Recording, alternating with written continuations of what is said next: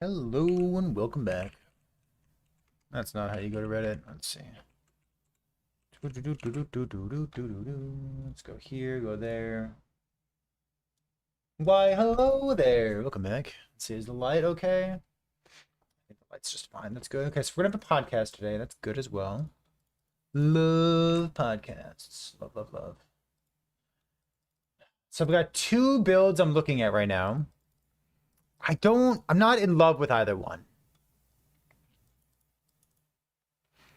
I'm not in love with either one. You know why? Honestly, neither one uses a sword. So, you know what I mean? Like, can I play Hungering Souls? I feel like Ignite Hungering Souls would be fucking huge, wouldn't it? Mix, what's going on? Arborist, welcome back.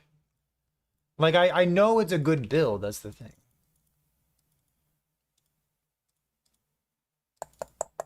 I'm closing tabs that I don't need to look at anymore, which is good. Spellblade. Who the fuck is playing Spellblade? Stop that.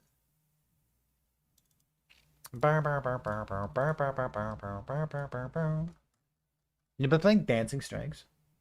Like, I'm worried about the clear speed of the EQ bear build. Do I have a bear build pulled up? Let me check what I have here. Bearquake. This is our spell Bearquake thing, right? Looking at using a staff. Staff.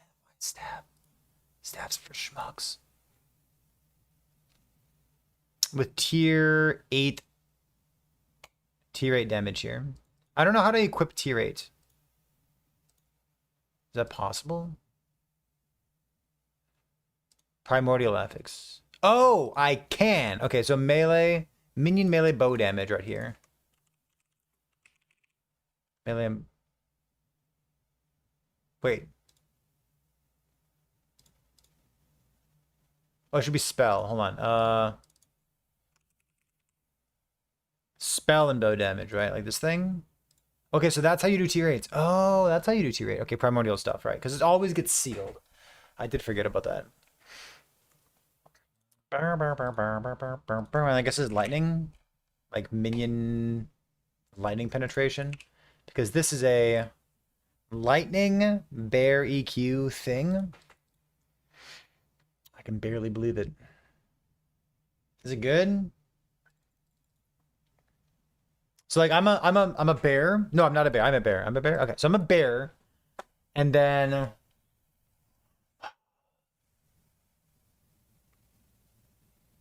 then what? I guess the bear teleports to me. I can have it in guard mode, right? So for clear speed, I can have it in guard mode. And then for bossing, I'd put it in like aggressive mode, right? Maybe. And then I'd like spam this thing. Or sorry, this. A maul. It causes entangling roots, gives him a bunch of giga damage. I think Bearquake's good. Every 10 seconds I can do stuff, but like put a like tier 7 crit multi or something on this thing. 200%. It's got to be crit multi, right? So you give him like plus 100 crit multi. It's a fuck ton of crit multi. Got a bunch of percentage. Like it just seems like such a good starter, doesn't it? Is it actually good? What's the cooldown for work? How much cooldown can I get? Strength gives me a lot of things. It also enables red ring, huh? So this is 120, 30, 40, 50, 60, 70. It's like 170 easily. And with max roll, it's higher than that. Every 2.5 seconds. Is 2.5 seconds for an EQ good enough?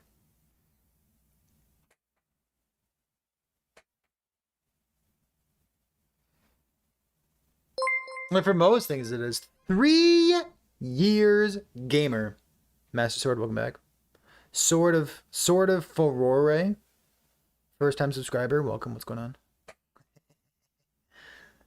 Like for clearing, for all of the game, this is totally fine. You know what I mean? But like 2.5 second down, improved 2.5. Like, that's max CDR too. I don't have max CDR. I've got tier 7 here, and like you can go on your helmet as well. I guess I can go tier 7 cooldown on the helmet too. Cooldown recovery speed while transformed. Just like trim some of this nonsense points out of here. Take like these 2 points, maybe these 2 points out. The Thorn Burst nonsense. 1, 2, 3. I could do that. And then I could have like sealed stuff. Oh, you can go tier 8 cooldown recovery speed. You can actually do better than 2.5 seconds, can't you? Ignite Vengeance with a vial of amulet is a workable idea. Is it a workable idea? Probably. It seems workable. I'd be surprised if you surprised anyone with that. Especially as a Forge Guard, because then you're missing all the Ignite payoff from being a Paladin. And like you're missing Holy Aura procs as well. So like, is it... If you're a brand new player, I think it's completely workable and you should follow your heart and you should play it. Absolutely. If you are a returning player and like you've kind of been there, done that, I don't think it's worth exploring. You know what I mean? I read something inspiring today.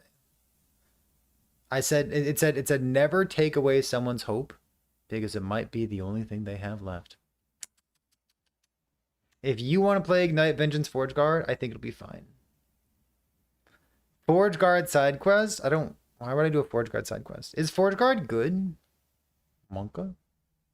It's fine. The shield stuff's cool. There's a new shield. Do we care about that now? Using things in our offhand. Bulwark is new artwork. Beautiful. What's that new shield? Onslaught of Serata? Use a movement skill with Vengeance. Attack things with Vengeance. 2 times every 12 seconds. Dude, they really hate fun, don't they? 2 times every 8 seconds. What the fuck, dude? Imagine Onslaught of Serata with like the spear that casts Javelin and you attack with Vengeance or something. And then you have this going too. Imagine how cool that would be. They're like, no, 2 times every 12 seconds. Best I can do. Nothing better than that. Oh, 2 times every 12 seconds. Every 6 seconds, gamers. Yeah, I'm not in love with that. Dual wielding for 20% increased attack speed and cast speed. Amazing. I want to do something with a new unique item. Why? I want to do something with a new unique item because I know that I'm a degenerate and I'm not really concerned about personally how accessible these items are. Why wouldn't I? I would not. Like, whatever item I want, like, I'll fucking get it. Like, it's not that big a deal. Even in, like, COF. Bleed Mana Strike. Someone said Bleed Mana Strike. Bleed Mana Strike. God, what was the idea? Here I go, opening another tab. Don't play this. But Bleed Mana Strike with...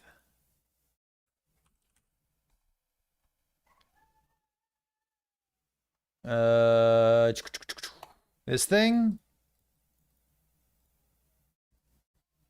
Let's see. Current health loss per second frenzy. Man again on hit printer. No, this thing sucks. Never mind. Never mind. No, it's garbage. Never mind. You don't regenerate mana. I guess if you don't regenerate mana, you gain mana on hit 4 times per 2 seconds. It's garbage.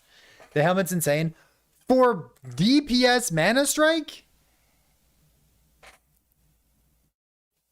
Not Bleed Frostclaw? You wanna go Bleed Frostclaw? Yeah, I don't think you want to go DPS Mana Strike. I heard someone talking about it. You think Strata's pretty good if you don't do the Vengeance thing? I mean, I agree. But I don't know. It's not exciting at that point, you know what I mean? Put your crown Druid. Dread loves it. Oh, it's a good helmet. I'm just saying don't play it with Mana Strike. It's in all of his builds. Really? It's in all of his builds? Really? Really? A lot of frenzy, a lot of damage. 144 damage is nothing to scoff at. Interesting. It's still total meme tier garbage. Yeah, I don't want to go Mana Strike. I played DPS Mana Strike in the past. This helmet, I promise you, is not sufficient. Compared to the things you can actually do in this game, is it good for Healing Hands, Rive, or Nav? Why would it not be? Seems great, right? It gives you damage.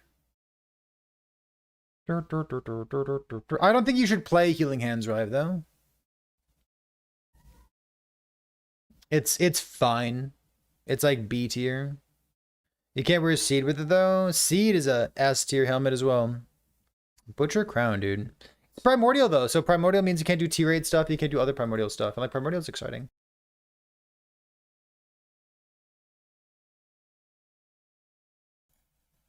I don't know what frog means. What do you mean frog? Can I be a frog? Put it together build for permanent negative mana. It's like permanent negative mana gives you the more damage multiplier for Mana Strike over here, which is like 20% more per point.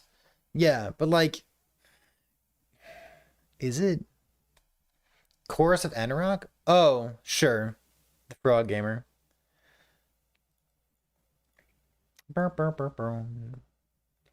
The two builds that I'm looking at right now are not this. Was it this? Let me put my notepad. Bear Quake. This one?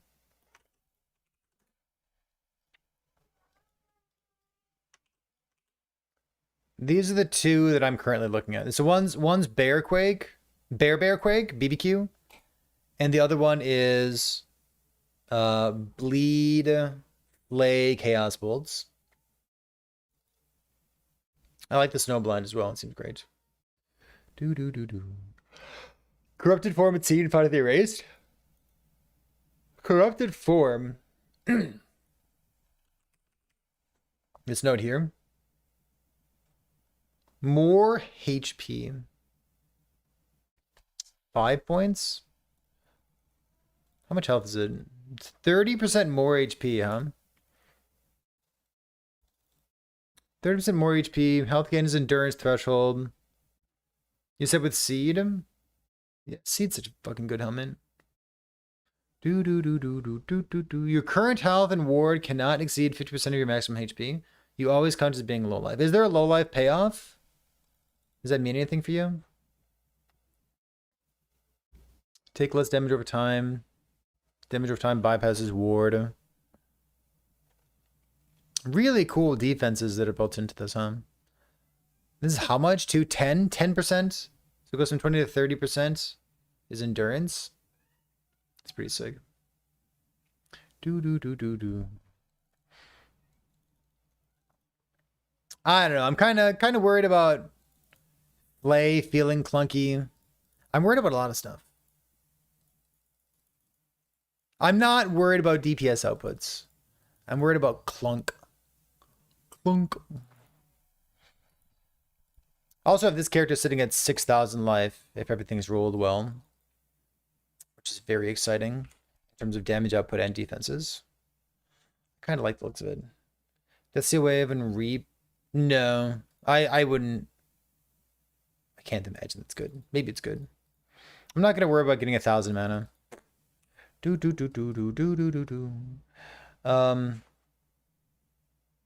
This is like what, 50-ish% more damage. With the Flay boots, it shouldn't feel clunky because double AoE. I mean, we're not using the Flay boots, so this is a Bleed Chaos Bolts character. What do these do? It grants Flay and Harvest, increase area of effect and melee damage. Yeah, I'm not doing melee.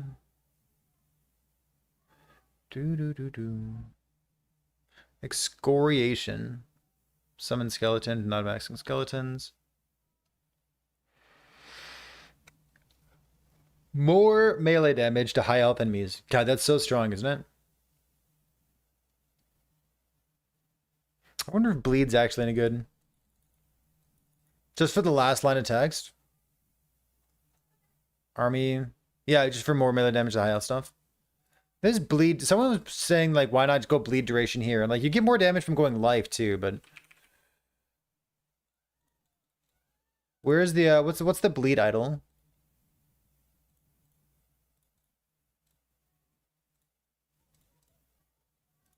Do I have to remove things? I really don't want to remove things. I guess I can always do like this.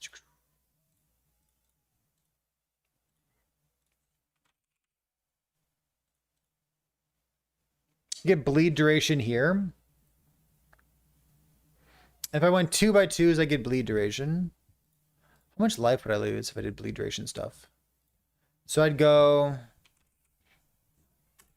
I don't know, because like I'm already getting more damage for life, and like scaling life and damage at the same time is just like S tier. It's so good. 8, 12, 14. What else would there be? Dodge, crit multi, crit chance, damage over time and endurance. Damage over time and endurance, minion leech, reap cooldown, ward decay threshold, and ward gained on evade. Ward decay threshold's fine. Ward decay threshold, ward per second would be the kind of thing I'd be looking for then, right? Let's grab Adorned, Acolytes. This thing? Is there health or something? There's health, and what else is in here? Wraith, Nova, health on kill, healing effect, damage over time, rip blood, war per second during Profane Veil. While I have an ailment overload, so I guess this would be what I do. I could do that. Mediocre prefix suffix options. I mean, this is good. I don't know. So the 1x3s are percent health, flat health. Oh, I don't have any enchanted suffixes on them. What the fuck? Spell damage, fire res, crit chance, damage over time, endurance, poison duration, ward decay threshold, and ward per second.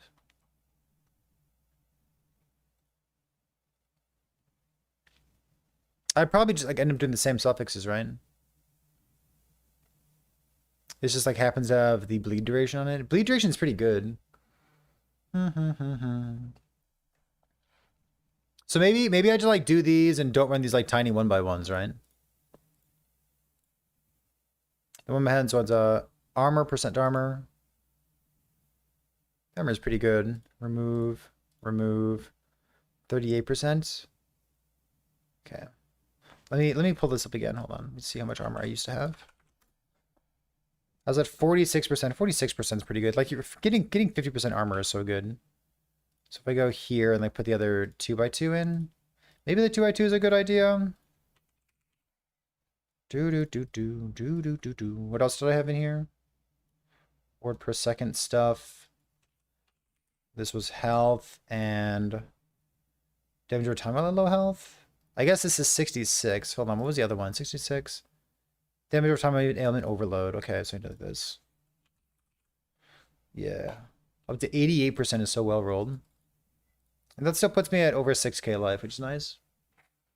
You like the double mana 1x1s? Yeah, so this puts me below... This puts me between 5 and 6 instead of between 6 and 7. But it gives me bleed duration, right? So like I don't have that much bleed duration. Like I only have the boots. 67% at top roll. I don't know. Let me... Menacite Flake Chaos Bolts. Think to be extremely good. I mean, yeah, I agree. I'm going to take these out. And I'll leave the bottom ones in. And that'll be a guide for me to know what kind of idols exist. Bleed duration. What was it? Bleed duration. Ward per second. Health and ailment overload. Like this. Yeah. That's kind of, I guess I probably don't need melee attack speed here. This melee attack speed really ought to be like mana instead.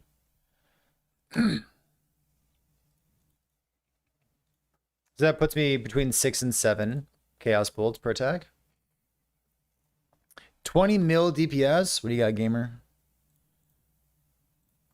Let's see what this is. I'm going to save this thing real quick. It's my bleed thing. Bleedy, bleedy, bleedy, bleed. Do, do, do, do, do, do, do, do, do, do, do, do, do. How much LP we looking at? Double T7, double T7, double T7, double T7. 1800. So you're casting 18 Chaos Bolts.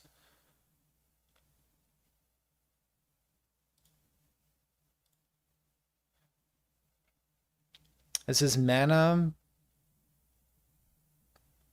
The double mana 1x1s. Increased mana, increased mana. T7 mana crit multi stuff. You're gonna know that life from?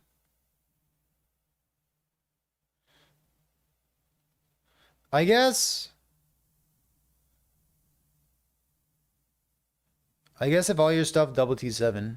Is this how Merchants Guild gamers make their builds?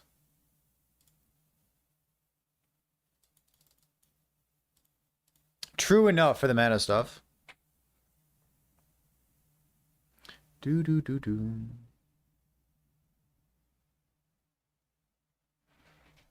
Using seed instead. You don't want the frenzy effect? The frenzy stuff is so fucking good.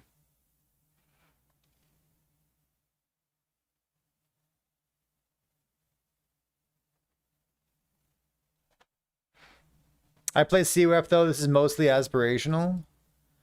I have played a lot of CWF as well.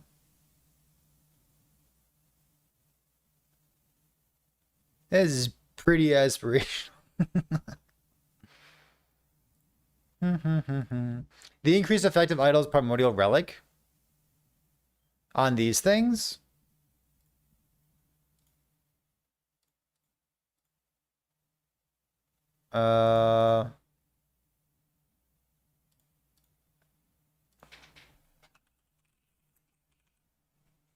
This thing. So that's okay. Like, let me take this thing off.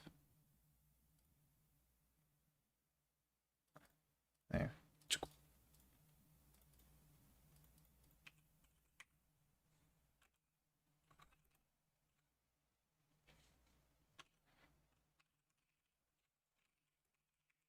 Reliquary nest.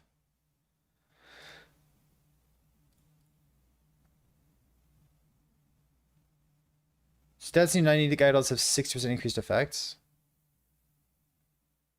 So call this 15. Call it 15 mana. How many idols are there? 10, 20, 30, 40? Wait, no. That's not how math works. Is it? 10, 20, it's 25? It's 25, right? No, it's just 20. It's 20. It's 20. All right. I've done math before in my life. It's like another 20. Essentially, it's another 200 mana.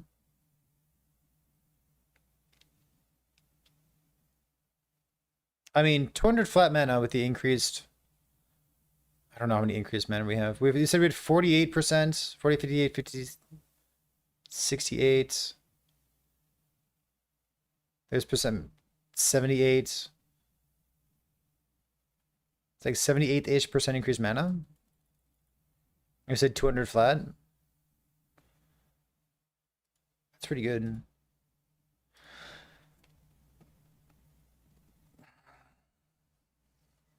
PC goes boom. Right.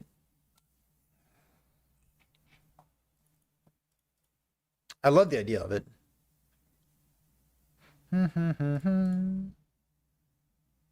I think if you're going bleed stuff, you just like you look to transition into this, unless bleed ends up being insane, like insane for some reason. But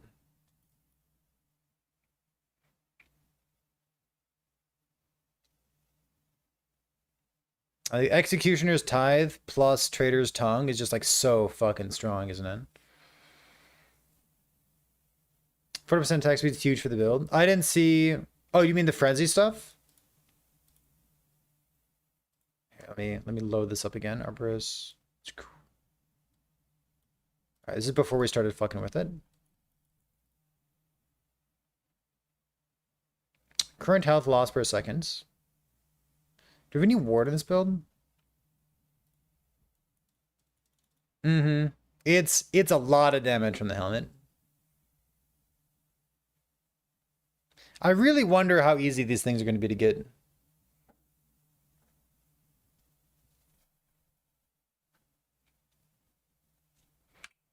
You master real quick. So you are using the corrupted form, huh? Mm-hmm. Oh, corrupted form to enable these things. Corrupted form to enable font of the erased. Well, I like that a lot.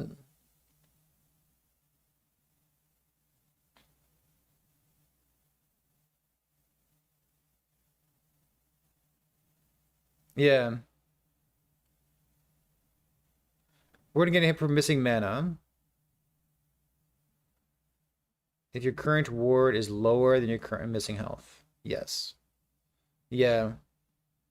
That is cool. I'm kind of a hater of this ring. First of all, because it's hard to get a good one. I know Dread fucking loves this ring. But this is the first time I've ever looked at this ring and been like, yeah, this is a great use of it, isn't it? That's a really clever idea. Just self-cast Harvest? Probably, because you want to be getting mana back. Because proccing Harvest off this isn't going to do anything. So you'd want to attack with Harvest, like Harvest on your bar. Yeah, over here on Q. To get mana. Once every 5 seconds. You could almost numlock it. For 12% increased mana regeneration. You have a lot of mana regeneration. Where's your mana regeneration coming from? What on earth? Is it just from the idols? Because you didn't put mana regen anywhere, did you? Oh, there's mana regen equal to something, isn't there? What's this thing? Oh no, mana regen becomes increased armor. What's this? Mana again and hit, increased mana regen. I thought there's something different. Okay. How's your mana regen so high? Like obviously you have no mana regen, but how do you have so much of it? Mana regen 30?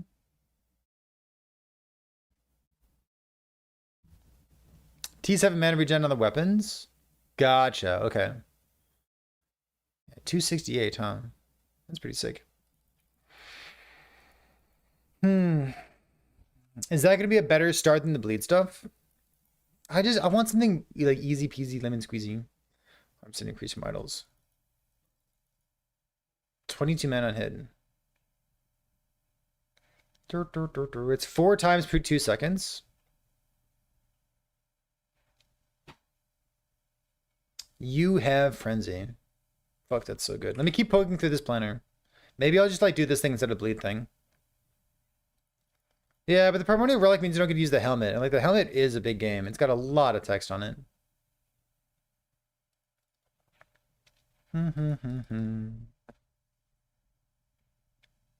Hopefully it's a lot of haste as well.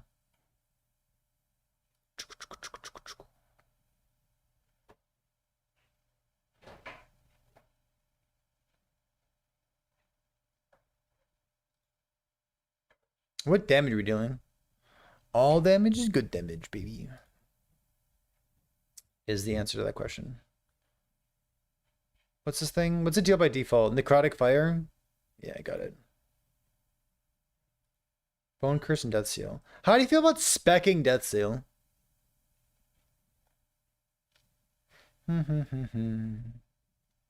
You're a believer in seed for this build? I hear you. This is... Okay. Where's seed? Because seed has a fuck ton of mana on it as well. Damage out the mana before health. Endurance applies to all damage out the mana. Maximum health gains endurance threshold. Health, 0 damage when hit. Mana. Okay. Mana regen. We're looking at previously. 1800 and then plus Executioner's Tithe. Put this thing on.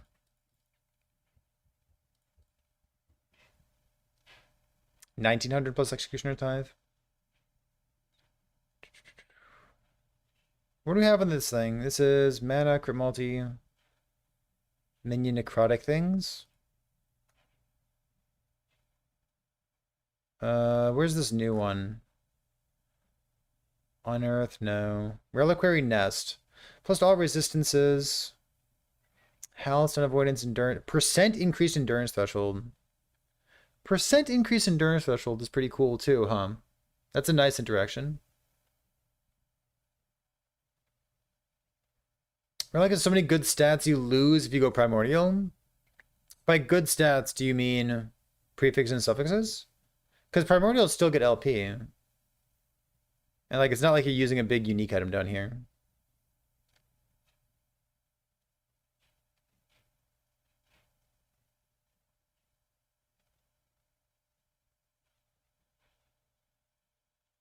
I mean, you got endurance here. Mana, and you put like 2 LP should not be hard. It's like 1 in 41 to get 2 LP, legendary potential 60. You'd be missing frailty somewhere though, wouldn't you?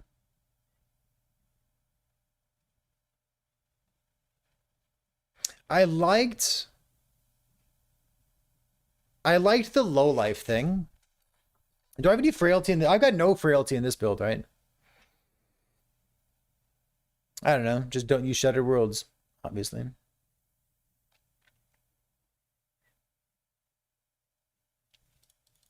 I liked the bleed stuff because of how good it felt to stack life. Dot per 20 missing health. We get to miss all of our health. We get to be low life. We're going to have like 12,000 ward with a fuck ton of recovery. And then I guess like Harvest isn't really doing much. I got to get Harvest out of here. It's just like not participating in the party.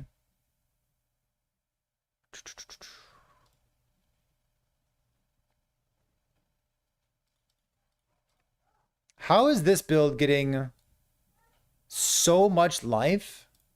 Let me swap back to the other helmet. How is this build getting so much life and also 2,000 mana?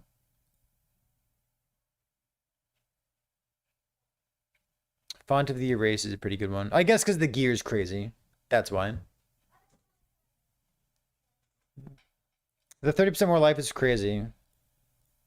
This thing, huh?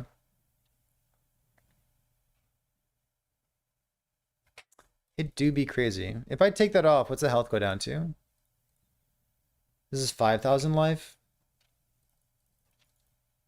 Boop. 6,000 life. But then it's capped at 3k instead. It's 3k? Yeah. So you have 3k life, 3k ward.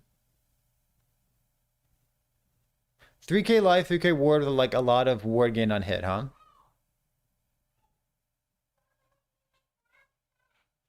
Is what you're planning on doing? How do you feel about a build like this against Uber Aberoth? Most life is endurance? Yeah, true enough. Like, I could just play a ranged build and then make my life way easier. How about that? Should I do that instead? Yeah,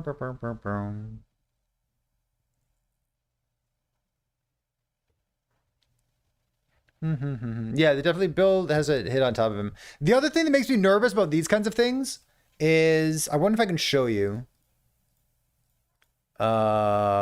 This clip right here. Open image, a new tab, zoom in.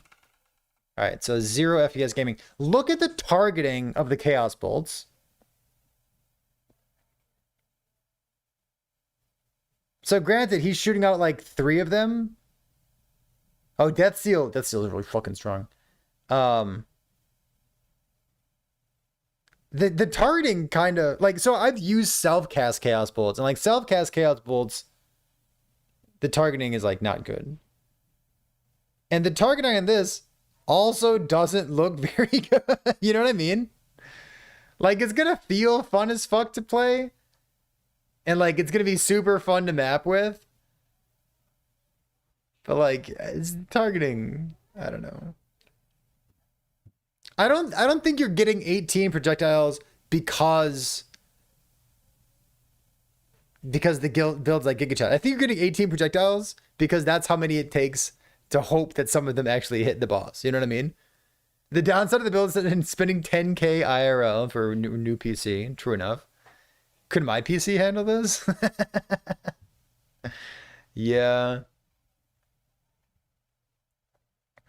Bow, bow, bow, bow. Like, where's the unique items? I keep coming back to like this item too.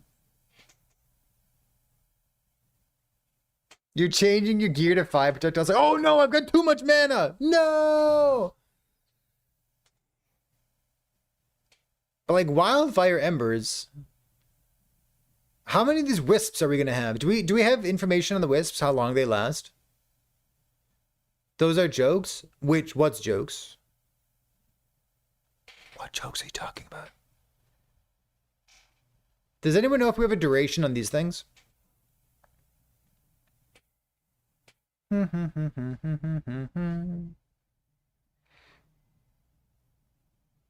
about the FPS? Are we joking about FPS? I'm not joking about FPS. There's 6 seconds. Every second while in combat, you have a chance to create a wildfire wisp next to an ignited enemy. Every second I can make one. Every second I have a 1 in 3 chance to create one, and they last for 6 seconds. So say that I'm going to have like 5 of them, 4 or 5 of them, right? 2 or 3? Sure, 3. This enemy seems bonkers. It seems good. It's got a lot of health on it, which is neat too. So say you have 3. Each of the 3 has a 10% chance to repeat your skill with bonus damage. So it's a, I don't know how the probabilities work.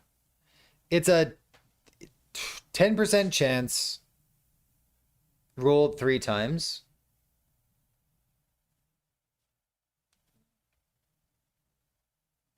Yeah. Every second. Yeah, as long as there's an ignited enemy nearby, which is all the time.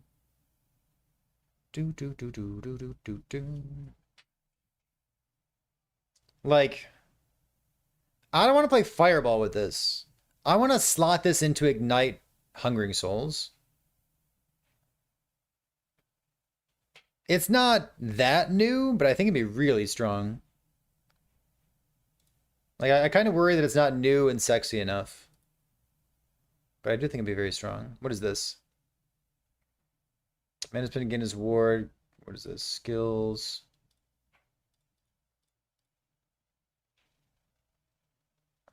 This is cast speed flame.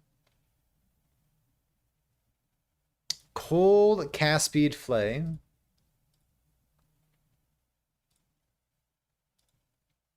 I like cast speed flame. Because then you don't, so it's a lot faster too. Flay by default is like one of the slowest skills in the game. But the cast speed version is just like a normal cast speed thing. Which hopefully scales a lot better. Mannequin's ward. Butchers again. Twisty Boy. I do like Twisty Boy. With 7k HP. Holy moly.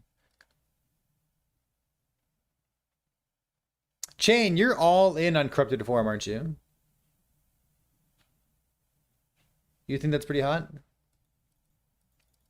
Heartseeker Ignite? I don't think I'd go Heartseeker Ignite. I would. I mean, Reddit was talking about Fireball, but like Fireball's a way too basic, bitch. Like that's. There's no dopamine receptors that are excited about that. You know, the Wisp is spew hungry soul projectiles everywhere. Yeah, but like you can, right? Seems pretty good to me. Ignite Shield Rush for the Ignite Prolif. You can do that too. I just don't want to play Ignite Shield Rush. Corrupted Form lets you overleech. It does. Constantly. The low life stuff. I guess if I use this Primordial, that I can't use the Primordial Exsanguinous. But like, the Primordial Exsanguinous is a really good item. Definitely not using this with Meteors personally. You can.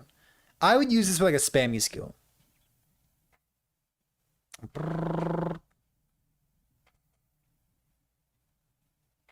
That's what I would do. What time is it? It is almost 5 o'clock. Okay, good.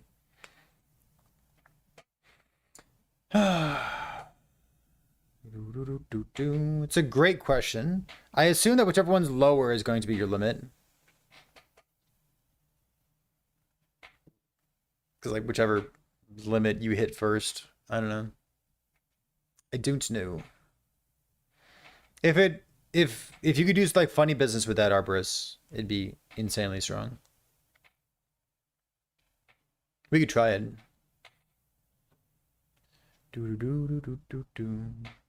Yeah, mandatory. Like if it works, who knows, dude? Listen, I love Last Epoch. I played it for a long time. I don't know. I don't know how it works. I have no idea how it works.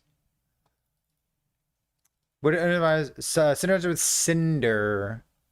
With Cinder Strike? I mean, I don't know. You trying to get Cinder Strike to deal damage?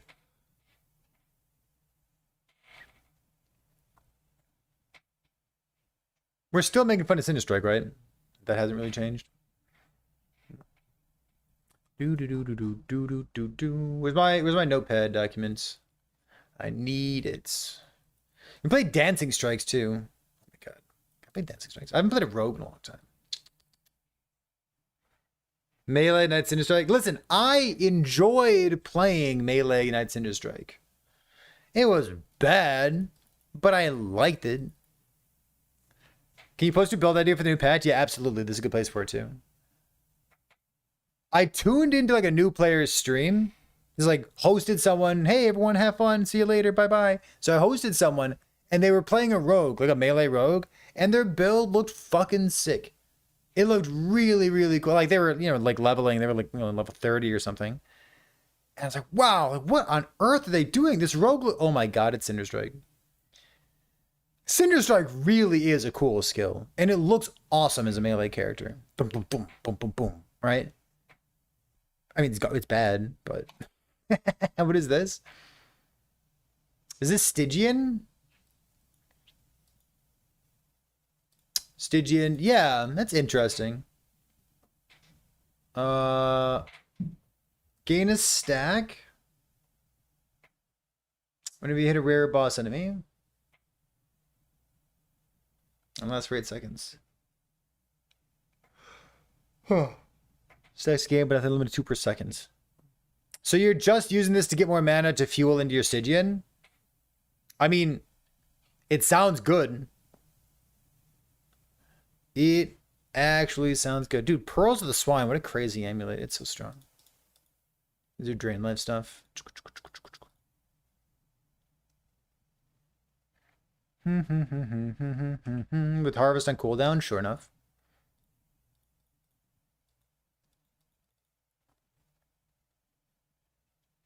It would be like 2,000-ish mana.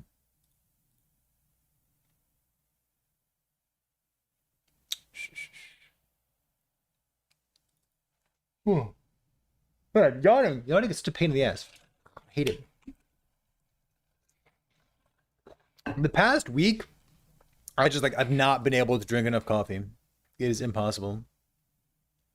Percent increased mana on the Phantom Grips too. Critical strike chance. Let's see. Are there any other Beastmaster things, Beastmaster builds that want to tempt me? Is anyone in chat playing Beastmaster other than Bearquake? I might play Bearquake. I'm looking at 2 builds right now. One's Bearquake, one's Flame.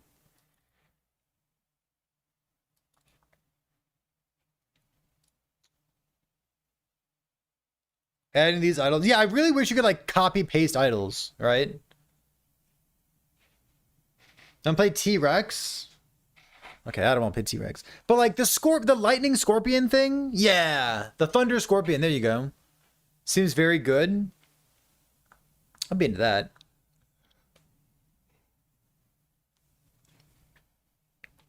How hard are these monsters going to be?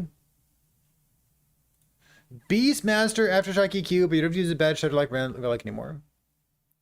Beastmaster Aftershock EQ.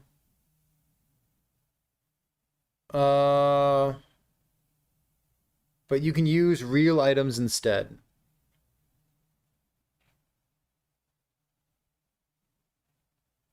I mean, we played Aftershock in the past, and we know it just got nerfed as well. But it is still exciting. I'll admit it to you that it's exciting still. What is this? Scaling to Crepify.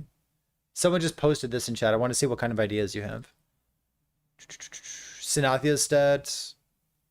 Are you Sinathia just for the tier 8? Okay, gotcha. And this is, you said, Scaling Decrepify RF style. Bone Curse also inflicts Decrepify. 200 damage over 10 seconds. More damage per missing health. Why are we Shroud?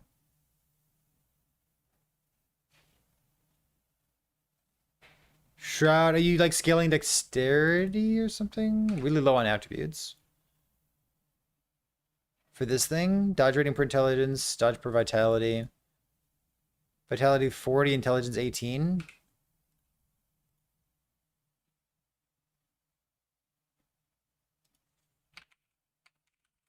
I feel like stat stacking on Lich works out really well. You have 2 in per point here, 2 in per point here.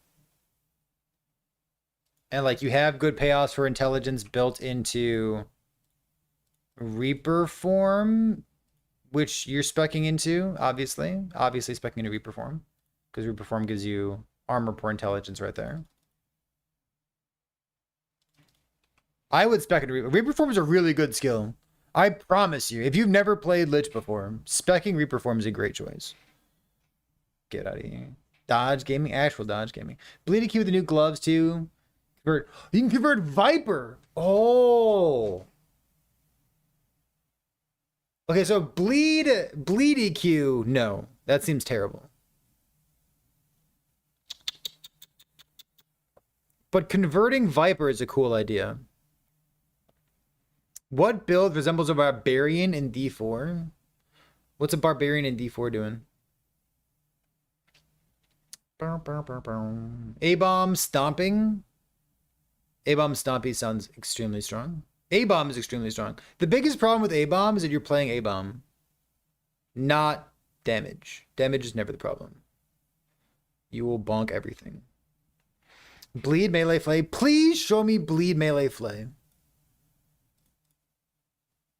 Because me too, buddy. Passives. You have no equipment. Your character's naked.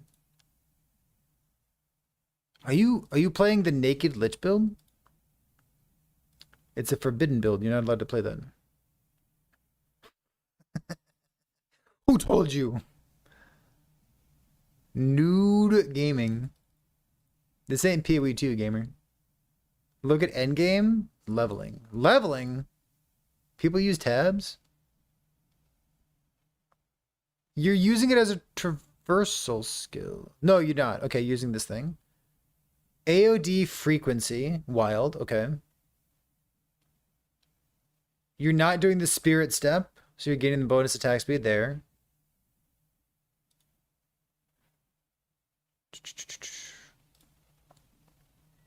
Chaos Bolt. You're not scaling any cold raz over here, but you're going low life. And then you're not doing Bone Curse. You probably want Bone Curse. There's probably some payoff for Bone Curse, right? Passive stuff. So you're going health and ward. So corrupted form, health and ward. Bleed stuff there. and you're dual wielding axes. I hear you dual wielding axes. You get a lot of attack speed if you end up going a dagger as well. I think a dagger, like I'm using Trader's Tongue in my main hand. Is this my planner? Yeah, I put Trader's Tongue in my main hand just for like parry chance. It gets +4 to skills as well, which is wild. I think it's like sufficiently strong. Maybe it's not, but I think it's sufficiently strong. Maybe taste. Because I got like some generic shit in my offhand. I know Undisputed's a good one. Maybe this one too. And you're exsanguinous. So you're converting everything into bleed. If you're converting everything into bleed, for the bleed lich character, if you're converting everything into bleed, this is a pretty good node. It's bleed and frostbite chance, so it's 14 per point. And then this is a pretty good node up here as well, because it's defensive and 13 poison chance per point to get converted. So if you're doing that, I'd do it. I'd take those nodes. You don't need this.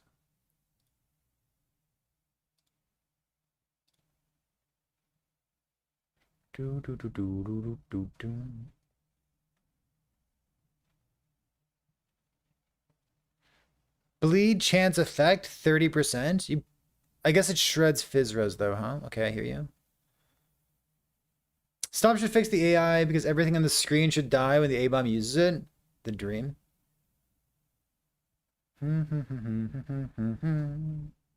How does low life work with Reaper form? Well, if you have ward, you're just like a normal ward build. But like if you hit 0 life in Reaper form, you pop back into human form. So that's how it works, generally speaking. What's Spectral Nightmare?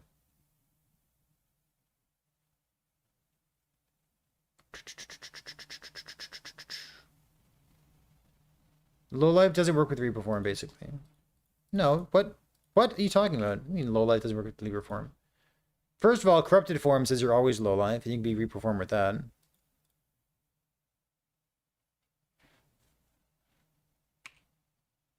Yeah, I think Reaper form low life is completely fine. I don't know what Chain's talking about.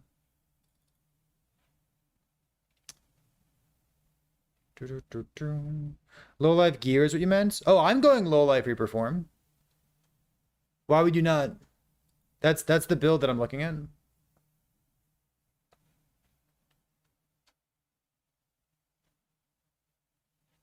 Because it makes your health decay faster.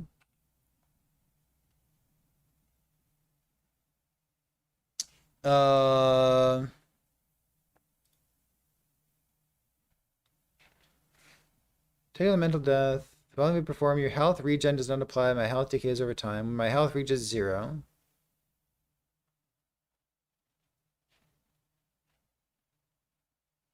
You can low life Reaper form, can't you?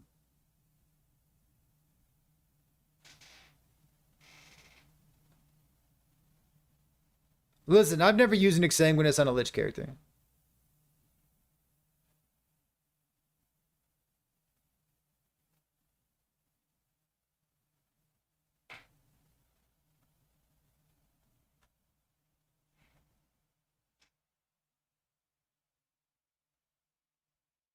I can try this. I guess I can't. I could log in right now and just do it. Just don't press Death Seal. Why would I not click Death Seal?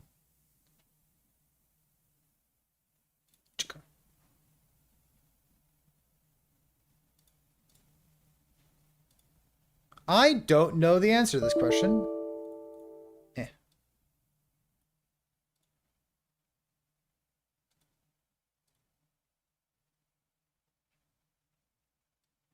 The best BM build I could ever play. What on earth is being linked to me here? It's just Forge Strike. What? Stop playing Forge Strike. It's not new and exciting. Stop it. Stop it. What's the interaction? Wait for program to respond. Look at it. I don't want to look at it. Forge Guard. Listen, I love Sentinel builds too. I do, they're great. But like, why would I play a Sentinel in Season 3 when fuck all is changing for Sentinel? Any cool easy builds? Bear Quake, Bear Quake, Bear Quake. When's the last time I played a Lich? That's a Lich. Any cool Ignite builds? I was looking at... I wasn't looking at, I was thinking about Ignite Hungering Souls. Surely I have an Exsanguinous, right? Clogging! You also go like Ignite, you can go Ignite Frostclaw as well. Yeah, oh, definitely Amarethi. Love it. Can I drain more life? Okay. Pop, pop, pop, pop, pop, pop.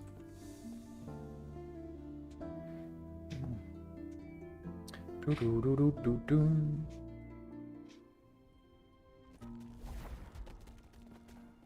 Okay, so if I...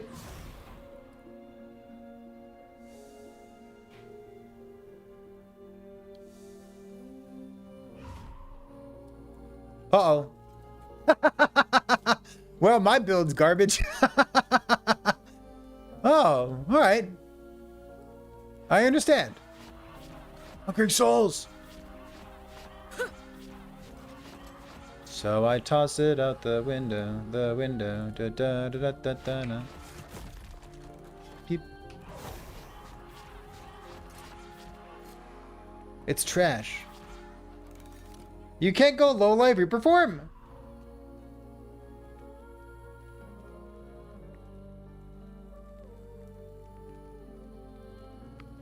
Rip. All right, so take that whole build.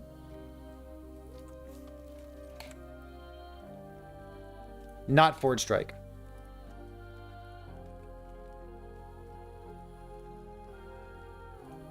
Where's the bleed one that we're looking at? Was it this thing? Go low life ward on Lich. Well, I guess you just pivot into corrupted thing, right? Corrupted form?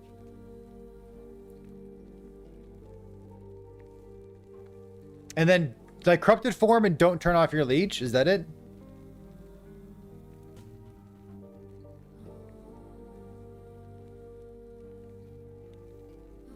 Reaper form is too good. True.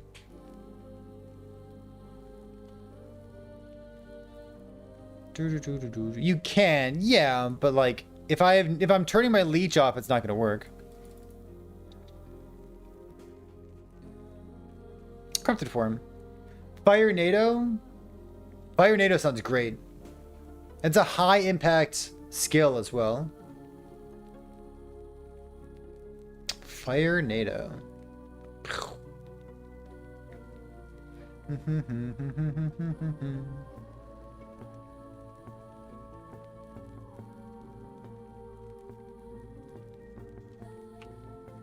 What if instead I did not spec Harvest?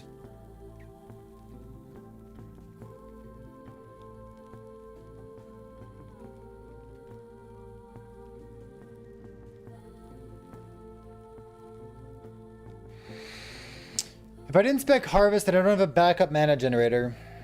So I might go to the Helmet instead.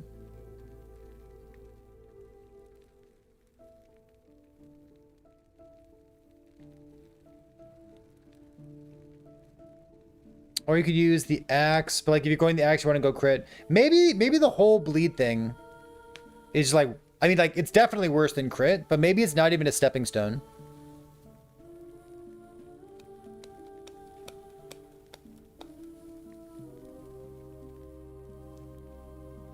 Maybe it's not even a stepping stone. Maybe you just go crit after all. Or you think like from the beginning.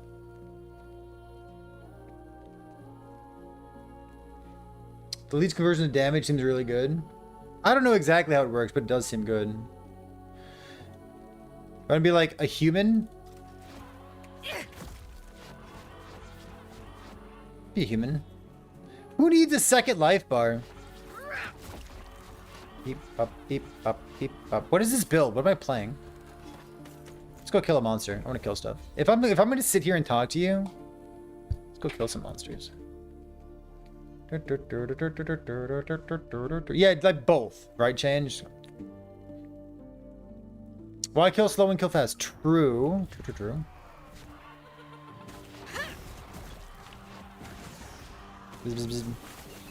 I don't know what damage type I'm dealing right now. What am I dealing? Is it... Is this a dam build? I think this is a dam build. Boop. Beep. The leech conversion come out.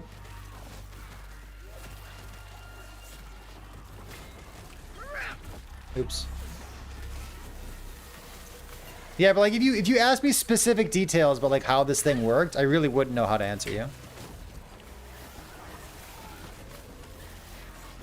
Boop. What's happening here? Ouch. Am I supposed to have a relic of some sort?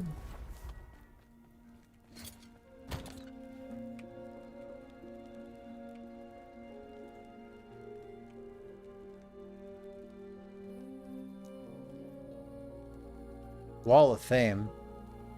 Oh, Wall of Shame. Oh. Here, get in there. Let's go again. When's the last time I logged in this thing?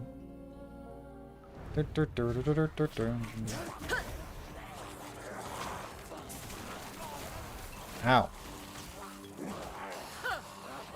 It's got cast speed? What's the build though?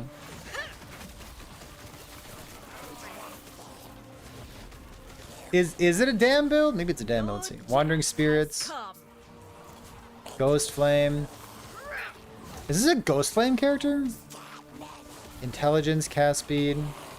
Rot Mind. Oh! It's trying to make use of Rot Mind. Cool idea. Poison Lich? No, I think it's a spell damage over time Lich. Oops.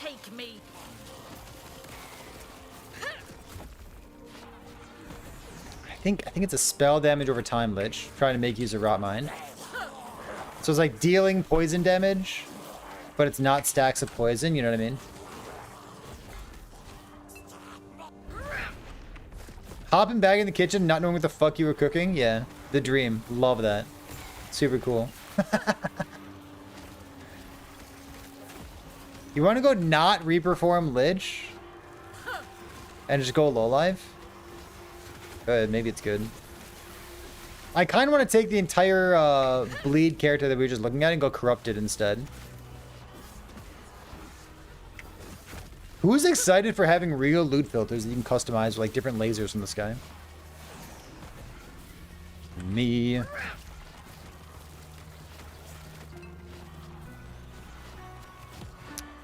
Lich, Reaper low life works with Aura of Decay, just checked it. So with Aura of Decay, let me check the planner and see what I had spec'd into. Because I'd have to remove one of them. One of the skills, put AOD in.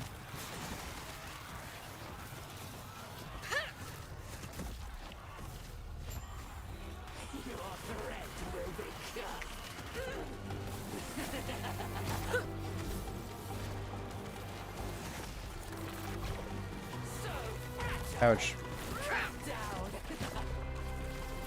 You're also missing the huge DPS steroid of Death Seal. It's like 66% more damage or something. How does this skill work, Death Seal? How does it currently work? Deal more damage, you get a percentage of the missing health and take less damage. 20% more damage. Wave deals more damage. Deal more damage, you get a percentage of your missing health.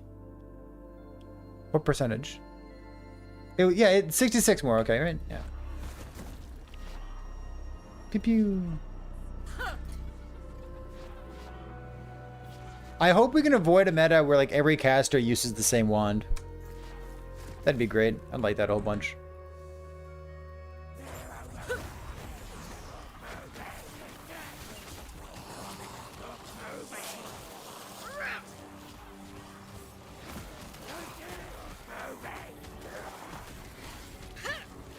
$16 from A, 8 from Chaos Bolts.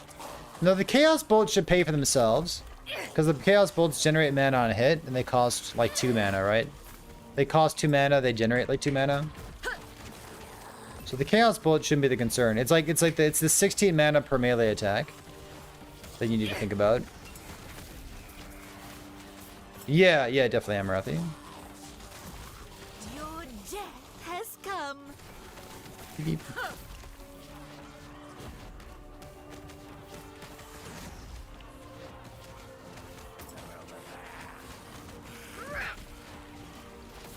Yeah, Rip Blood, you're not going to be... Hopefully, I don't know. I'm not going to. I'm not going to direct cast Rip Blood. If you're doing the cast speed stuff, you could do that. One of the reasons that Bleed Flay sounds so good, it has that prolif built into it, just like Healing Hands has for Electrify. And like the Healing Hands Electrify prolif is super strong. And like, it really does make me want to play some form or fashion of Bleed.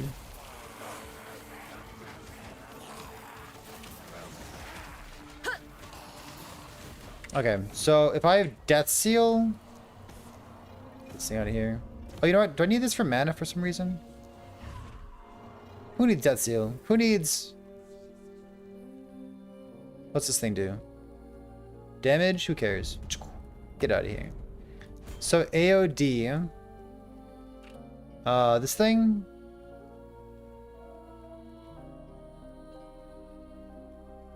Restores health. Like, I guess I just take this thing off. AOD here. This thing on?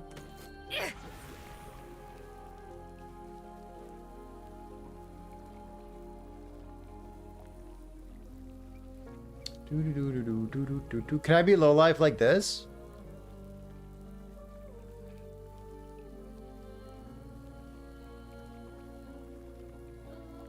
But like if I ever hit 0, I leave.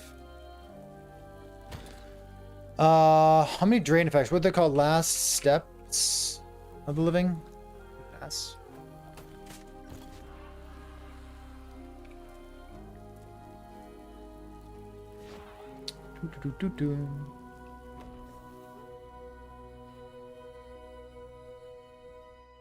Last steps of the living. Jeff, we're gonna have a podcast in 45 minutes here. Hello, traveler. Whoops, not that button. Lich Warlock. Oh, this was like a Ghost Flame build at some point, huh? Sure. Poison Overload. Poison Penetration. Sure, sounds great. Where's the drain stuff? This thing? Drain per second. Drain per second. Reduced health drain. Drain per second 1. Hello, traveler. Do do do do do do do do.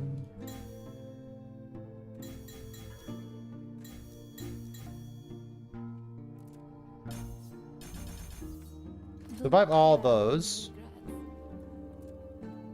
Can I stay in form?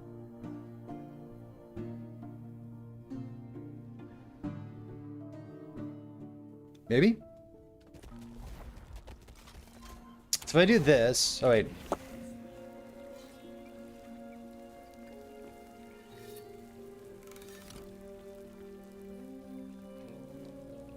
You think it's a solvable puzzle?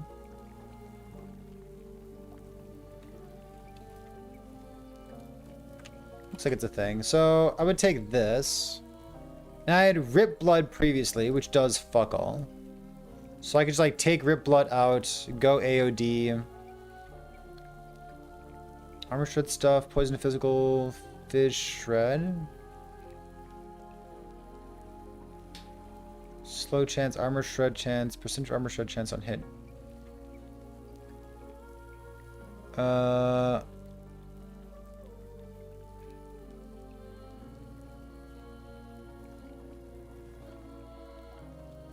Sure, so I guess I go like this.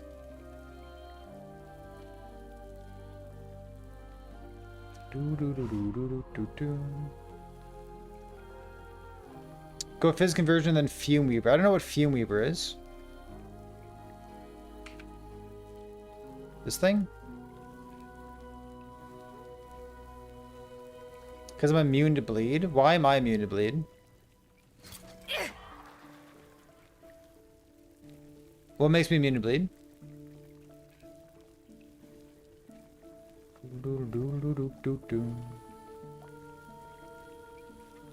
Exsanguinous. I'm not going to use Exsanguinous.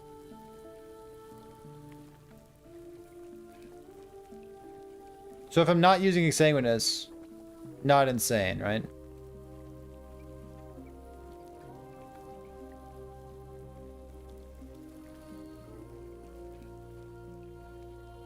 Yeah, because we're planning on using this thing instead.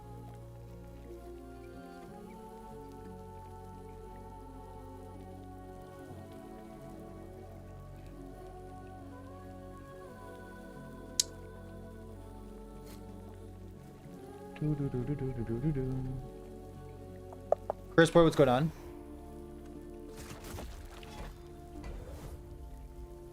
Over here. Fizz shred per int.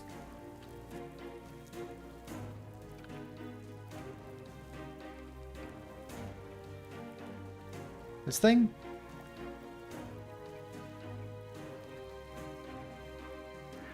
Minus per intelligence. I already want to stack, what do you call it? Cold res?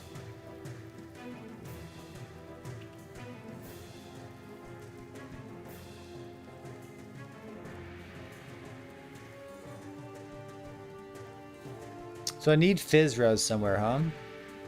I already have like Alley res on a ring. I'd have to take health off a ring maybe.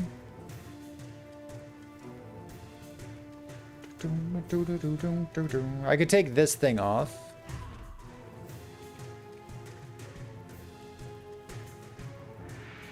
That puts me at like 160 or so.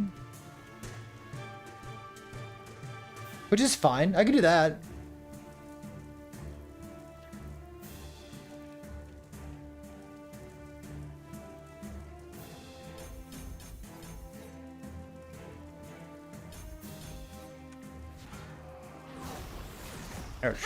Whoops. Oops. No, I clicked the wrong button. Oh, shit. Get away from me. Well, I guess Exsanguinous is pretty fucking bad on this current patch. Whoops. Hold up. On this current patch, it seems terrible. Oh, yeah.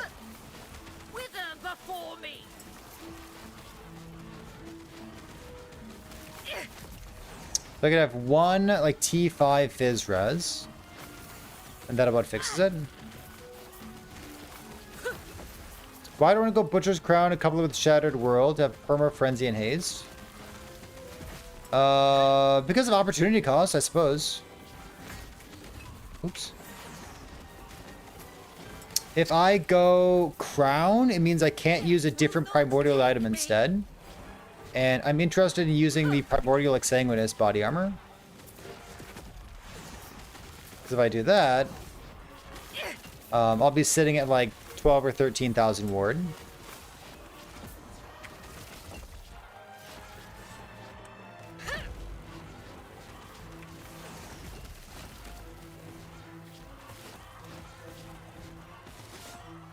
Where's my damage?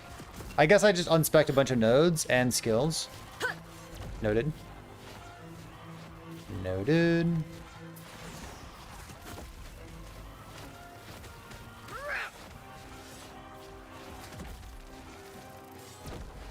Oh, we did it! I got an Aragon's Refuge. Look at that. Yeah, I really like the idea that you can only use one Primordial unique item. Seems like great design. Curse, what are you thinking about? When I spec AOD like this, gets a fizz res back. Yeah, let me see it. Yeah. Spec it like this. Let's go. That's what we have. AOD. What's this thing? Oh, does this give you? Oh. Wait a minute. Does that get converted? Ooh la la. Does that get converted to Fizzres? You got... Oh, that seems so good. BM Scorp? BM Scorp. Oh, that does seem... That seems splendid. Where's the other tab that I had open? Like this?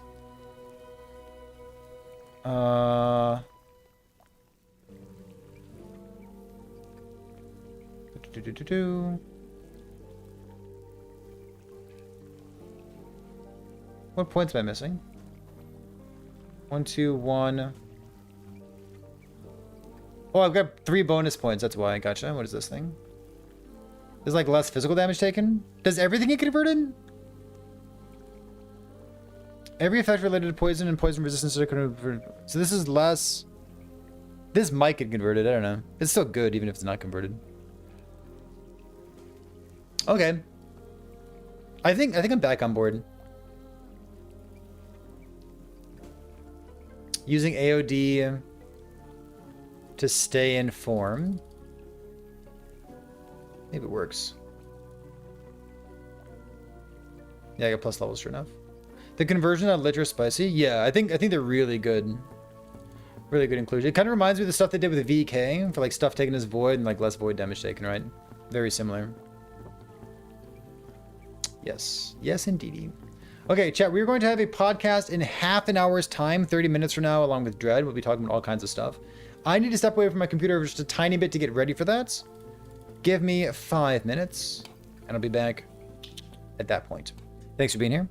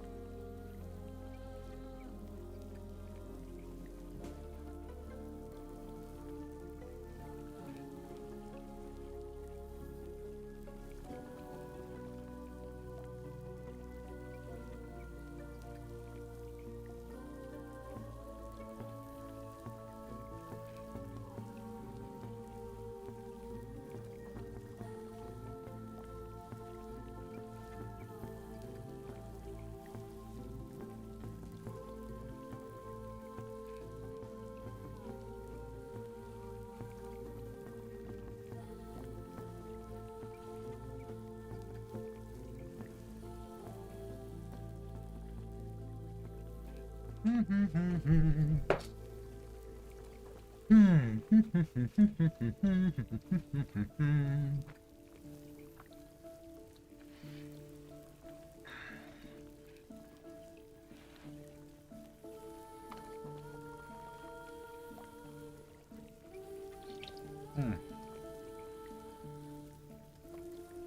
we go. Thoughts on Armored Skin? Armored Skin seems like a really good item. I want to go the bleed stuff because I think it's cool and different, and it makes use of a good node in play. I think it'd be really strong. I don't know how to build it. The crit stuff seems like super straightforward to build.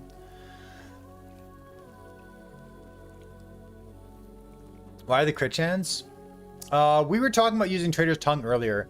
In my build, I was putting Trader's Tongue on my main hand just because it happens to be a dagger, so it gives me bonus attack speed in the Flay skill tree, and it also happens to have like +3 or 4 to skills. So I think it's just a good item with 13% less damage taken on it. So that was my thought.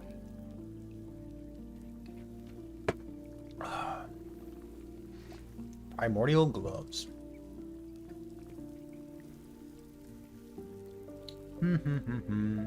Gavin, what's going on?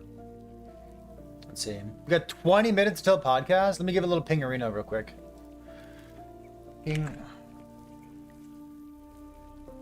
Ping 20 minutes. 20 minutes podcast, baby.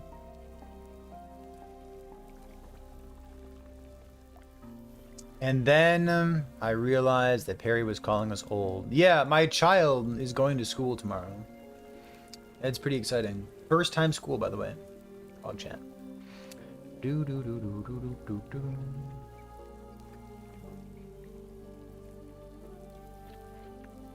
Where's the EQ thing? Maybe I'll play EQ. I like Beastmaster. Beastmaster, Mantled Pale Ox. So EQ got nerfed, but we get to play a solo minion build and scale with an inheritance to give it another 100 crit multi and a bunch of life and life regen, I guess. Is it that good? I mean, it's good. Is it? Is this thing actually good? You gotta find one with 2/7 crit multi on it, right? Cold melee flay for the freeze. Cold melee flay, scaling health regen. Maybe not. When you can use T-Rex. Well, I don't want to go T-Rex. I guess. For this build. This thing gives you 15% more damage, right? Like, Dedication's a pretty strong item. I like it.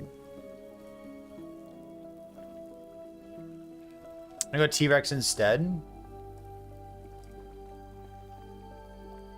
What if T-Rex dies? Yuck. EQ, yeah, it's EQ with an extra skill tree. Like, EQ got nerfed, but you have 2 skill trees. Like, how could it be bad?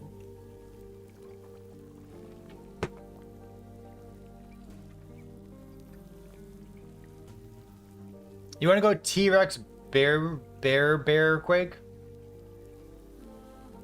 Having the possibility of calling something bear quake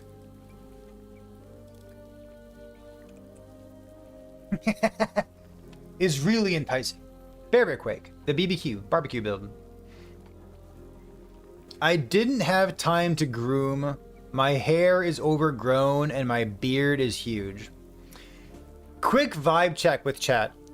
Dread with too much hair and a huge beard. Should he definitely have his camera turned on, or should he definitely not have his camera turned on? What do you think? If you've ever wanted to convince Dread of something, now is your chance.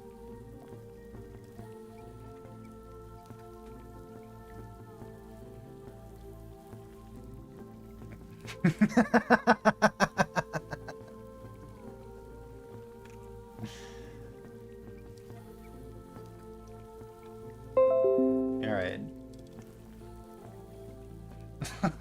Turn on, turn on, turn on. I love it.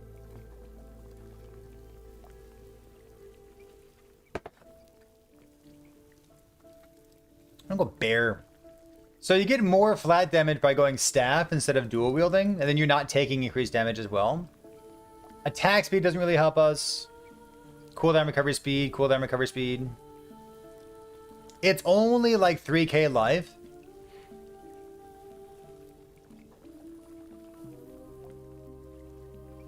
Without idols. Cooldown.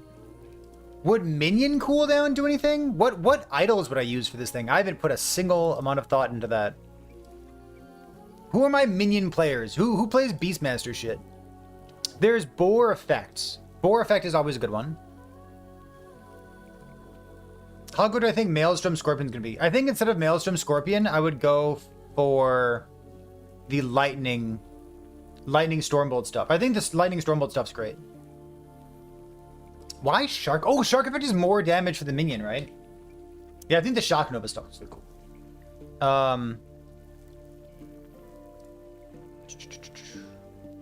So I'm not a Beastmaster. I'm a Druid.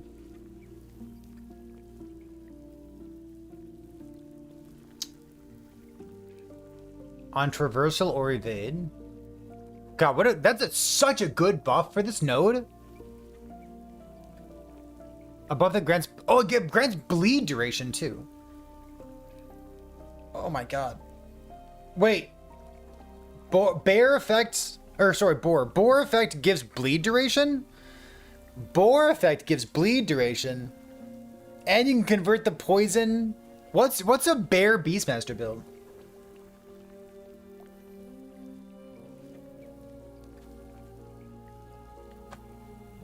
How are you supposed to cause enemies to bleed and physical penetration bleed? That's fucking strong. No, the go look at your Scorpion skill tree, Itachi.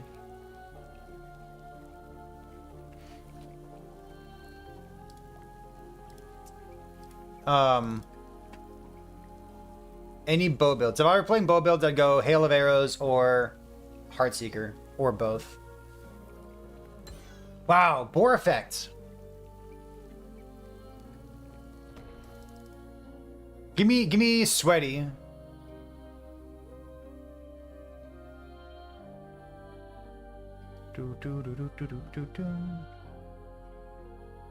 We timed out here, right? Yeah, that's fine. No big deal.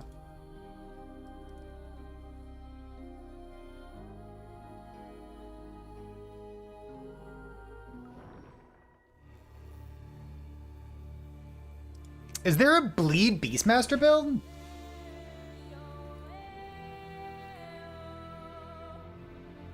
Man, that is a really good buff for Aspect of the Boar.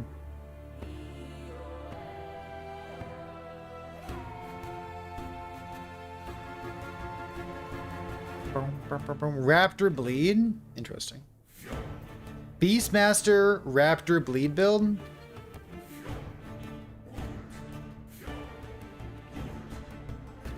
Man, Boar is like already good, but it just gives these things? And it scales with effect?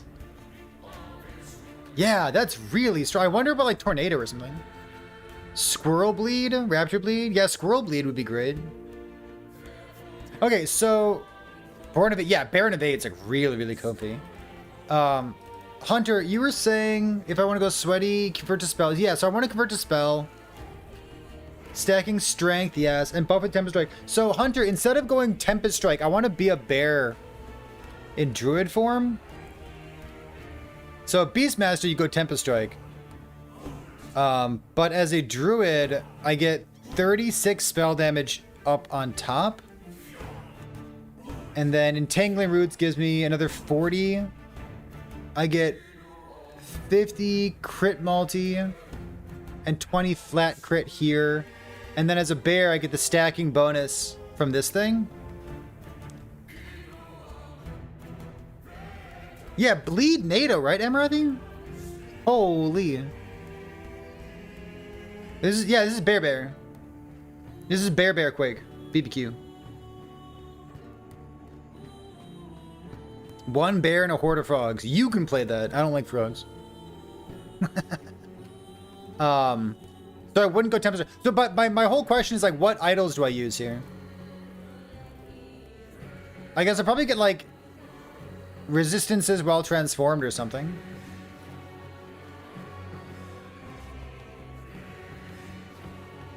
Barbecue sounds like a good video. It does sound like a good video title. Where is well transformed? Well trans. Armor, rage gain per second, most strength, health regen, nothing.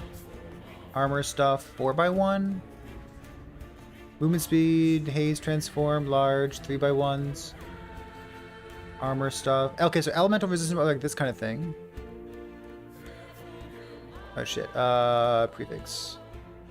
Dodge, bleed, endurance, increased health, or duration. Can I do some of these things? Health, elemental resistance while transformed. What time is it? 48, we got time. I can use 7 striking bear form. Yeah, it's garbage though. It's really not worth using. What damage is my bear gonna be doing on this? The other conversation. The bear is doing minion spell lightning crit.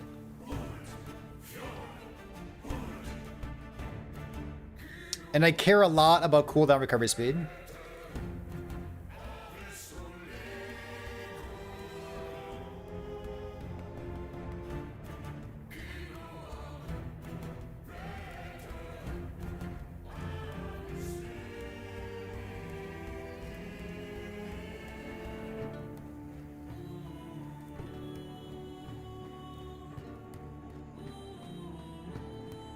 There's minion cooldown. I need cooldown for myself so I can spam... What do you call it? War Cry. War Cry is the most important part of the build. Large have shared... What is large? Large is 1/3. Spell damage. Are you and your minions there?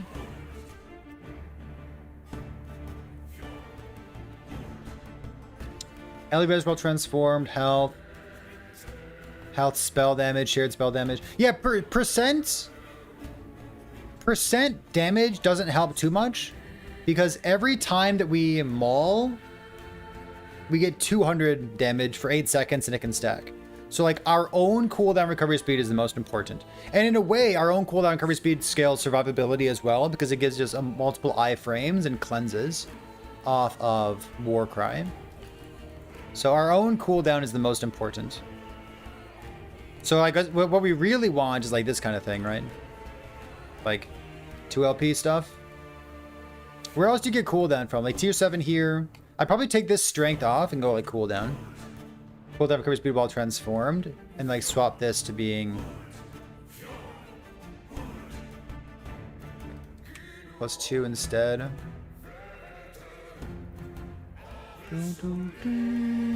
Only 28 levels. 28 levels? What the fuck? How did that happen? Oh, it's plus level the minion skills. PogChamp. Should probably call like Ellie as well transformed. Conditions is transformed, yes. So like the percent increase probably doesn't matter too much. Spell damage, no. Like that.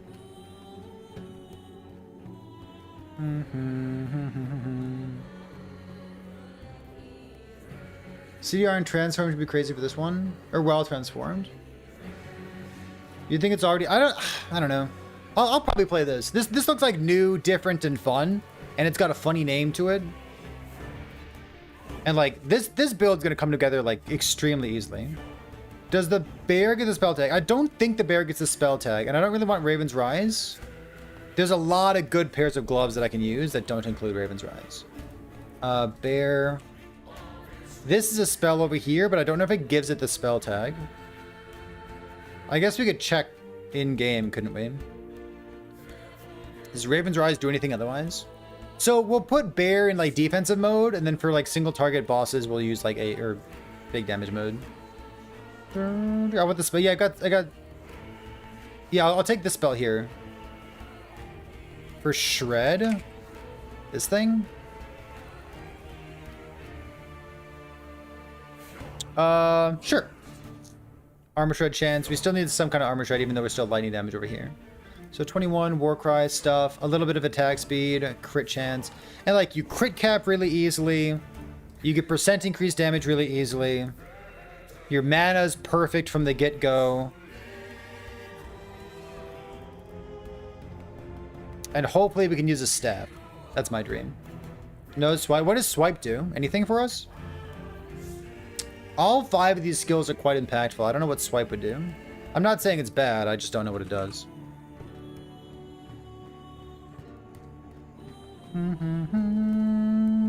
Swipe gives DR? Does it? Swipe gives DR. For roar? What are you talking about?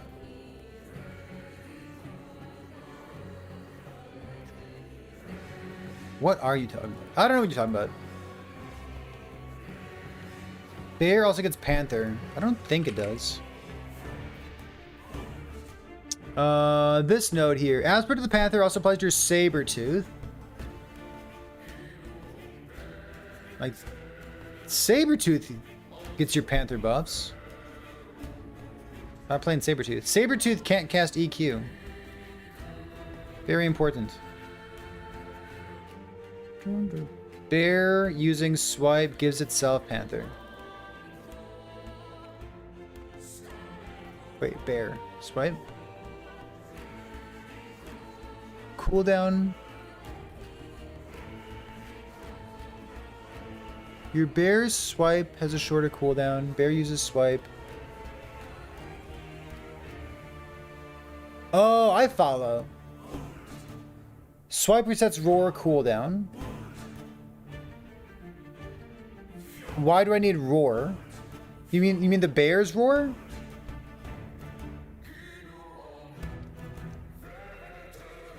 Or if I'm taking these nodes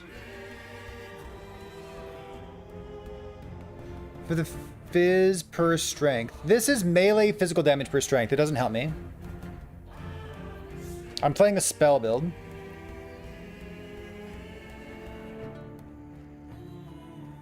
It resets the bear's roar. Is the bear's roar important? I don't know what it does. What's it do? It's taunting enemies and healing itself for 25% of its maximum health. Yeah, we're spell EQ. And it taunts enemies, scales with cast speed. Bear roar grants DR. Not naturally, I'd have to spec into it. So, how many fluff points do I have? I've got the armor shred down here, which is apparently impactful. I could probably get armor shred somewhere else, right? Maybe? Maybe I can. Panther gives you more damage or crit damage. Yeah, I didn't realize that it got... I guess it gets the skill tree, so it gives itself Panther, right? It uses swipe with a 2-second cooldown. How do I get these points? Is that more important than the Thorn Burst nonsense?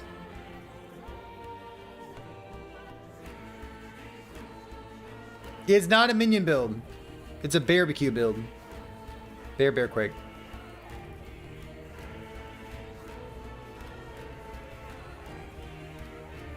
Cause like what do I unspec, right? Entangling Roots gives me 20 flat crits. 20 flat crit, blinds enemies, immobilizes them, 40 flat damage. Yes. My bear, not a minion, uses Earthquake, correct. Yeah, so like what do you give up though? Like you can't give up. I just don't have space for swipe. How important is swipe? Maybe swipe's not important because it's got a 2-second cooldown, right? And if I want to stack, they last for 2 seconds. Isn't there like a last longer node? Maximum stacks, global attack speed, duration 15 per point. Does bear form need to be spec'd? Bear form gives us access to entangling roots and 200% minion damage every time we maul. Stacking last 8 seconds. Does taking on entangling roots and getting swipe for Panther crit multi? So like entangling roots gives 20 flat crit. 200% increased minion damage. Wait, shut up. Stop it. Don't talk to me. EQ damage. 200% increased EQ damage.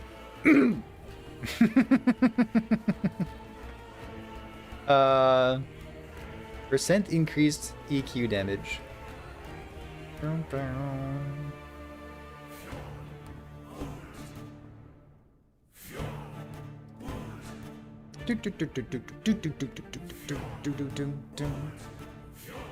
Like bear, entangling roots, earthquake.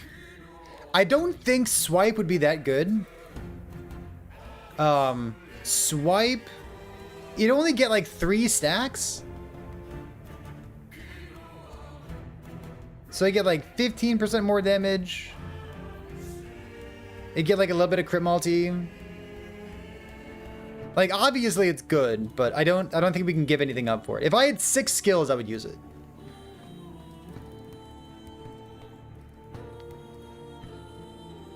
And then are these the idols? Is there like a 2x2 that I can ship with this as well?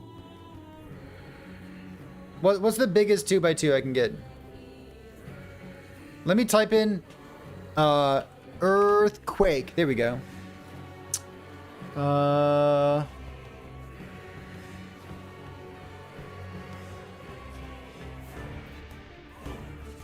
boom, boom, boom, boom. These are garbage. What do these nodes do?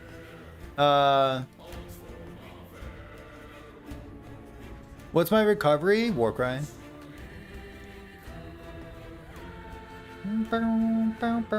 How do minion builds recover? I don't know. Maybe healing effect, no joke.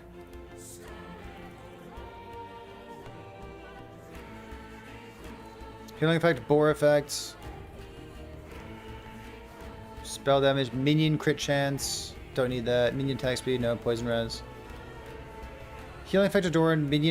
Minion melee attack speed, suffix. Minion melee crit. We're gonna cap crit super duper easily. I think bore effect is likely more advantageous. Armor will transformed. Companion revive speed.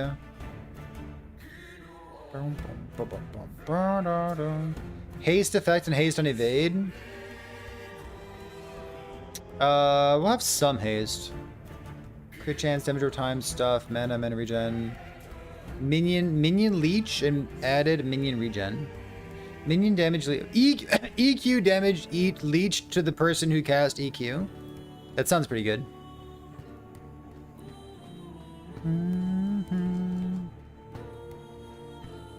Man, that is a garbage idol.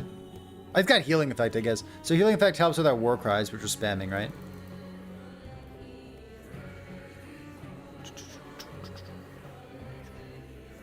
+1 to war cry. Maybe I do want minion crits. Just like a tiny bit. Because then I could trim a point elsewhere. Maybe. Something like that. And blessings. Don't really need a void res, which is a shame. There's no earthquake. Yeah, there's no earthquake text there. Can I fit regen stacking? Bears a node that also gets more health regen. True, but like I don't know what nodes I want to drop for it. I had this stuff before.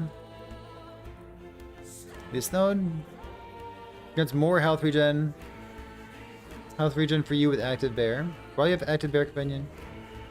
Oh, my bear has more, and then I have more as well. Okay, gotcha. Can I fit regen in the build? I actually have some regen from this, right? I've got increased health regen per strength. And I can't get the regen nodes here, can I? This is increased health regen as well. So is there flat regen? Oh, there's flat regen here a tiny bit. Maybe I can be regen, huh? I don't hate that instead of the armor shred stuff. Perhaps that's good. Okay, regen and idols. Is there regen here? Health whoa, that's a lot of regen. Yeah, maybe this instead of boar. Minion leech regen. Wasn't the podcast? The podcast started 3 minutes ago. Wait, where's Dread? Wait a minute. Hold up. There's no regen stuff here. Isn't there a blessing? Yeah, instead of lightning resin, go the regen blessing. You know? Yeah, maybe it's a regen thing. See? We figured it out. Maybe regen works in here. Ho Chi Minh, what's going on? We got 5 gifterinos. I appreciate that. It's very kind of you. Who's here? Droopy, Gunners, Lombok, Nubs, and T2K5. What's going on? Welcome, welcome. Does it count as directly? I doubt that it counts as directly. Dread, are you here? Hello?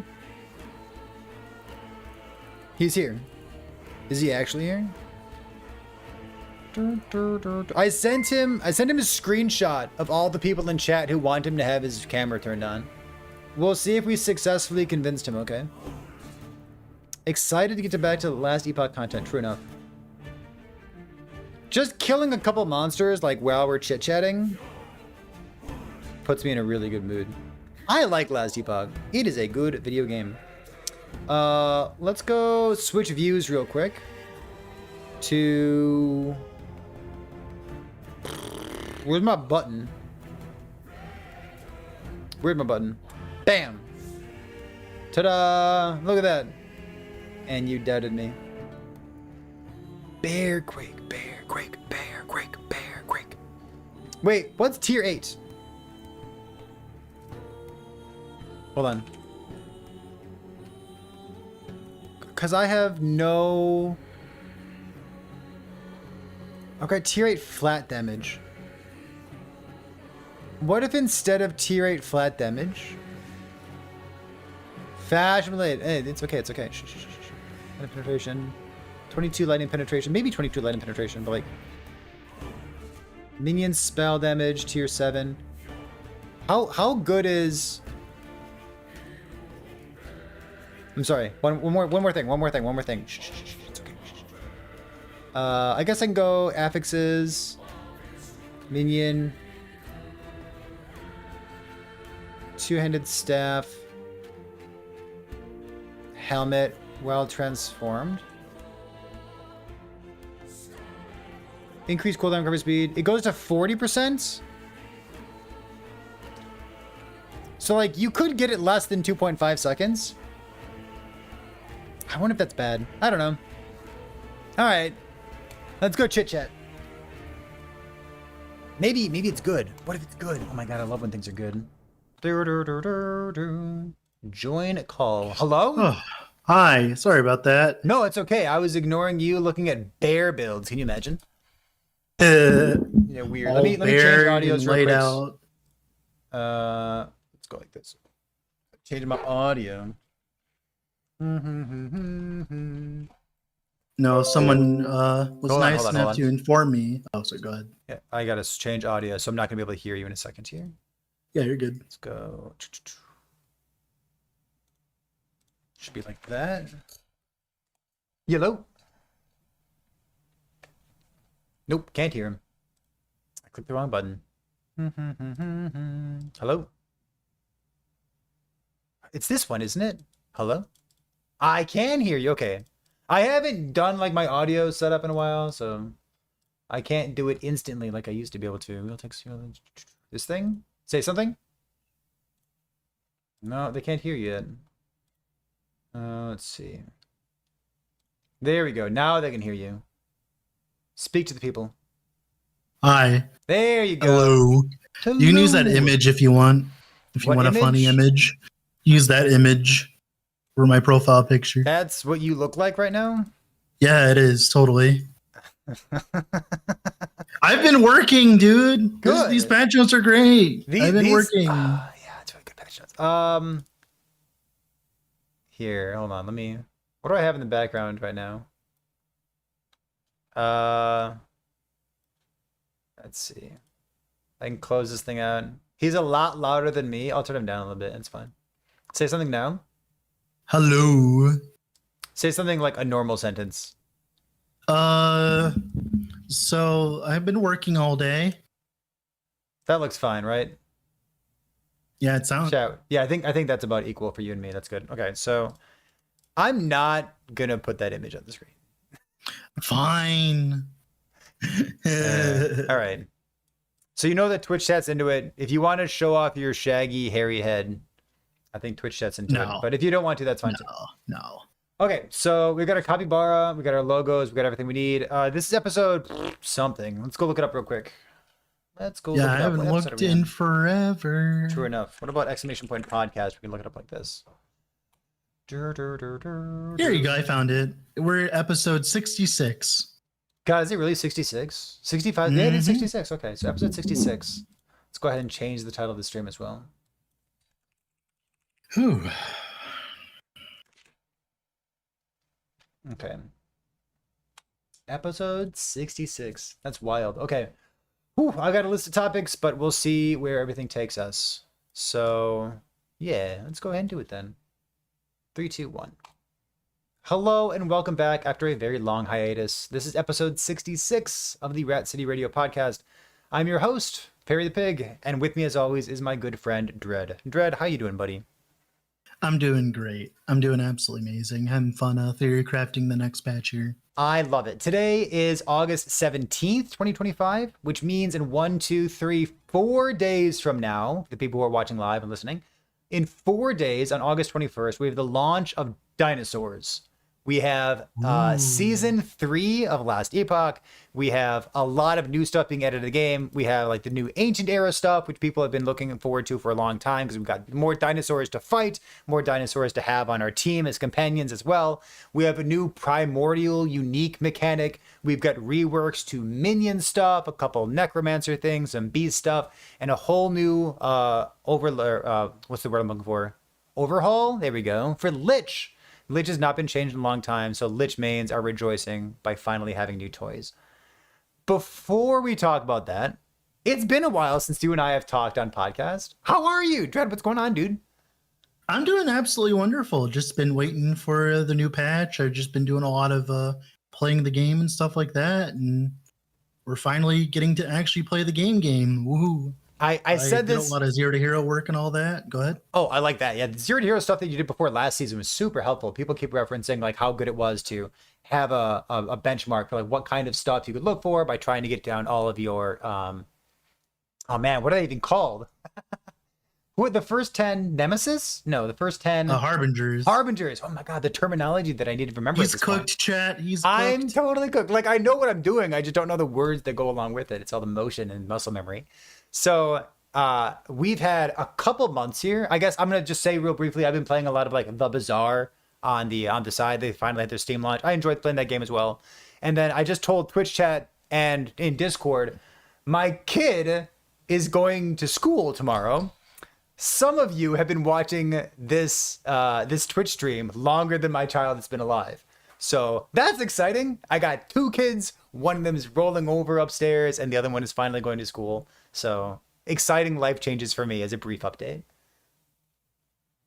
Cool. Well, that's nice to hear. Dread's like I'm asleep. having really, I'm having good.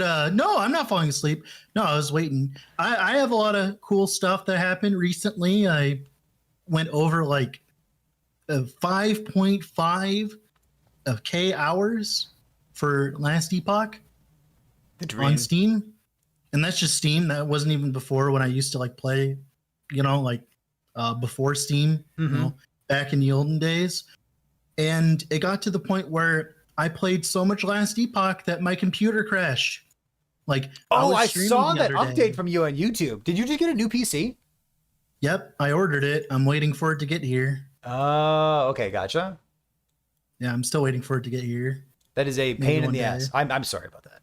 No, it's okay. Anytime that I've had to do And then anything with my I, PC, it just like it sucks. Yeah, and I actually this time around I actually crowdfunded it a little bit because everyone around me was telling me to do that, and I did it, and we ended up getting a decent amount, and I'm very proud of if that. people want to help you, you got to let them help you. Oh yeah, I know, I Mhm. know. I'm just not used to that. But like I said, we did really well with that, and now the computer is coming. Hopefully before the patch, we'll see. Thankfully, I managed to talk to a friend and get a deal to see if I can use his computer for a little bit before if it doesn't get here for launch, so Just I'm in not case. screwed. God, Yeah, imagine so not I'm having a screwed. PC set up in time for the launch. I mean, my PC could do it, but like it's not doing well. Like, let Yeah. me put it like this: I was doing a theory crafting stream earlier for the new patch, where all I had was just a planner open, Mhm. and it was chugging. That's Woo! such It a was pain. still chugging. Yeah. So are you going to like attack with Flay and then have 19 chaos bolts shooting on the screen and then have that scale with attack speed? Like you could blow up So your old PC and then switch to your new one, like send it off in like style. not not my specific build. I'm going to be playing Bleed Infernal Shade Warlock with the new gloves, but I'm getting ahead of myself. Oh, what do you think you're starting with? Do you want to do starter builds or do you want to talk about everything? I want to talk about patch notes. Can we talk about patch notes first? Sure, we can talk about cool. that. So sure. you just talked about the build that you're probably going to be starting with. Let me briefly mention the build that I want to start with, but there's so many things I want to talk about before we get to that point. So let's first things first. Yeah, of course. I was looking at two builds. I was looking at Flay proccing Chaos Bolts, either a crit thing or a bleed thing. I think the bleed thing's pretty cool. We'll talk about that later. But I think what I'm actually starting is Bear Quake. I think I'm playing Bear Quake. I'm going to be a bear. It looks very strong. I'm going to be a bear. I'm going to have a bear. And we're going to have a bunch of earthquakes on the screen. Bear Quake, BBQ. I'm going to play the Bear Quake build. That does sound very strong. It should be very strong. All right, so for people just now getting back in the swing of things with Last Epoch, like if you're following content like this podcast, you already have read the patch notes. You've already watched the video of like at least Judd has been talking to you and telling you what's coming up with the next patch. But you and I can talk about this too. So I'm gonna do a brief rundown of what's new in the patch, and then I've got my first thing that I want to talk about, but I'm gonna ask you as well. So in this, I hope you read the patch notes. oh my God. Hopefully everyone's read the patch notes. The patch notes are really good. Like, I always wonder, like, I take these big breaks from Last Epoch. And when I come back to it, like, am I still going to love the game? Am I still going to enjoy it? Do I still want to be a content creator for it? It's like, I've taken a big break from Last Epoch. But, like, I come back, I read the patch notes, I log in, I kill some monsters for fun. Like, yeah, no, this game's great, and I'm really genuinely looking forward to what's going on here. There's something magical about that. It's because It's good. It's a good game. No, it's because you're doing something that not many people actually do, and that's called taking a break.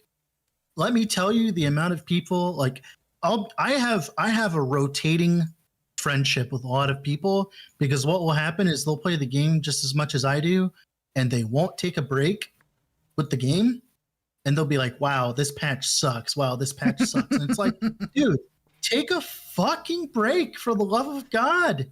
Like, you are going insane. Just take a break. There's so many good games out there. Like, don't lock yourself down to literally playing one game.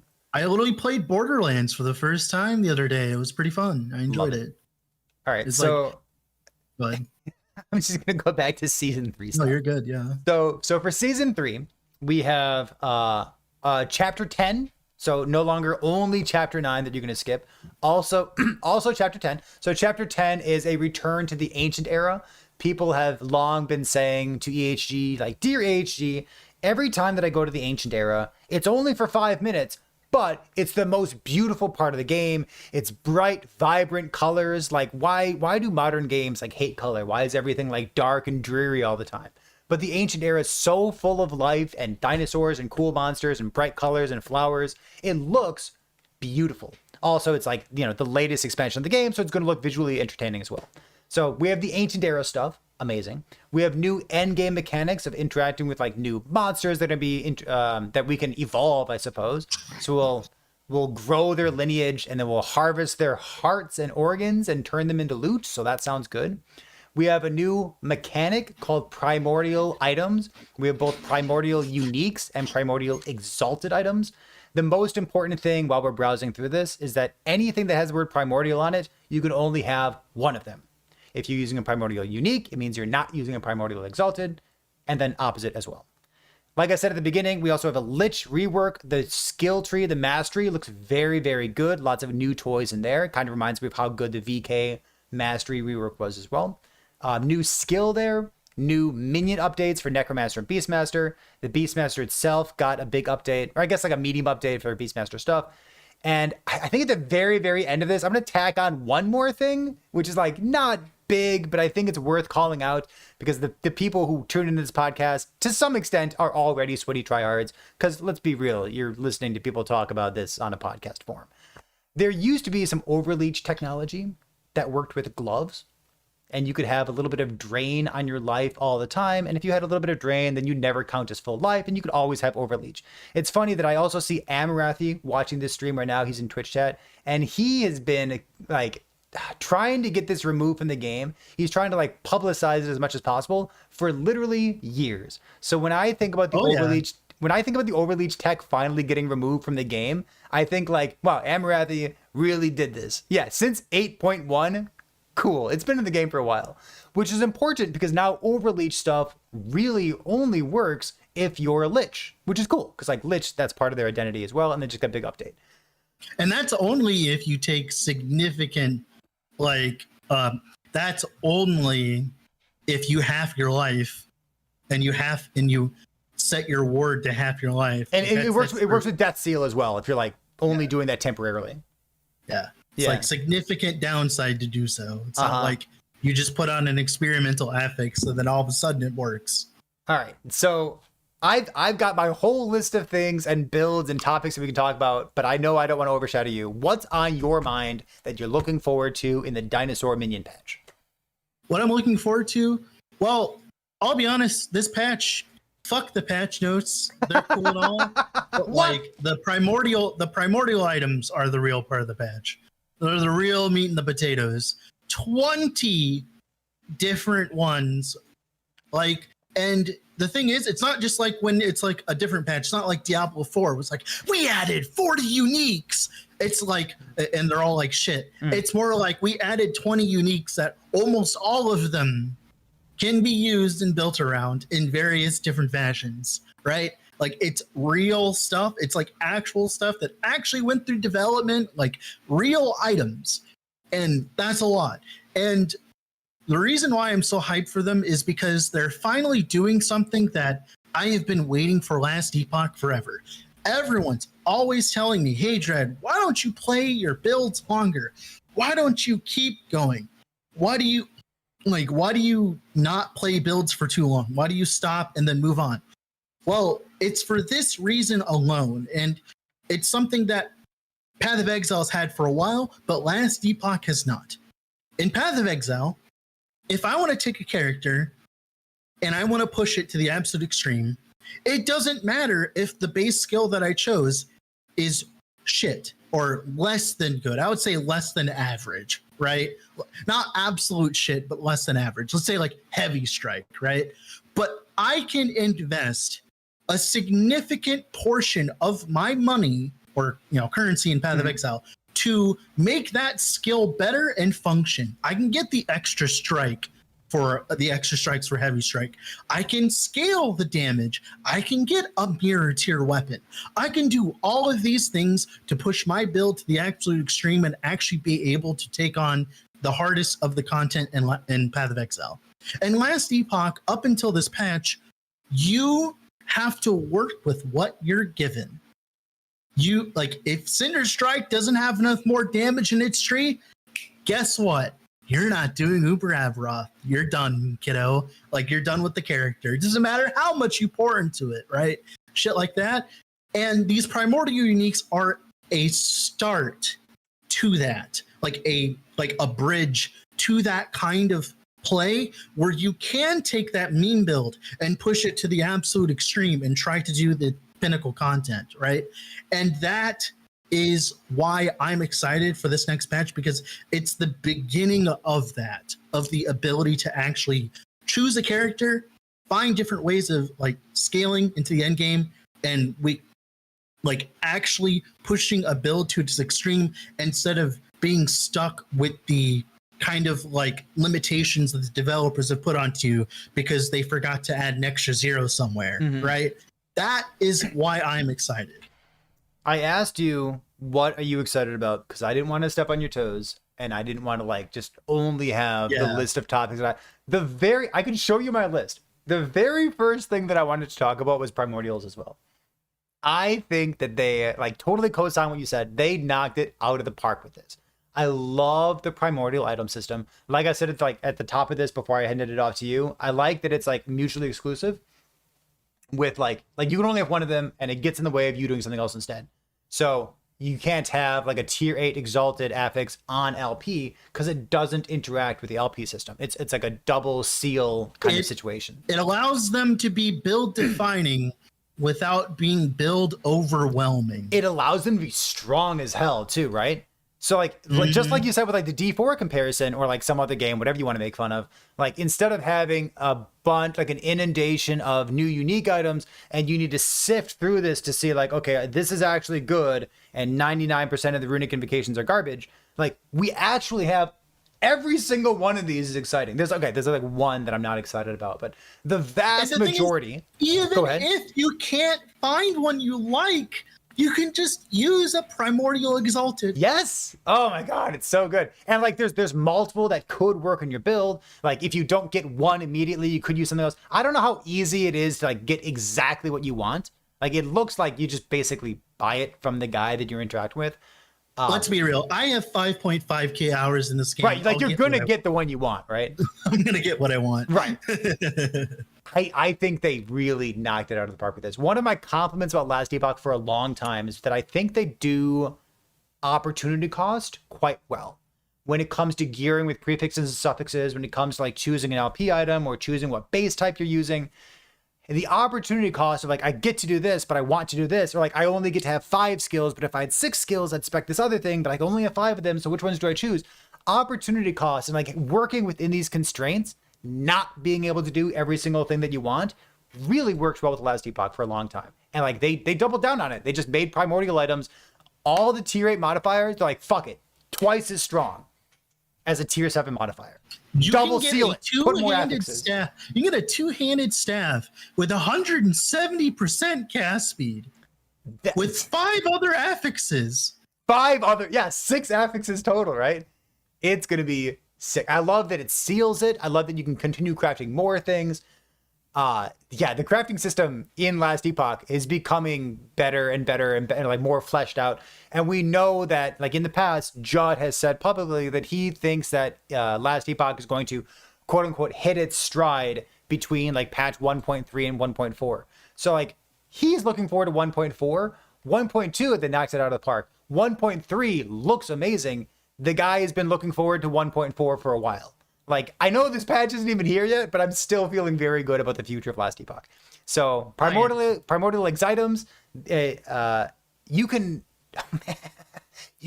primordial and have tier 8 set affixes too.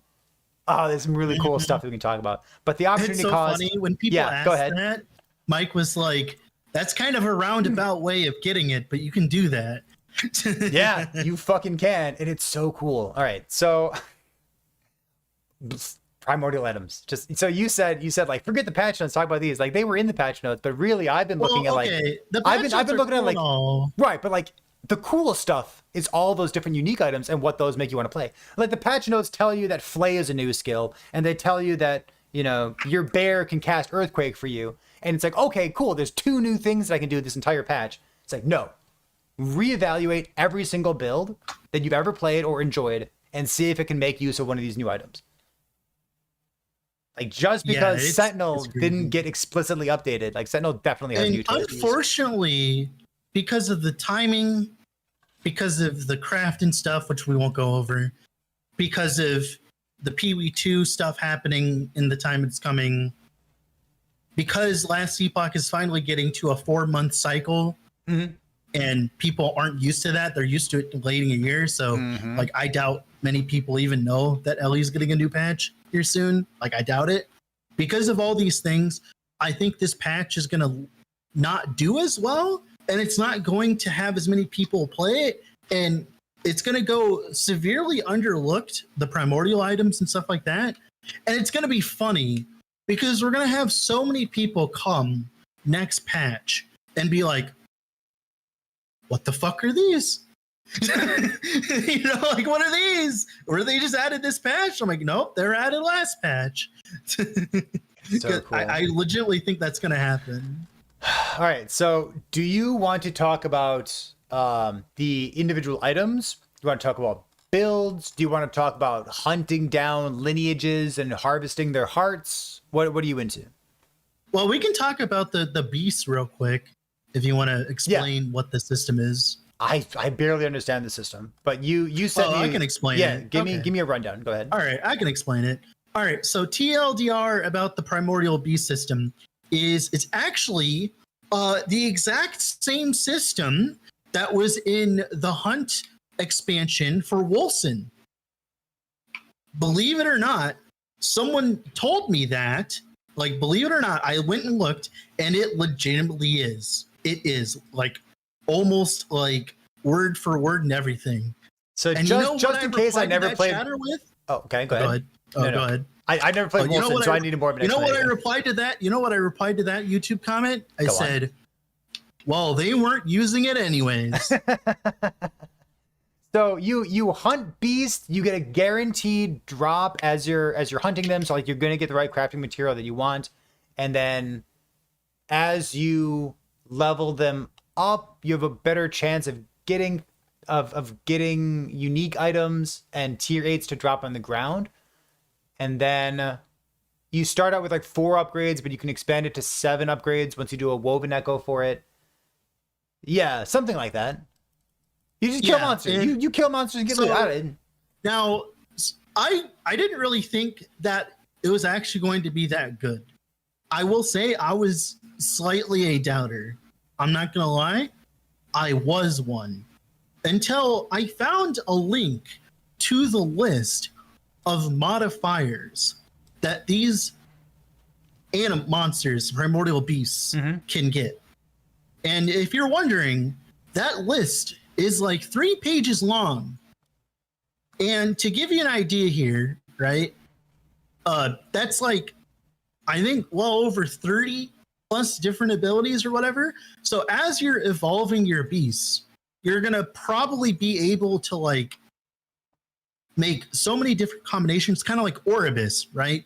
And it's not going to end up being boring because of that, because you have so many different ways of combining the beasts and stuff like that. And apparently only specific combinations of beasts can drop items. There's 3 primordial items that are drop only. Like a good example, the bleed gloves that everyone loves right now, the bleed explosion gloves, like boss those are drop only. Yeah, those are drop only, right?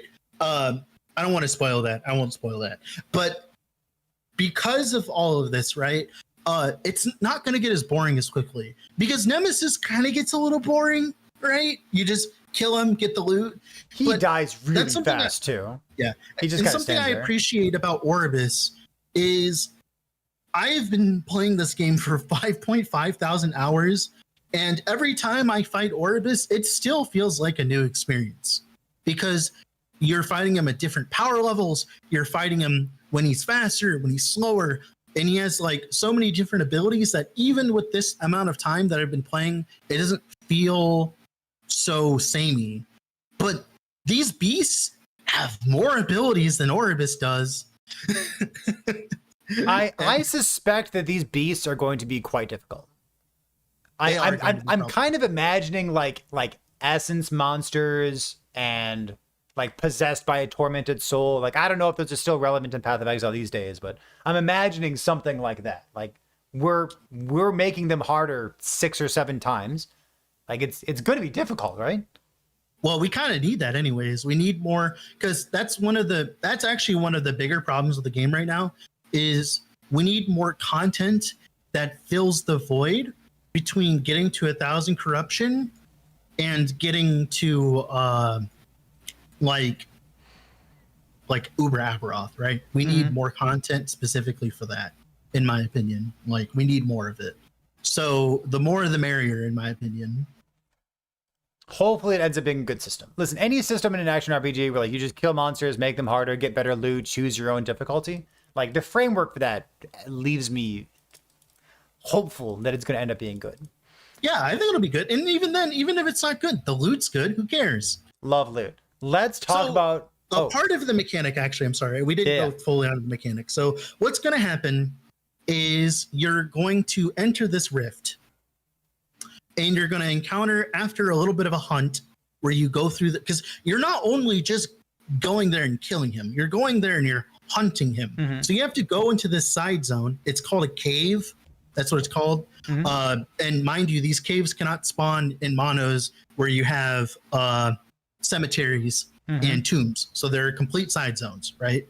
And you go in the cave, you go through all the cave, and at the end, there's the primordial beast. And once you kill it, it drops 3 eggs. And you choose between those 3 eggs, and those beasts, the beast will like die, and then you'll have a new little baby beast that goes back in time, and you have to go and find that one. But what's interesting is when you choose the modifier, all future beasts you fight in that lineage shares those modifiers. And why that's interesting is because the drops also count too. And the drops are like continually impacted by which modifiers you're picking for the lineage, sure. And part of that is when you're to get to another cave after you do your first cave, you have to wait until you have killed a specific amount of primordial beasts in your monolith. They will jump you and ambush you.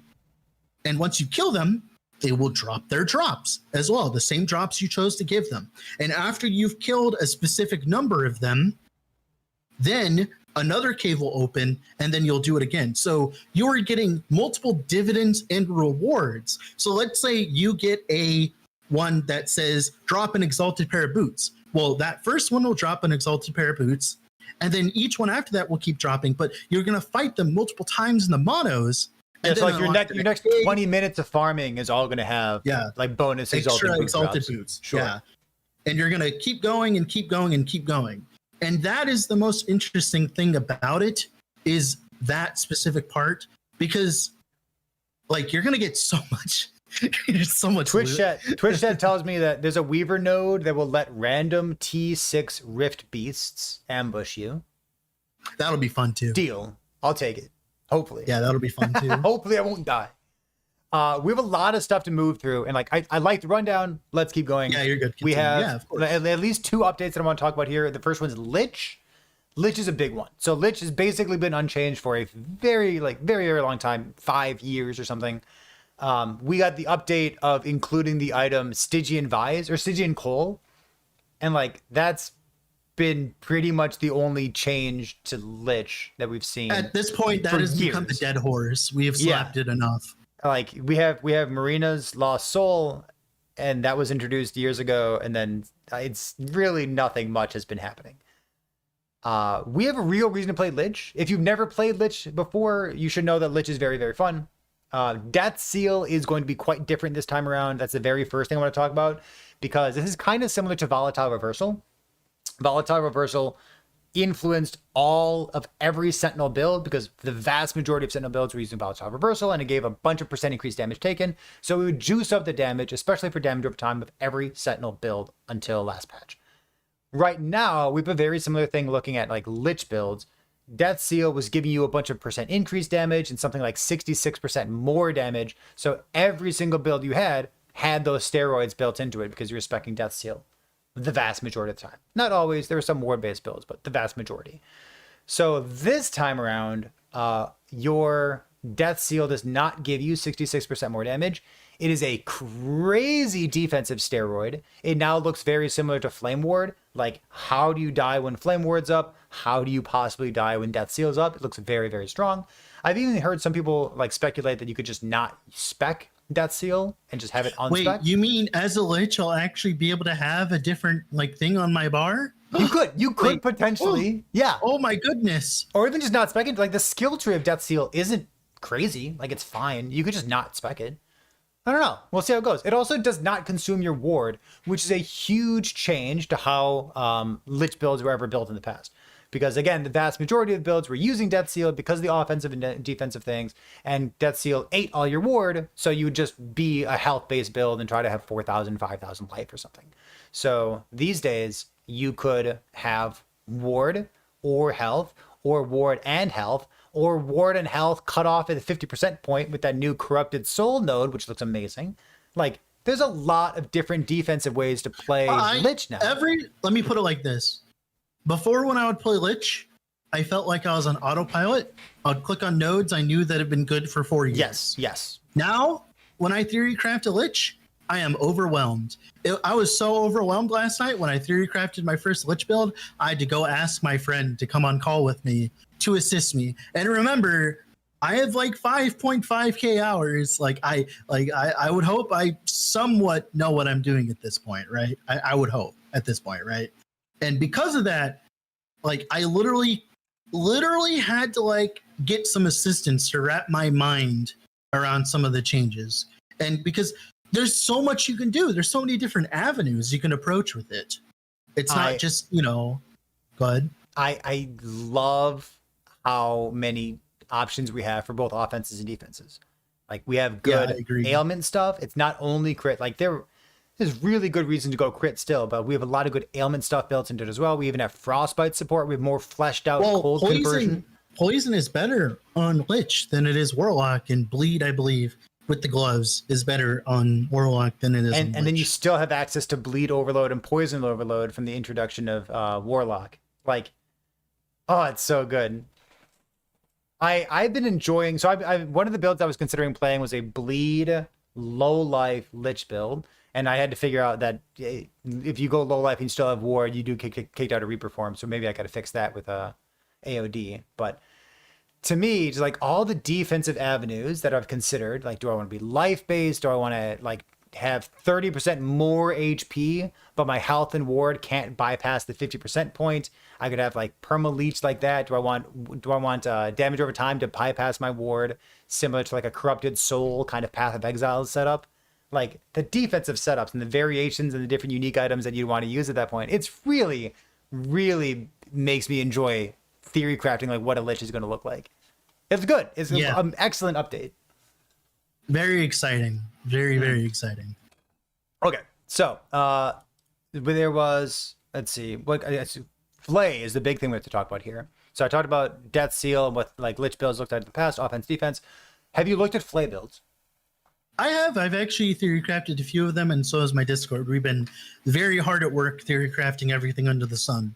So I think people are going to get debated by Flay a little bit, and tell me why. They're going to have the wrong expectations for it. They're going to think that they're going to be able to just put on Flay and just use Flay for everything, for clear and for single target. But the problem with Flay is it's the first skill in a very long time that it has one purpose and one purpose only. Go on. To clear the screen.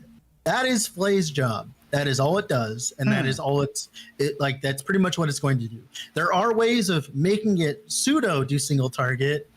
Like, you can try to force it to do single target and stuff like that. But for the most part, it's going to clear because it has an on-kill effect. It has a ways of proccing other spells. It has a mana cost specifically, right? That's the biggest thing, is it has a big mana cost.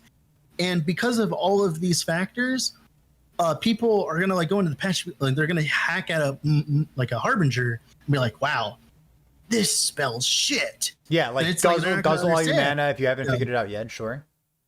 Yeah, and because of that, it's just going to be like Heartseeker, where it's like it's going to debate people. Unfortunately. When you said debate, I thought you were going to talk about something else. So I'm going to give it back to you in a second. But like, Flay is actually one of the slowest abilities in the whole game. The base attack speed is 1.1.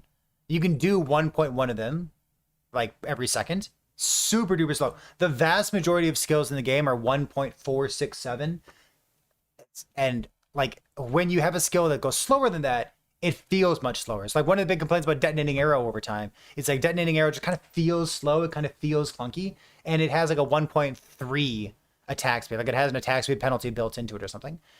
Judgment and Erasing Strike are both bonky skills. They're like 1.15 or something. So like this is slower than Judgment. It's slower than Erasing Strike. It is a slow skill. What's interesting about that is like by default, the melee thing is quite slow. But if you convert it into a spell and like there's like a node in the bottom right, like cast speed only, like it Flay just manually makes the blood explosion happen, it goes back to being a 1.467 base cast speed. So like maybe cast speed stuff is worth exploring as well. But so you think it's only for clear speed and not for single target? No, I think that the base functionality is Okay. I think like just melee Flay. Either you do an ailment to get the pops, or you just play melee Flay in scale dexterity with the dexterity scaling like that.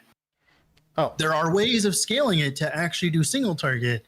And like what Naked America said in the chat, if I'm hitting one target 30 times a second, it's going to die. And it's like, yeah, if you go the Chaos Bolt route, you can do single target, but that's Chaos Bolt's doing it. well, isn't every Flay build a Chaos Bolt build? It doesn't have to No. be. No, it doesn't have to be. No, if you play melee deck stacking Harvest and use Flay for clear, you don't Okay. have the chaos. You don't have the Chaos Bolts node, right? Like, why would you run the Chaos Bolts? True. Okay, I hear Like- you. I agree. Yeah, But are yeah, people pretty coming much to every you other with that build- recommendation, playing melee Flay? Is anybody? Well, we've got no. 120 people in chat right now. Is anybody playing melee Flay? I theory crafted one earlier, and it didn't look terrible. Not terrible. It looked Love it. good. It looked good enough to the point where like I would legitimately be thinking about playing it. Okay. But I think, like I said, ARPGs over the past few years have kind of devolved into a one button playstyle kind of mentality. Yeah. Go on. And you see it, I see it, everyone sees it. It's what everyone asks for. It's what everyone does. And the problem is, without significant investment, you're not going to achieve that with Flay. Because if you try to go the Chaos Bolts route, you have to fix your mana somehow. Yes. If you try to make Flay itself do the damage, you have to put in significant investment. Mhm. If you try to go, if you try to just use it to clear, you have to do significant investment with like crit. Like you have to invest into it to make it function because of its low base attack speed, because of its mana cost, because of not many more damage nodes in the tree. Because of all of these factors, you will have to invest more into it. Because the same thing happened with Heartseeker.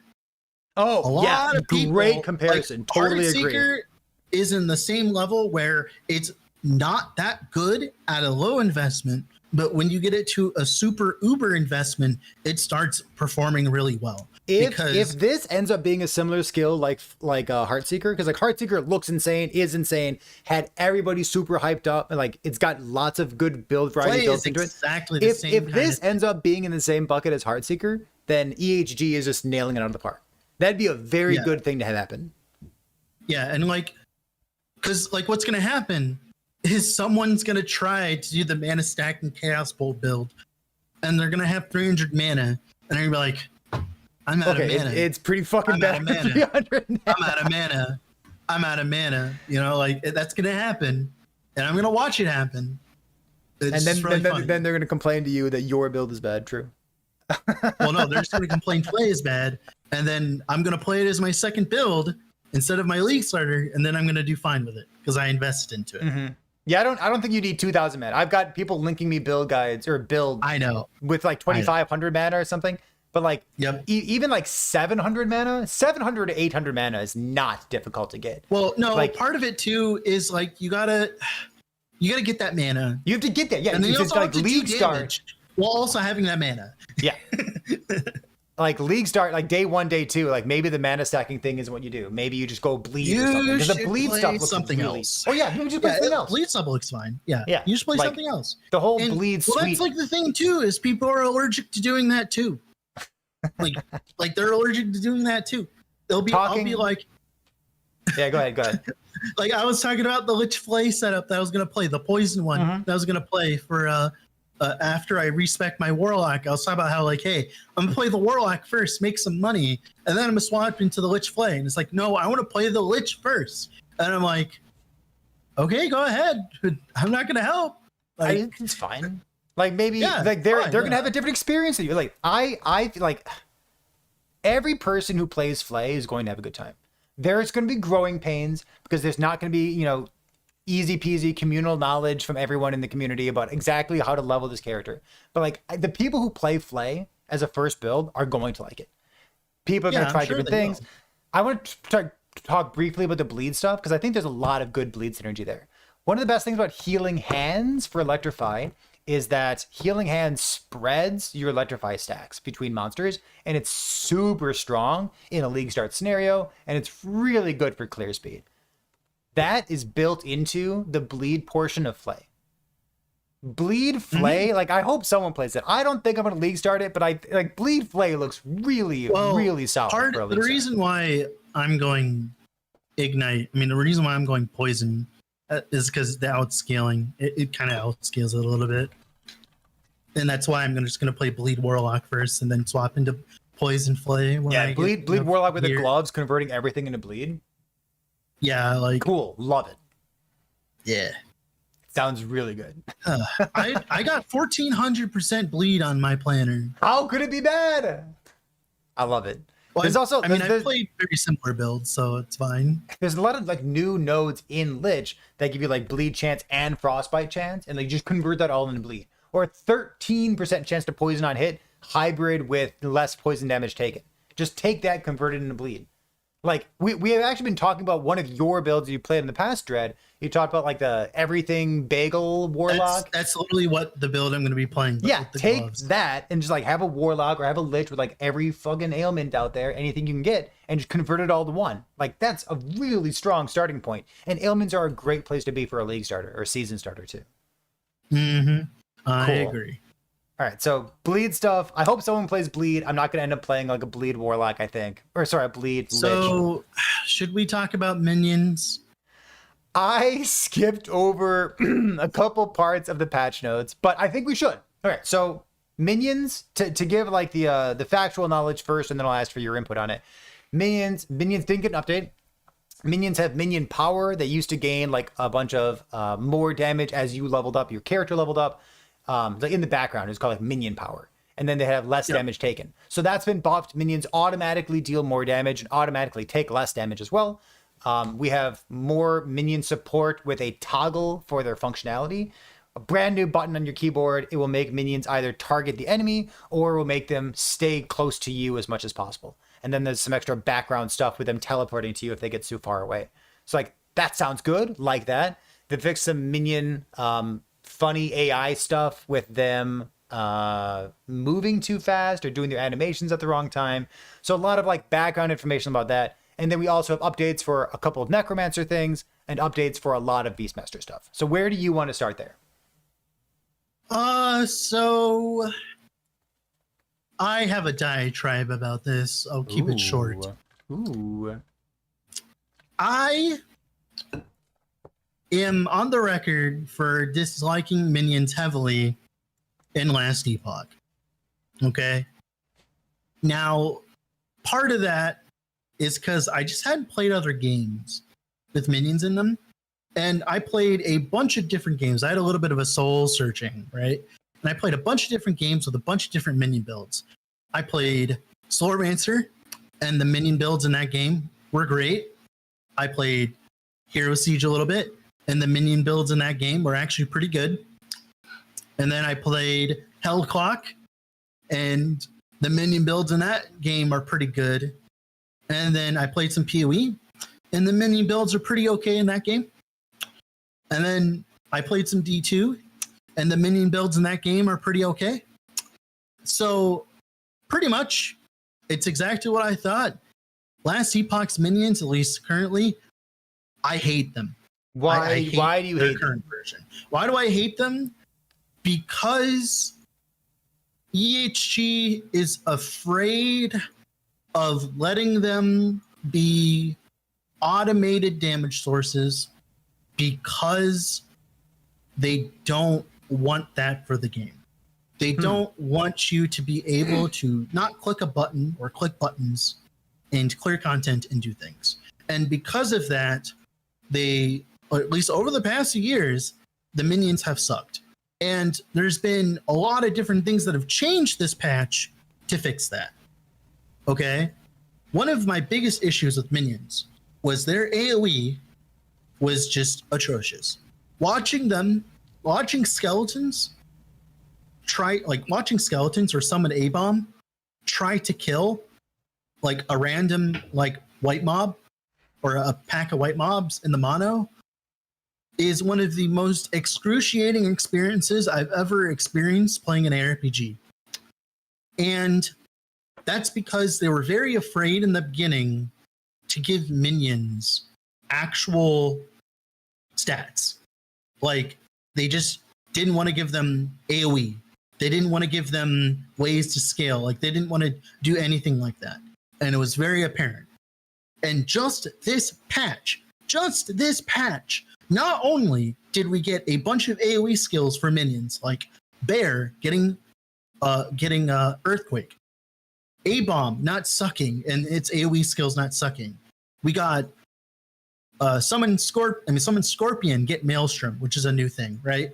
We got freaking Ancestral Sabertooth getting Upheaval on attack, right? We've gotten all of these things, just every single one of these things in this patch. One patch, mind you, just one patch. All of these ways of scaling AoE.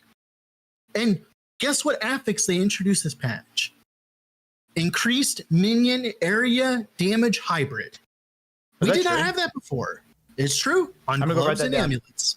It rolls to like 50%. It's pretty absurd. Ooh. And not only that, they also introduced primordial items and uniques with minion area. This is the first time in the history of the game where we've actually gotten access to area. Like, and it's like everyone's telling me, it's like, oh, like Necromancer didn't get that many changes. Oh, poor Necromancer. Yeah, in the patch notes. That's the very first thing you said in this podcast too. Forget the patch notes. Go look at primordial items. Now, let me not just that, the affixes they added. So like, okay, let me go ahead. A good example here. Where is it? I'm looking it up real quick. Go ahead. Summon Golem, right? I am pretty sure, if I'm not mistaken, is Bone Shatter an area effect? Oh, it isn't. Oh, that's unfortunate. So it's like projectiles. Okay.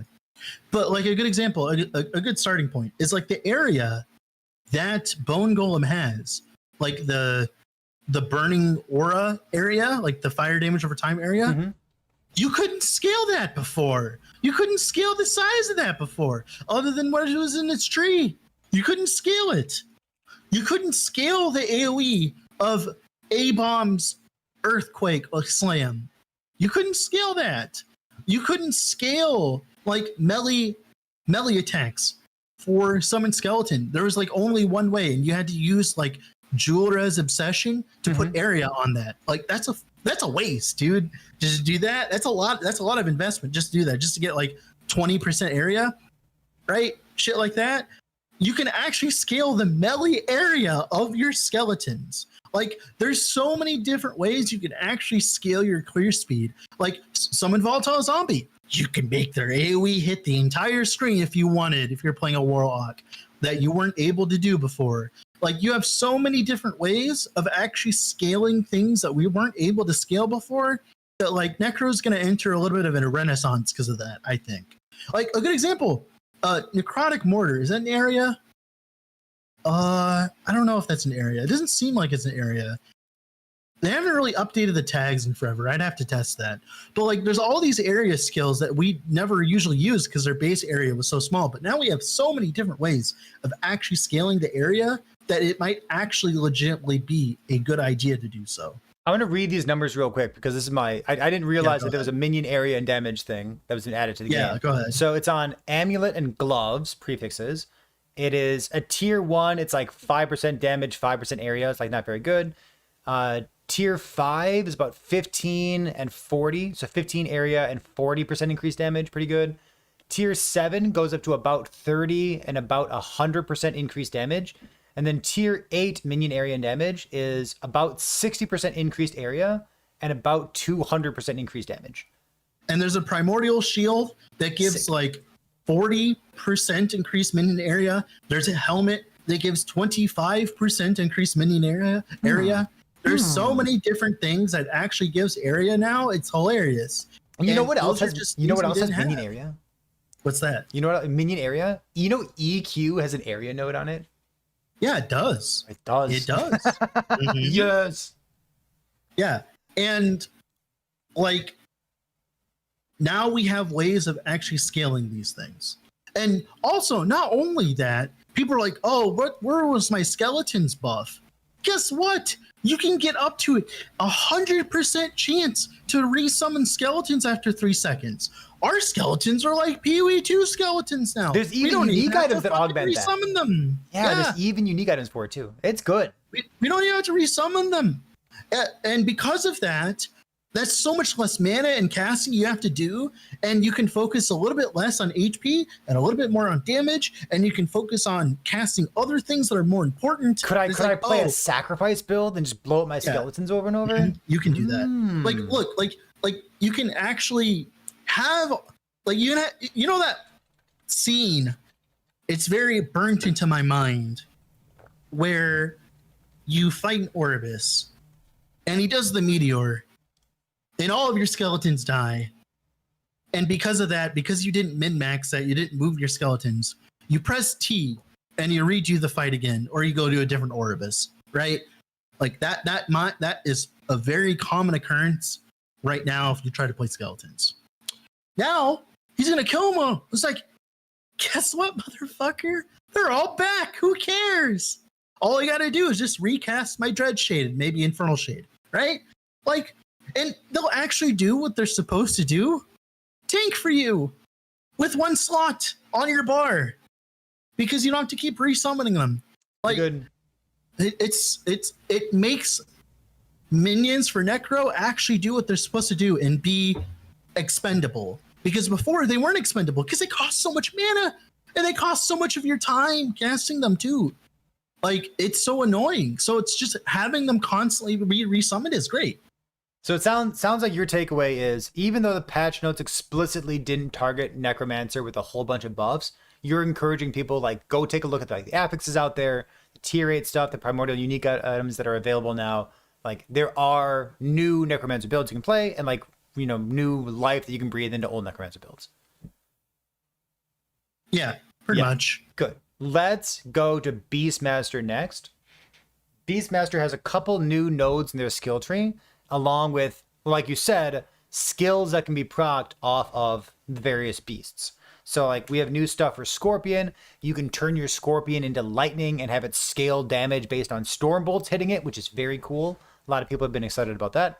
You can have it cast Maelstrom whenever you cast Maelstrom, also very cool. That probably works with Warcry as well, if I had to guess.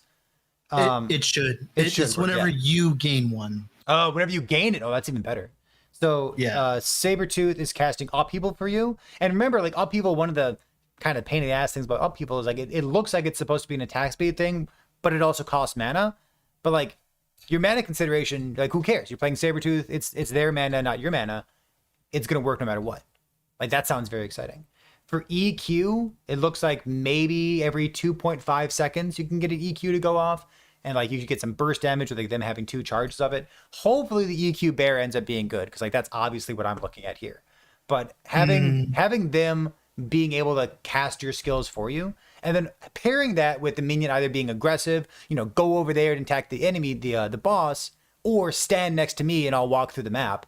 and then have it teleport to me if it gets too far away. Like those things sound quite good for having these guys. Speaking cast their of, skills. while you're here, you should talk about minion stances. I don't know what that means. Wait, What? you don't know A minion stances? stance? Do you mean the aggressive and passive? Yeah, minion Oh, stances. yeah, that's what I just talked about. Yeah, Yeah. yeah. We Well, just is didn't there have is that there before. is there more? Yeah, that's one of the things I said at the very beginning of the minion stuff. Like all of a sudden we have this new button on your keyboard. They can either go over there and be aggressive, or we can keep them next to my character and just like be tanky and stuff. That's very important for It skills is. like summon bear. It is. If you're using bear defensively or even offensively, I think it'll feel quite good to just have more control over where this idiot stands. So Like I like it. aggressive's gonna be great when you're playing like wraiths Mhm. and stuff like that, and like skeletons now because of the ability that they can like actually go and die and then resummon. Mhm. Ooh. Yeah, One of the it's things gonna that be one of the things I want to shout out for Beastmaster is I read it, but I didn't really like internalize it.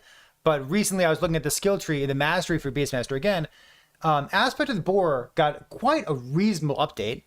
Aspect of the Boar, first of all, to activate it, you only need to use a traversal skill or evade. You no longer need to be hit by a melee Which attack. means you can have it while you're in Spriggan form. Yeah. This is a Spriggan form buff. Yeah, and you don't have to Everybody, be like we've been waiting for even years. if you're a range build, you still have very easy access to having it up proactively if you're ready to like receive a hit from an enemy. So like that sounds buffed good. it. Yeah, Buffed it. And- Every range build. Definitely. And did you notice that all the bleed duration is tied to this to the buff itself? Well, not like- only that, not Yeah. only that, the And- bleed pen too. Yeah, exactly. That sounds really good. You So can stacking, give like 200% bleed pen to your minion, to So- your companion. and you can give it to them too. So aspect of the Boar is damage reduction. And oftentimes when you're playing a Beastmaster, you're really incentivized to just get Boar on your idols. Boar, Boar, Boar, Boar, Boar, and that's all of your defenses. And it's a really good reason to be a Beastmaster because that's where your Boar is coming from. Like you get increased effect, you get it on melee attack as well. So now, if you're doing some kind of like a Beastmaster build with this Boar stuff, if you're doing bleed, it gets even better because that's the bleed duration and the bleed penetration also gets scaled with the aspect of the Boar effect. Like that's really, really strong. I love that.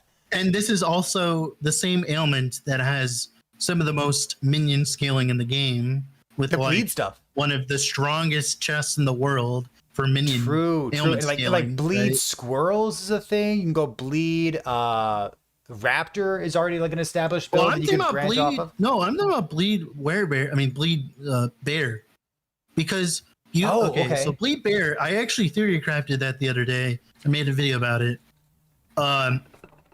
And pretty much, you take it's casting earthquake, and you use the node that makes the aftershocks cast in your totems, Mm-hmm.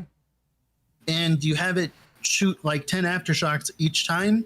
It uses an earthquake, and that's 10 hits for your bleed, for your bear's bleed. That's 10 Bleed hits. EQ.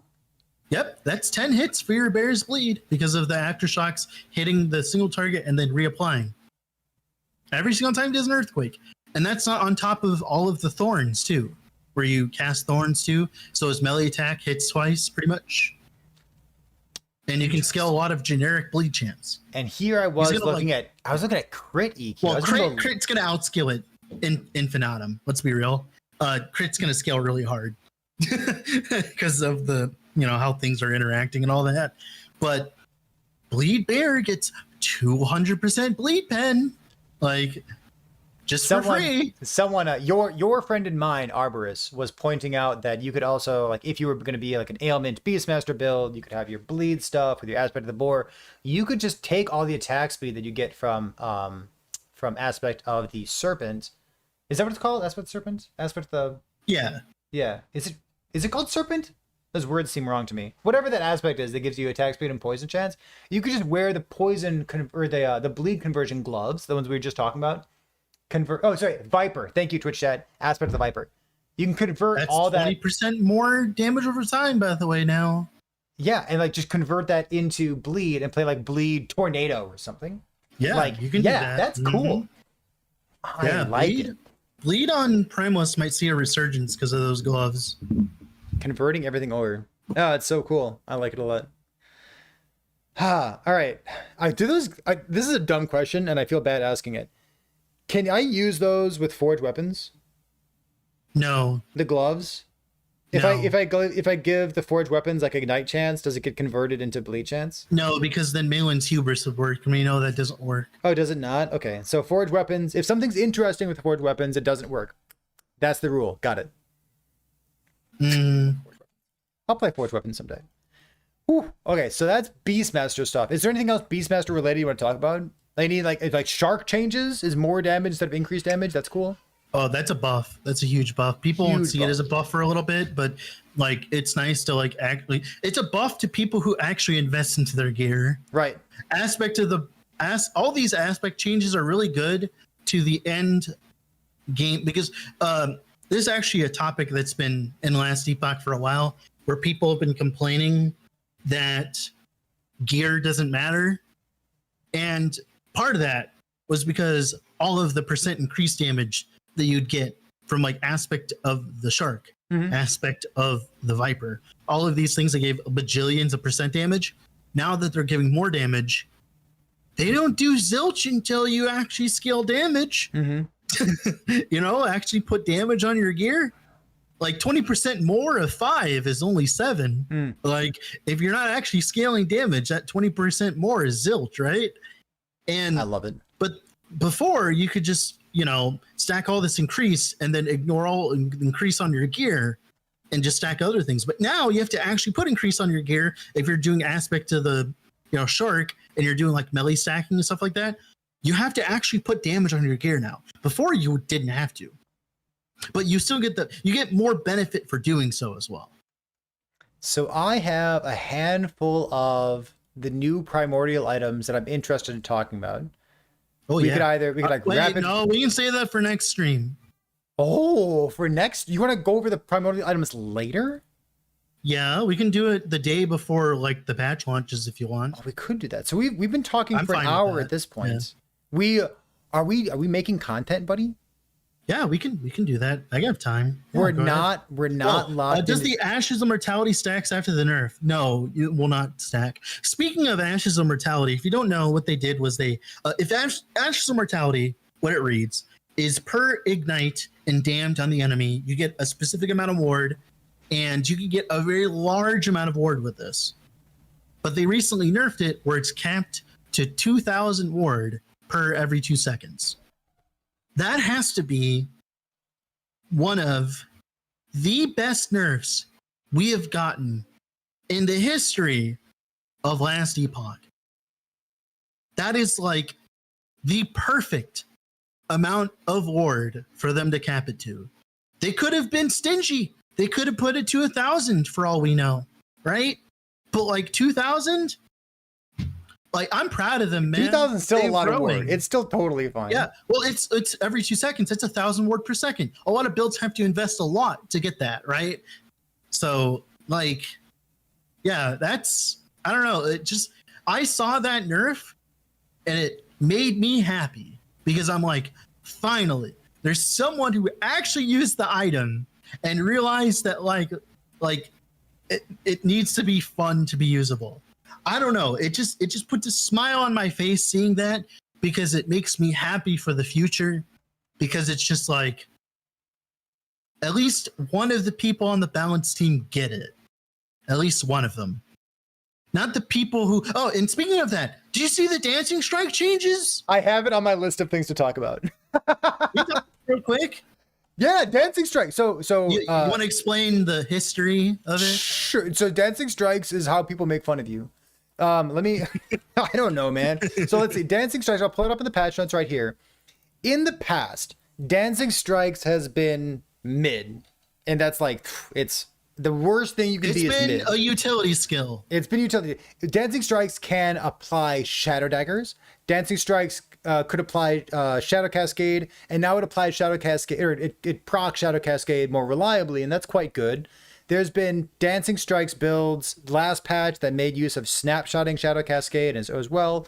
People have tried bleed and poison dancing strikes, and like it's fine, but you really jump through a lot of hoops to make it work, and like it's fine, it's good, but there's really not a good reason to play dancing strikes, and I think that's criminal. So when you first get your mastery, around level 25 or something in the past, but nowadays you get it like level 10 or something.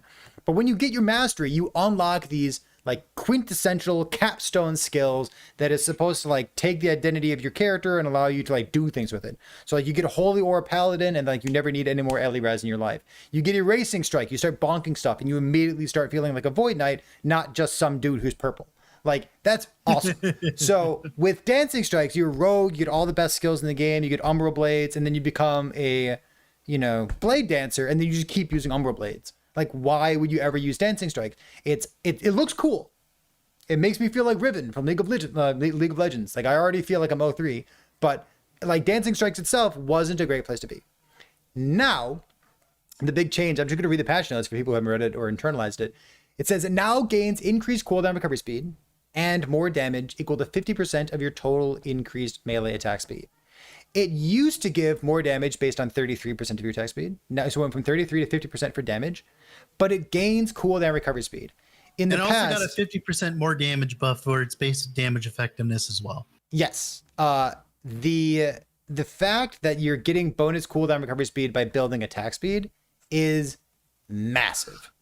You're gaining cooldown recovery speed, like you're applying the damage faster, and you're gaining more damage. Like it's quadratic. Your attack speed is just significantly more impactful now than it's ever been in the past. They found a way to make the meme work. Yeah, like who knows if it's good, but I can say it's like it was kind of obvious that this should have been the way to go. But I can say with confidence that like if you're playing Dancing Strikes, you're not gonna feel bad. No one's gonna make fun of you. In the past, I couldn't say that, but like you just play Dancing Strikes. You can get Frenzy and you can scale Frenzy effects. And your dual wield bonus has once again been buffed. So your defensive penalty is lower than it used to be. Instead of 9%, it's 8%. Just keep going down every single patch. And you get 20% increased attack speed, which scales into your cooldown recovery speed and your more damage here. Also, for people who are listening, there's a primordial unique called Gavel that doubles the affixes. You just said we weren't talking about them. I said, hey, Dread, do you want to talk about primordial uniques? He said, no, let's leave that for next time. And then you talk about them. Gavel is sick. It's triple wielding, dude. We have triple wielding in Last Epoch. Yeah, I've messed around with it. It's very good. It even made Harvest look good. Wow. Harvest without one of the two items that Heavy has introduced to the game. That guy really likes Harvest, huh? Maybe one day he'll get to play with his uniques. Who knows? But I'm going to use Gavel. Yeah, because I want to do damage. Whetstone Gavel, Primordial One-Handed Mace. So you can't use a tier 8 with this. But in your offhand, it says, if you have an exalted weapon in your offhand, its stats are double. Have 100% and we're going to assume the base stats work too. We don't know. Like your katana, instead of giving 50 crit multi, should give 100 crit multi, right? Or your dagger gives 8 base crit instead of 4. Oh, that's so good! Yeah, exactly. Wow. And instead of 50% attack speed, it gives 100% attack speed. Oh. And like, which is relevant what this means? To a skill we were talking about. For an item like this, it reminds me of playing Rive with a big two-handed weapon. And with Rive, like stat stacking it's like a stat stick scaling from PoE. With Rive, when they double the stats that had specific text on them, you really cared about having exactly the right base type with exactly the right affixes on it, the right prefixes and suffixes, because the reward for doubling those with Rive was fucking huge. It doubles it. It's great.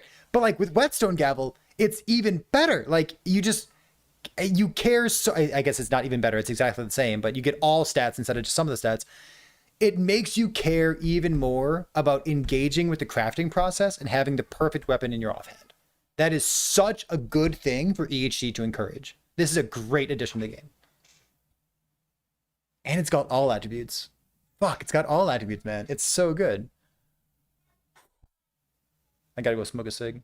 I don't smoke. All right, so is there anything else you want to talk about right now? Or would you rather leave this? Because we're just going to be talking about primordial uniques. I do love I really was looking forward to talking about the primordial uniques. Hey, we can talk about them the day before while everyone else is looking at PoE 2 news. PoE 2. Okay, so we will have another podcast before the launch of season 3. The day before. So on August 20th, in 3 days from now, on Wednesday, we will have another podcast. And you can choose the time. All right, I'll let people know in Discord, let them know on Twitch as well. So, whew, it feels so good to be excited for Last Epoch.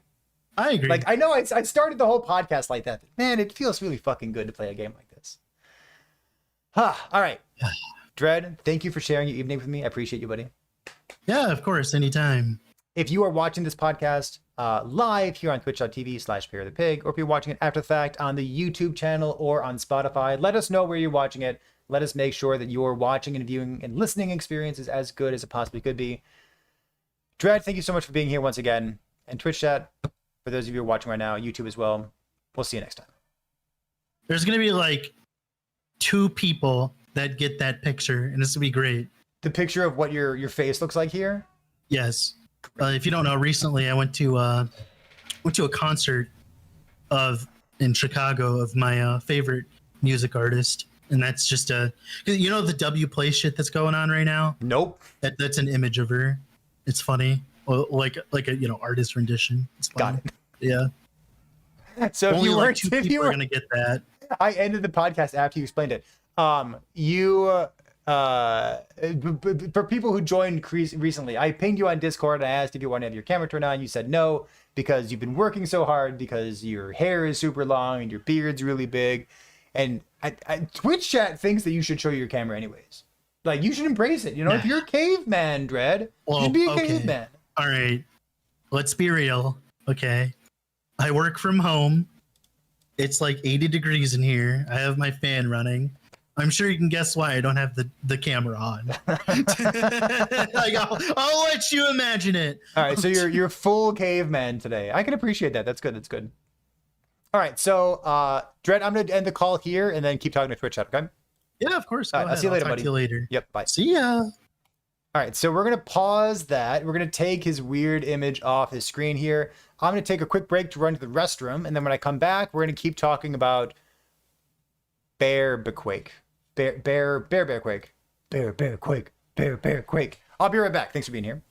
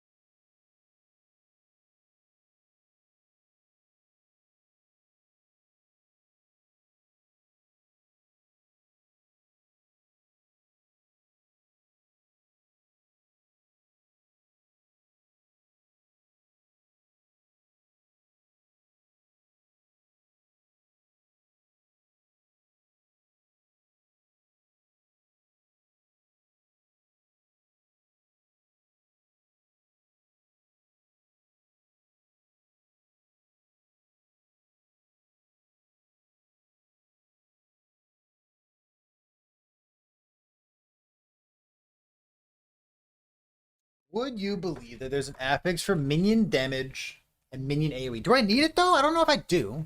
So when it comes to AoE stuff, we have nodes in bear already. 25% AoE here. Bear.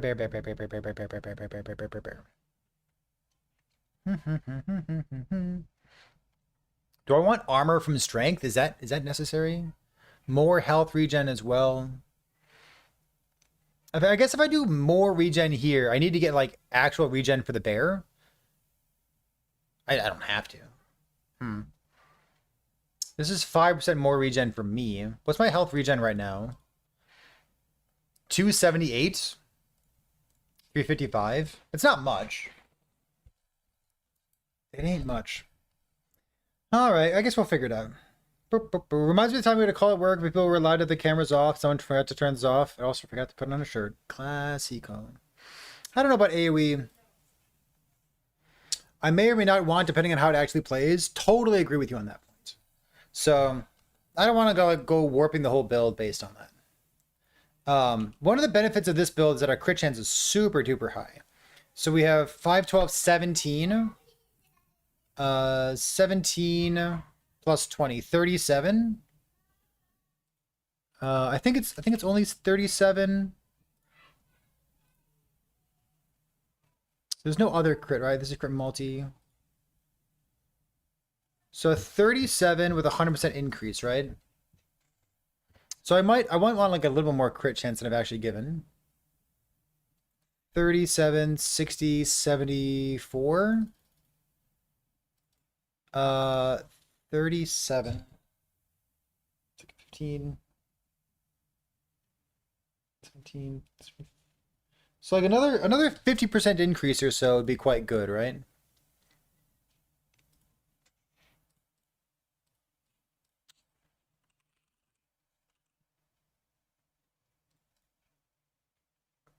Crit chance with lightning skills. I can do this, right?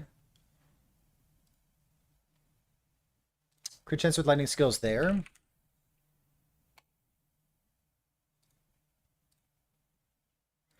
Armor stuff.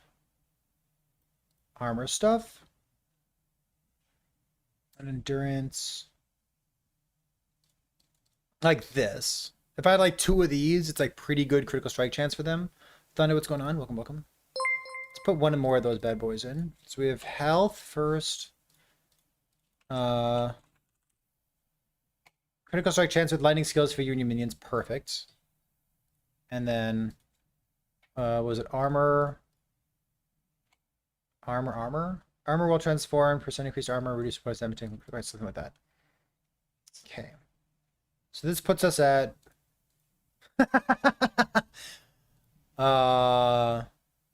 thumb.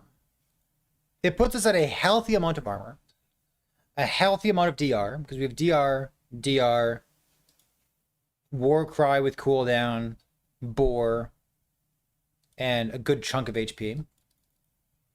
Good. And hopefully, damage. Damage DR.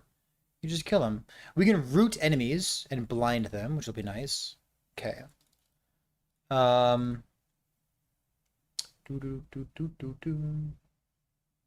Druid not Beastmaster? Because we're a bear. Bear.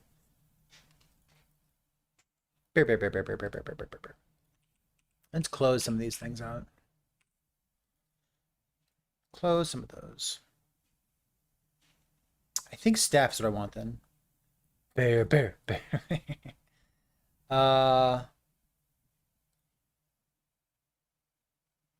Let's see. I don't need Blood of the Exile. I want them because they have a bunch of attributes on them. Strength, minion damage, defensive.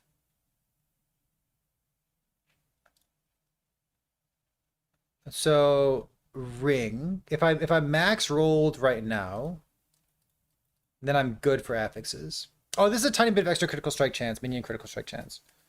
So yeah, we should be crit capped just fine. I said 37. So it'd be like 41 crit chance. 100 is like 82 crit chance. And then like a 20% increase Or sorry, 30, 50% increase. Yeah, it's like maybe even only one of these, but two should be fine as well. So one of these with strength, and like just get a 1 LP red ring, right? Honestly, is it even that hard to do? Is it? I know. Blood of the Exile. I only have Blood of the Exile because it's a generically strong pair of boots.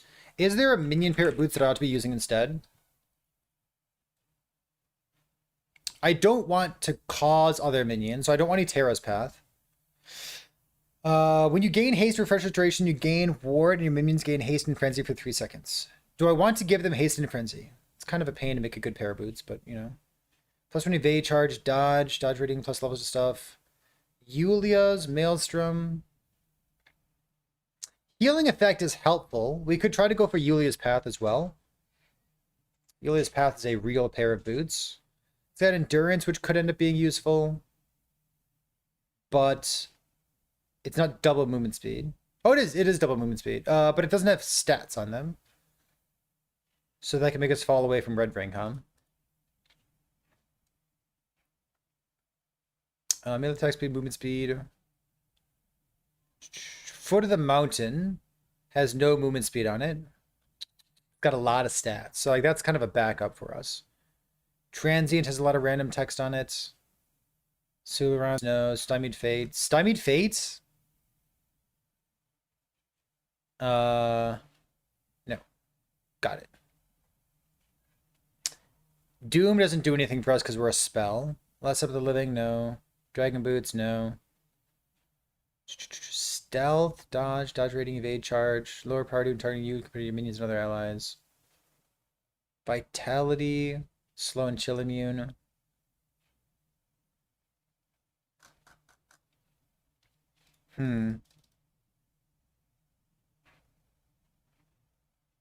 So I put vitality on this thing, but like we're already like close to falling off. Like we really need like a +1, or sorry, 1 LP red ring to make that thing happen. I have +2 to level of summon bear. Maybe that's not necessary. I can do like a different affix or a different attribute on top there.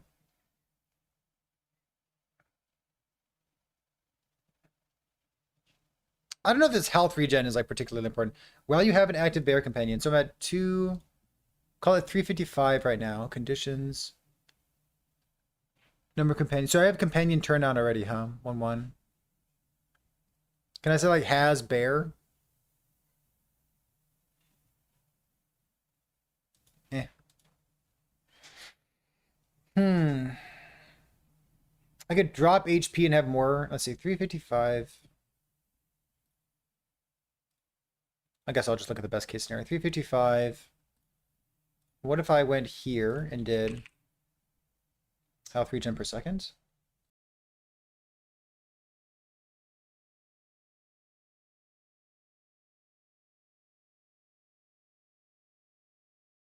Excuse me, I apologize. Can I put Last Epoch music on in the background? I'm going to. What's good health regen? Like 1,000 health regen? I have an empty suffix here. I can do regen. Like that. Oh, wait a minute. Last bear exists. How does bear work? Is bear a 3-set bonus or what? I guess I can look like this, right? Oh, is it a bear glove thing? Health regen purported. Wait, what if I did?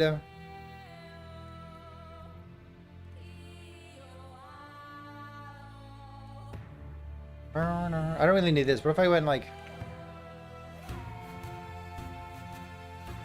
Is it a suffix? Yeah. Health regen per point of strength. I guess I could just seal a tier 1, huh? Endurance threshold per strength plus 30 strength.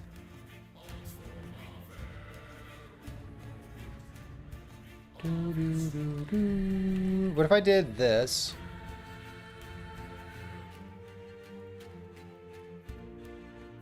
Now we're like 500 to 600 regen, right?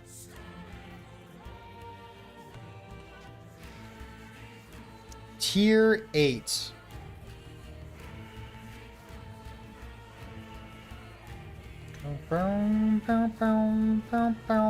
Goes 1, 2, 3. Is that really that good? Oh, wait, is it 6? What is health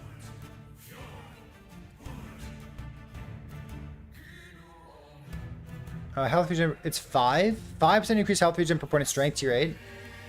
Can you tier 8 set affixes? You sure can.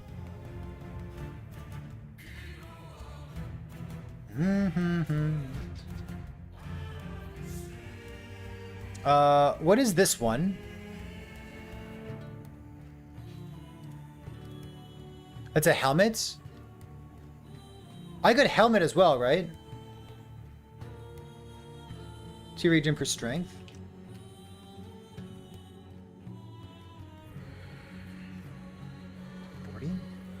I guess we can just take a look at this right now, right? So let's look at the max.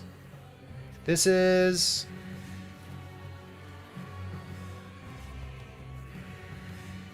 be hard to do.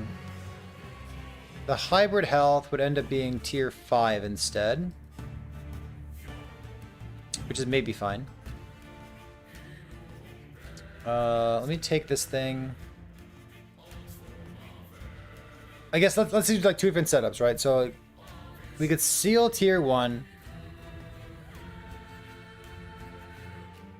This is tier 7. And then what if we had like tier 5 there and then like a primordial bear up here for a bunch of flat regen. So for bear,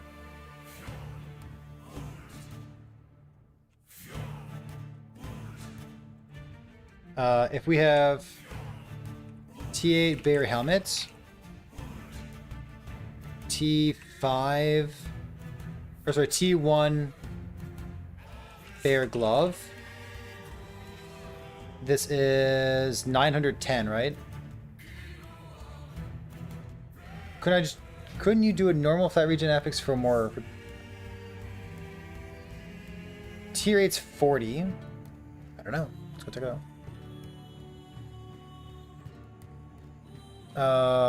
Is this end up being more regen?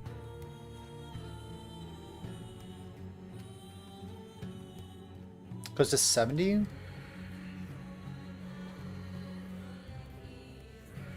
Do I have a tier 8 already somewhere? Why can't I do that? Sealed affix, primordial affix, regen, health regen. Oh, because the health regen's here. Health regen, take this thing off. Regen per second. This one? I guess that's more, 70 sure. So this is tier 8 regen helmet. And then this would be maybe just health at that point. Because like plus 10. Maybe plus 10's good. What's the normal regen look like? Some. I guess this gives you more strength, doesn't it? If I did tier 5 regen here. What if I took this ring off into the set thing? What if I took this thing off into the set thing?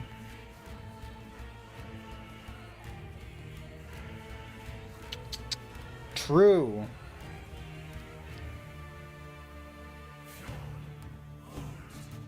Oh, then I can't have tier 8. Because it's primordial, isn't it? Primordial ring? Oh, that's really interesting. Because this is all attributes, all res, +1 to all skills? Ooh.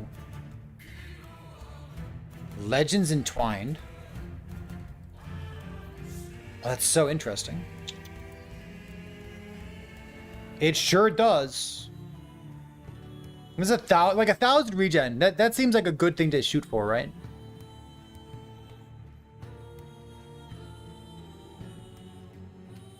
Sealed bear.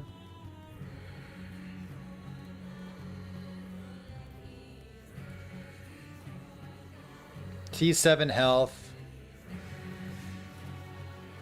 I don't think that minion damage is necessary. What?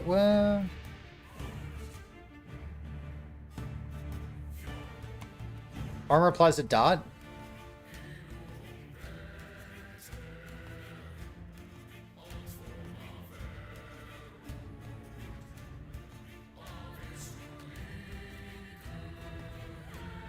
This is a minion damage, minion area. Minion damage, minion area is pretty good. Fly, what's going on? I appreciate that. Welcome, welcome. Sword, what's going on? I'll do this thing. I can yeah, you can definitely primordial set affixes. That's what we were looking at previously. We just swapped it over to this because I only care about the health regen, not the other part. So this is one setup, right?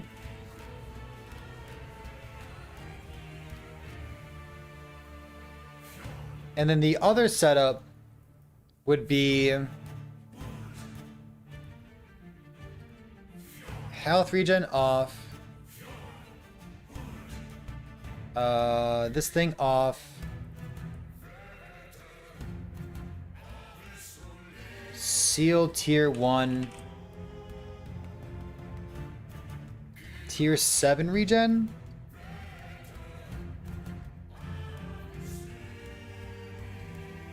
And then this guy. This thing off bear here. For tier 8%. And then hybrid health down to tier 5.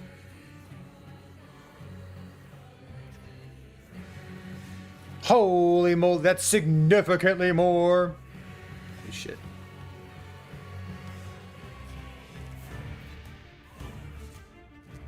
Got it. Significantly more.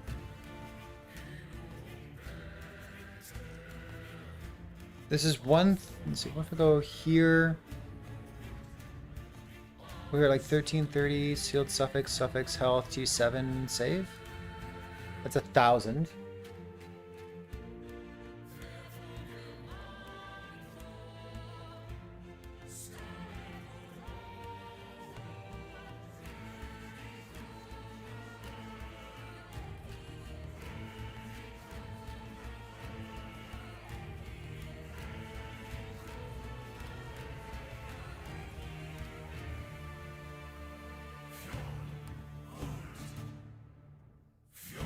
It's so good. But then I can't use the Legend Entwined Ring. The Legend Entwined Ring is really appealing. But I think it's like tier 8. Vessel. Do I want to go Vessel for some reason? You could. Dedication gives me 15% more damage. And Vessel just got nerfed again. I don't know. Maybe?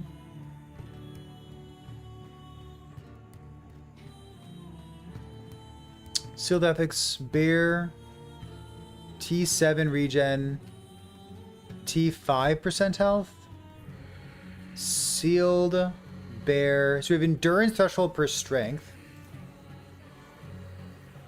So 1350. If I took this thing off. Okay, so it gives me 300 endurance threshold.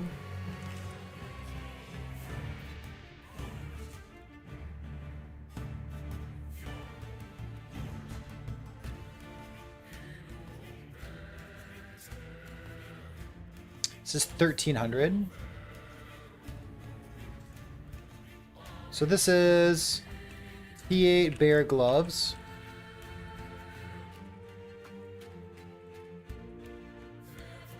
This is like 1300 regen. What's another possibility? I could take this ring off. This ring's pretty good. But like, what if we did the set thing?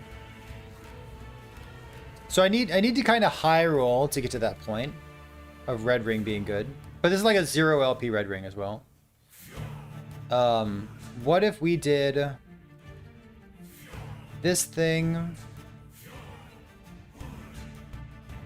The health region per second out. This thing bear out. This thing bear. I do like tier 7 bear there. Drops us down to only 700. 900. But what if I went Legends Entwined? Like this. With T7 strength on it. That puts us back over 1,000. Is there a set?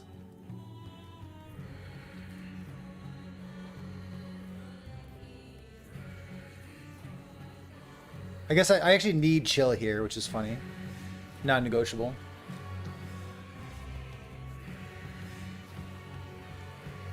I have a set on this thing. Is there a different set? Yeah, it's a lot of strength. Oh, and then the average is still. Oh, even the min rolled is still hits it. Because it's plus 30. And then plus another 25.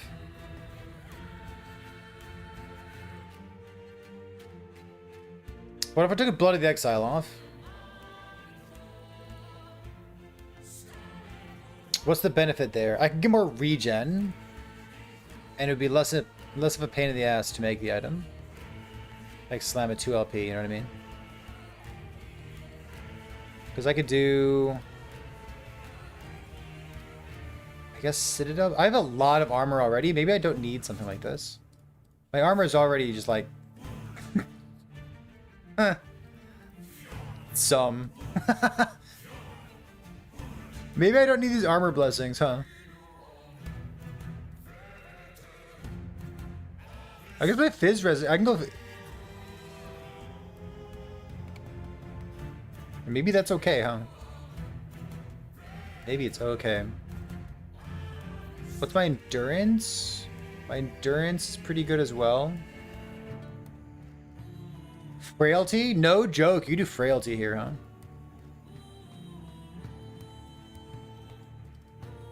If you really need to squeeze it in the build. Or just more flat armor. It doesn't matter. So is there a set item? Is there a 2-piece set that I could squeeze into the build? There is.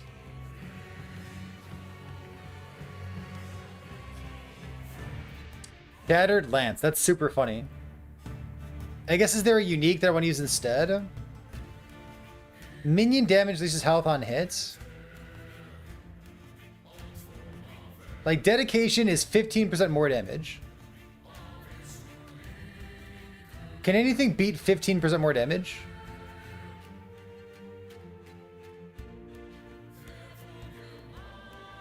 I can't use Tyrant because it's primordial.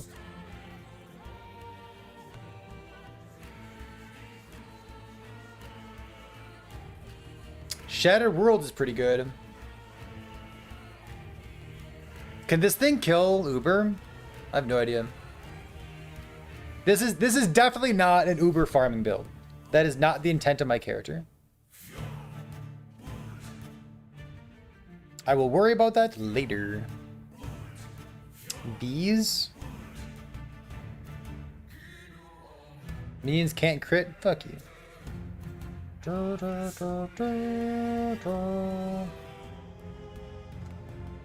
So there's 15% more damage. Which is good. I hear you.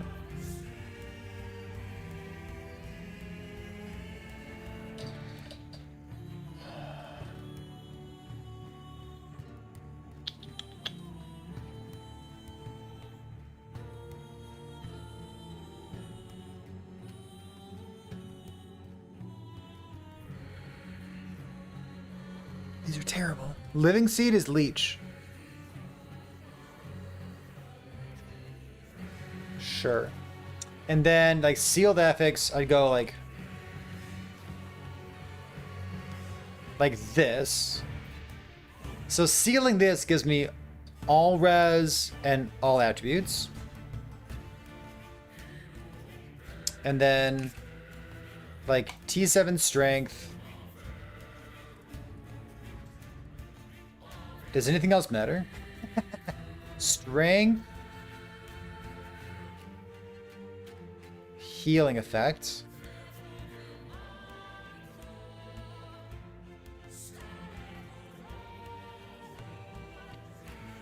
Percent increased minion damage. Level of Warcry. Maybe level of Warcry. Minion health regen. Maybe. Probably not. Okay, so like this, and then suffixes something. You can get regen, right? Added health and added health regeneration. It's hybrid. Percent increase. I don't need percent increase. I'd rather have the tier 5 there. And then I guess I can get frailty and more flat armor, but that's not particularly helpful. Frailty, res, endurance, health, regen. Res, boring stuff. Gives us a lot of HP. With like very basic looking gear. Legends Entwined. So this thing caps out at 1200.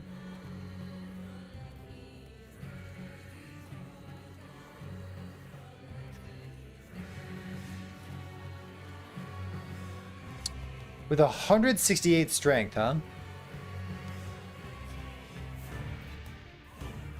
Is the new season drip content? I don't know if drip means like drip feeding over time, or drip like slang for something that I don't know what that means because I'm old. Are they? You're asking if they're drip feeding dinosaurs to us? No, they're not drip feeding dinosaurs to us.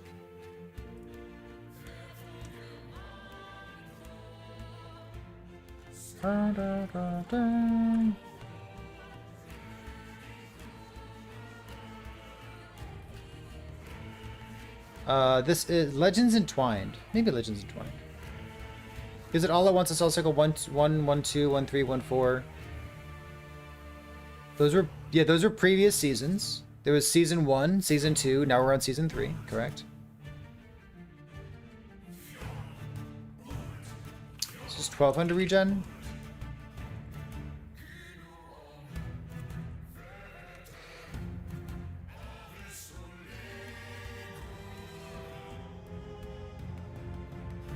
Is ring good?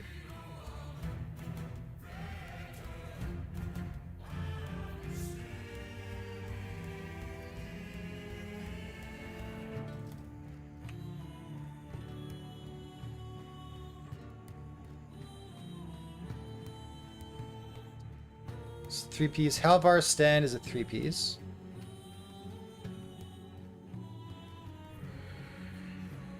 Potions don't heal you. Instead grant you something.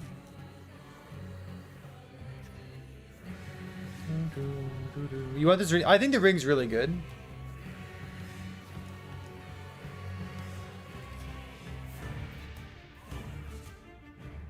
Tier 3 sealed. I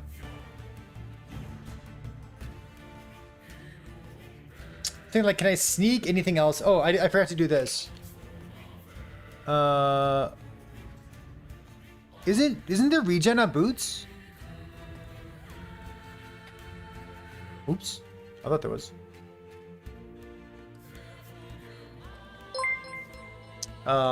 Strength. Like this. Maybe vitality. I'll have to miss it. What's going on?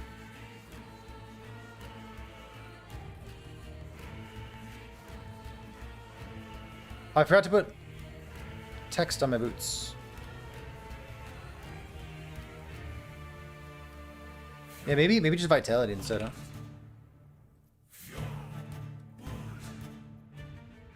Vitality is health regen, is it not?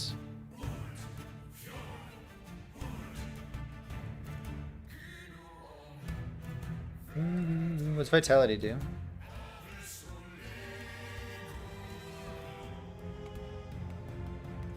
Oh, vitality no longer gives health regen, right? That got changed at some point. Guesstimate more damage equivalency to penetration. 20% penetration, 20% more damage. Avocado. Avocado? What's avocado mean? Agent, what are you talking about?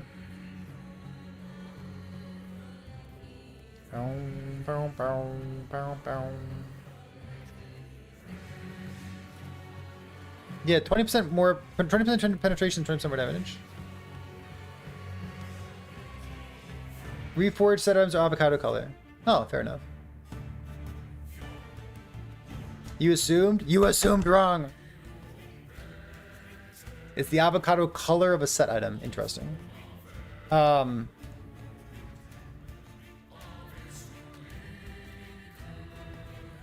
So this is less regen, but it gives me way more attributes, and it makes it easier for me to swap off those boots and use something else instead.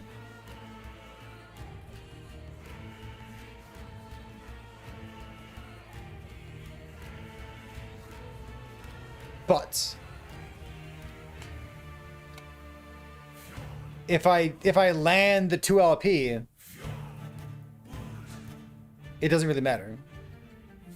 So maybe Legends Entwined is something that I use before I get like a 2 or 3 LP. It's also a fuck ton of life.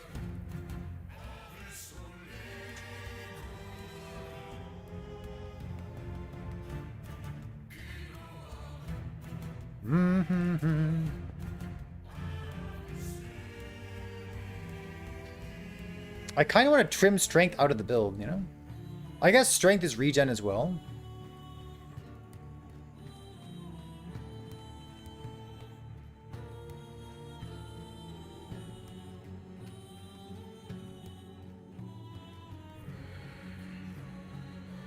Health regen per point of strength. Tier 7.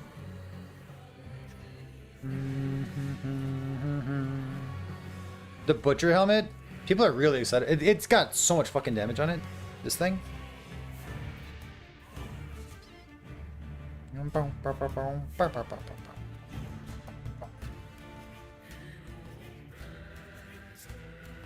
It's good for high cost skills.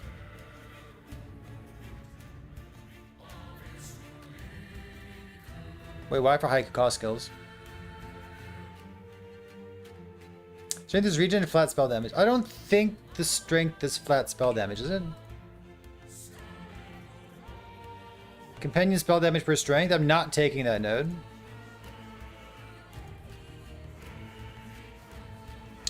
I guess it's... Hold on. It might just be better, huh? For 3 strength?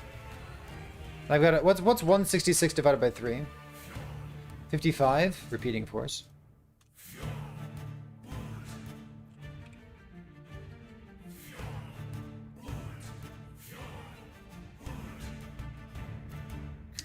That's 4. So I could drop 12 and pick up 55? Yeah, I should do that. I should drop 4 companion spell damage and pick up 55 companion spell damage. I should do that. SMRT. Oh, we're not dual wielding either. We can take the dual wield node out. You don't have to. I do whatever the fuck I want.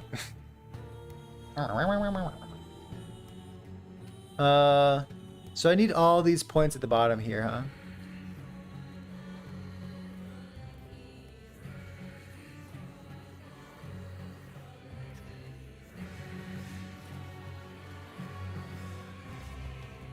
I can trim like a point out of Boar Heart.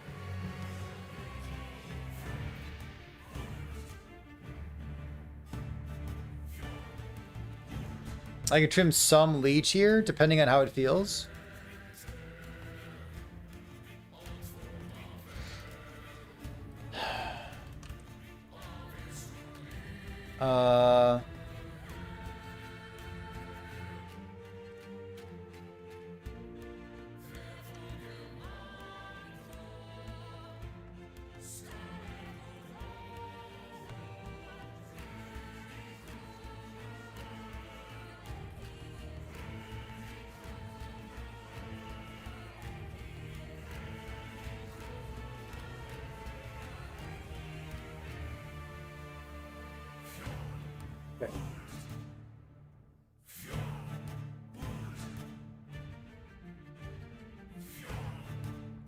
Ba-ba-bum-bum. Reflect Spriggan. Yes. Someone shared their cook if you want to see it. Reflect Spriggan. I will post this in chat in a second. This is the Thicket of Blinding Light chess piece, where twice a second it deals your reflect damage to all monsters looking at you. To defense? Other? Damage reflected 56,000. Percent damage reflected 300. Wait, what the fuck?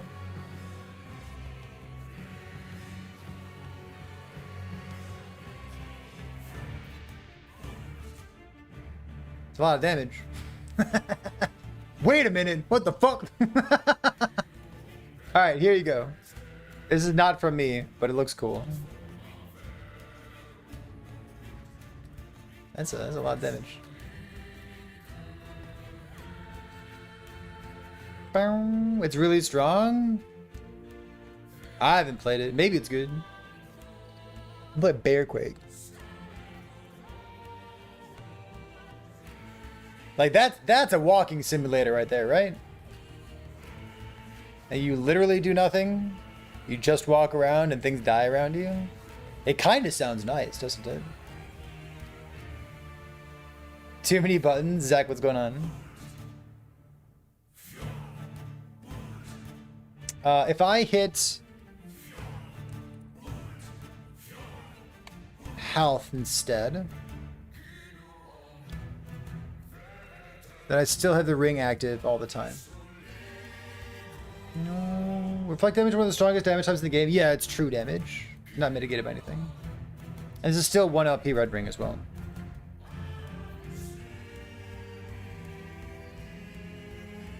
I think as long as we have 1,000 regen. 1,000 regen with like Warcry going off every 2 seconds or something. It's gonna be 2.5 seconds to be real. There's like tier 5. We're not going full in on cooldown recovery speed. Maybe we should go full in on cooldown. This is tier 20. 32%. Can I calculate the CDR? Because like the first 100% CDR is super impactful, right?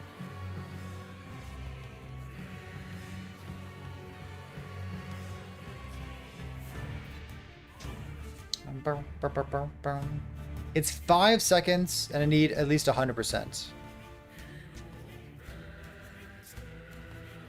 Nothing here is cooldown. So I have like 16, 30, let's say 45, 65. You can't get cooldown anywhere else, right? 65.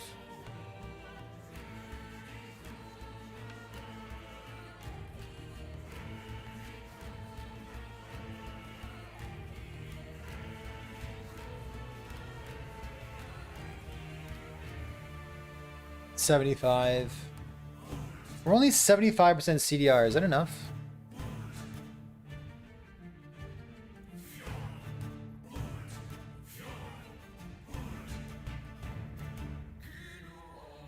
If I did less movement speed, it's 85 cooldown. Tier 7 on the helmet. I don't have tier 7 on the helmet.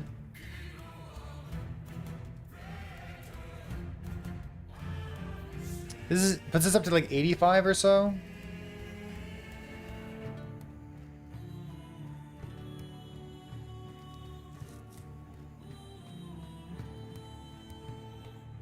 It cuts into my regen a little bit.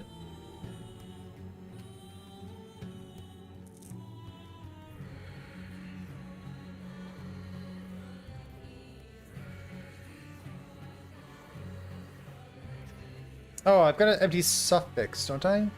Wait, hybrid health. T7 bear. I can get like regen or something there. Oh, sealed tier 1 regen. Puts my max back over 1,000. I guess I have nothing sealed here either. But there's no regen on boots anymore, right? Yeah. Health, vitality.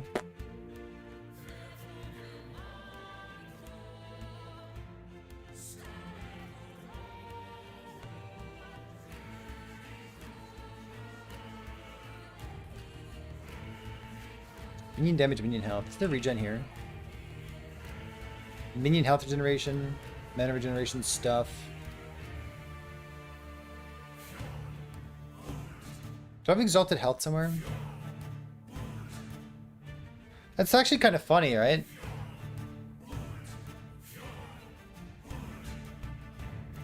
I don't have a single... Oh, I got this thing. I forgot to take the vitality off. Get the vitality out of here.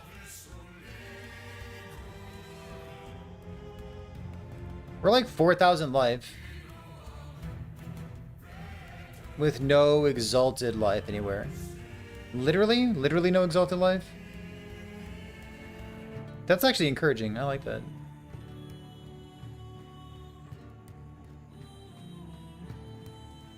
Defense, 10, 10, 10. Do I need this thing? What if I took that nonsense off and had like a real item? I still have enough. My res is still fine.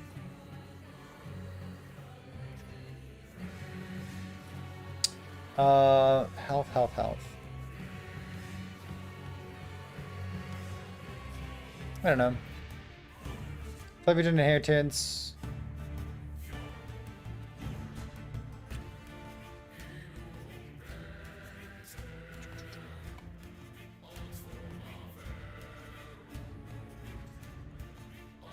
So we had a different setup with 1300 regen.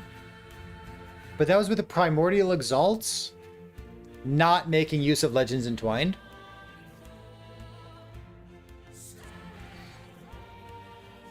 I gotta put T-Rex in. T-Rex is a primordial item and I don't want to use it. I either want a Primordial Exalt or Legends Entwined. Also, T-Rex gets in the way of Inheritance, which I don't need Inheritance, but I want Inheritance. I think Inheritance is a really strong item, and I want to use it if I can.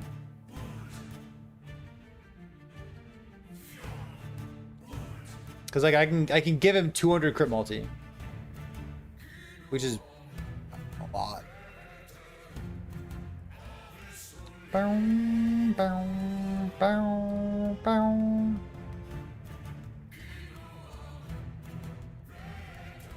That's a lot. Legend with 1200. So this is dropped back down to 1,000. What did I do to drop back down? This is...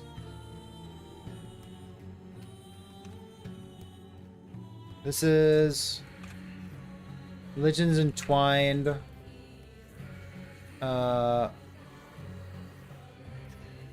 CDR version. With 1,000 regen.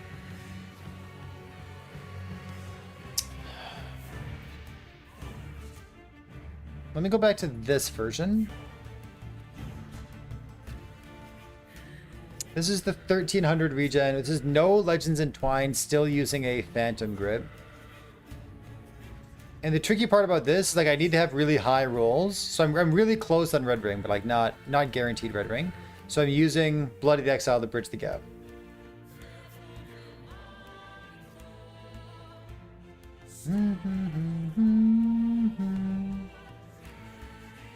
Inheritance makes minions of the skill tree a priority. Really?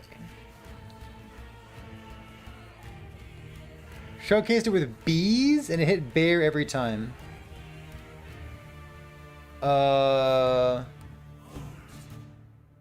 Bees.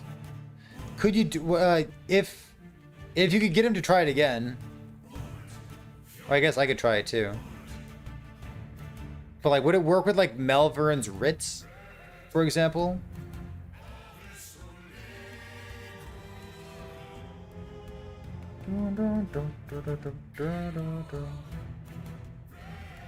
Yeah, Tamaka, I would expect that.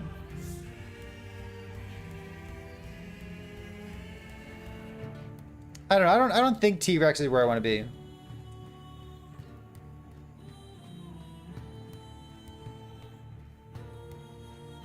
It also gives melee damage. Like melee damage, attack and cast speed, physical penetration. The only thing that Tyrant's Skull would do is like it gives the minion and then it gives crit multi per attunement. But like I'm not stacking attunement. Yeah, I think it's cool. I get it. It's cool. I don't think this interacts with what I want to do. Yeah, maybe curse. I don't know. Even if it like hits bear every single time, I still don't think I want it.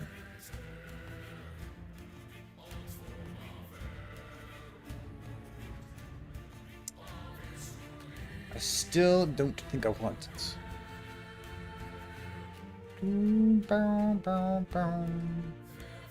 Devs confirmed it will. It will 50-50? Okay, got it. God bless. Thank God I'm not using both. True.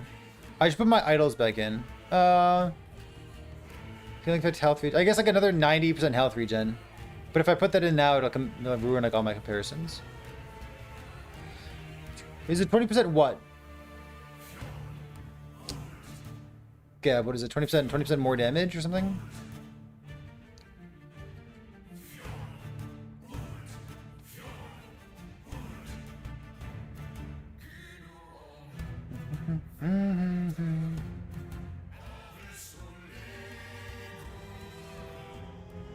What can I play with? Oh, yeah, but like for this build, they don't even do much. Yeah, none of those buffs do anything for this.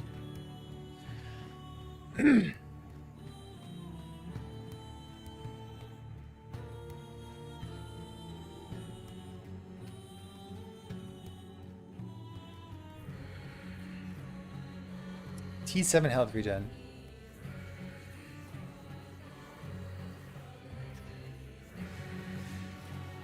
Cooldown recovery speed.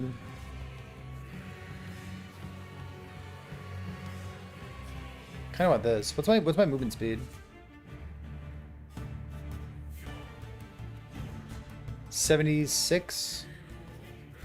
70-ish? Probably fine.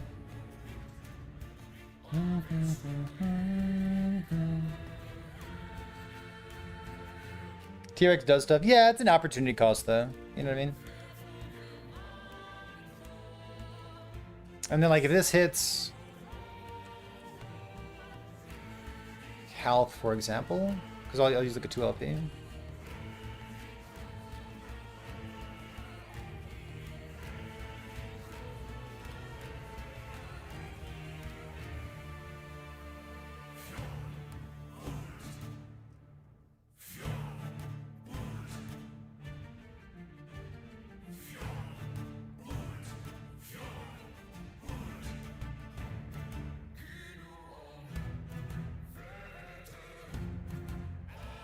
Giving idle effects? Why idle effects? My idols aren't that good.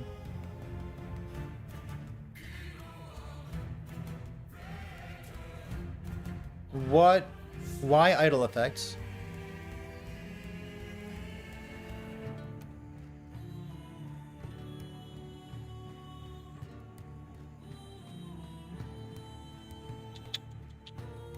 %, shark. So I have no shark in my build. And minion CDR does nothing for me.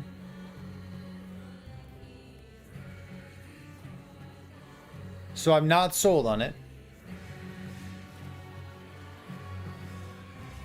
Doesn't seem that good. Minion CDR is not what I'm looking at. I want player CDR.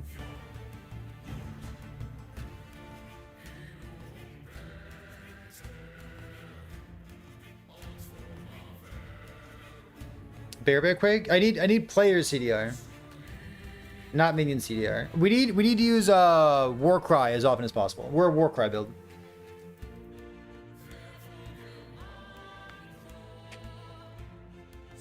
This is a Warcry build. We cast Warcry as often as we can. That's about it. I think.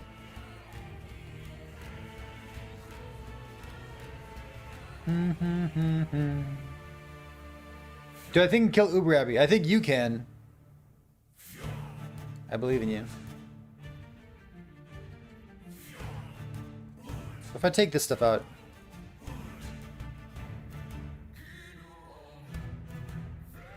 Oh, it's not calculated.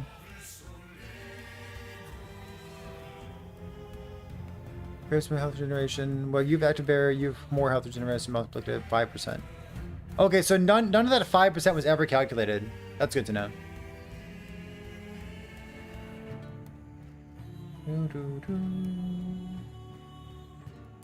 It ignores all DR stuff. Yeah, it ignores armor, ignores all resistance to everything. Any flay cooking, yeah. Flay is very fun to cook. A lot of moving pieces. Can I add it in buffs? It's just 5% more, right?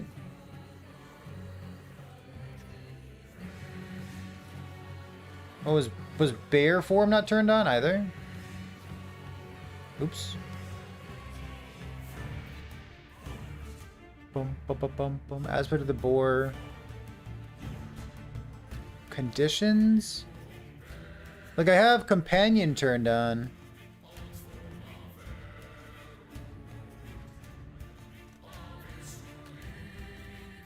So we're at 1313.13, right? And then if I do this, it says while you have a bear, while you have an active bear companion, you do more health regeneration. My 1313.13 stays the same. We retrieve passive skills, passive, yeah. So just 5% more of that, like 1400 or so, right? 10% is 133, 5% be like 70. Yeah, so it just adds like another 100 regen on top of everything. That doesn't seem that good, does it? 100 regen. And maybe I take this thing instead. Tiny bit of armor shred. Because he's gonna have attack speed, right? Some attack speed. Do I want only Warcry, or do I want to go in and out of Werebear as well? I would like to go in and out of Werebear, because every time I become a Werebear, I Warcry. So if I stay in Werebear form, it means I get to spam Maul, and every time that I spam Maul, I'm using Entangling Roots to get the buffs on him, and I'm also gaining 200% increased minion damage every time. So there's definitely an incentive to be in Werebear form, including the percent increased health, right? But if I swap out of form, I could use like Fury Leap or something, get over some terrain. I don't know, maybe it's good.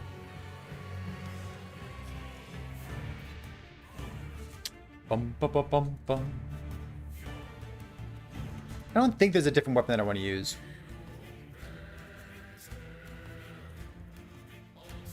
Doesn't Roar auto Warcry anyways? Yeah. Go on. That's the whole point of the build. For me. Werebear form. Warcry. Why not stay in bear? Because if I micro out of bear form, then when I turn into a bear, I automatically Warcry, and then I could Warcry again. But I think realistically, you probably just want to stay in bear form because you look cooler. You also get increased cooldown recovery speed while transformed, and then you just like keep spamming Maul over and over. So that's probably the right choice right there.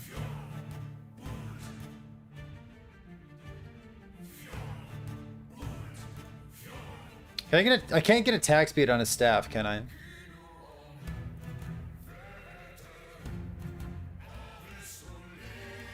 I get... Oh, there's already parry chance. Enhancement against ward, mana regeneration. Melee void, melee stuff, necrotic, physical poison, spell. Halvar's pledge. The 2-set bonus gives physical damage, spell damage. Doesn't do anything. Attunement. Philotrea's downfall. Gives us the 2-set bonus per intelligence. None of these do anything. We're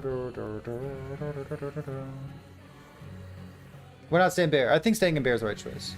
Rage generation is going to be okay. I think it'll be totally fine. Because, like, there's not really many points in the Werebear skill tree that we need to use. We need 5 points in Wild Command, 1 point in Woodland Bear. And then outside of that, everything else is fluff. Small cooldown, recovery speed. Okay, so I have 8 points to spend that could do anything. So, like, Rage Decay, swipe stuff. I could do like the rage. I could put like 1 point here, maximum number of enemies. Maybe I'll put it all there. Health gain on kill, rage gain on kill. I guess on kill or hits. But this thing's not a hit, so it's probably not doing much. I'd have to like put 1 more point here, which I don't think I have flex points for. Not if I'm doing all this stuff too.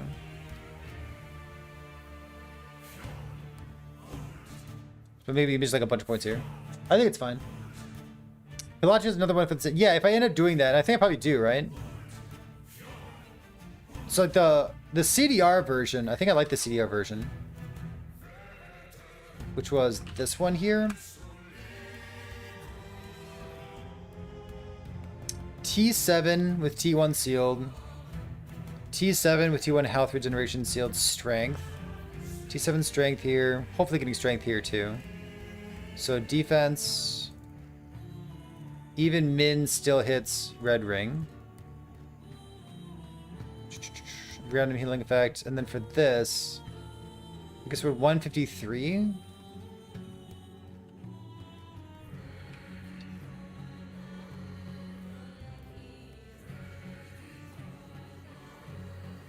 With Legends Entwined.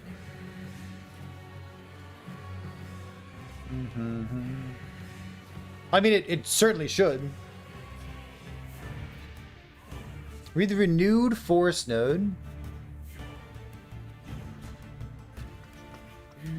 I'm still on min? Yeah, it's fine. It's 1,000. Let me add this item in now. Fuck is this? Land before? Oh, yeah, we don't need that. It's garbage. Garbage time. This was healing effects. I guess I could do minion healing effects. Let's do my own healing effects. Healing effect and what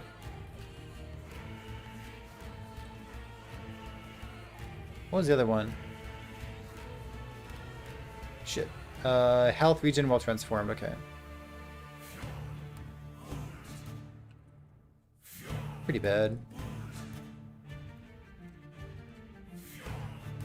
And this was leech armor while transformed.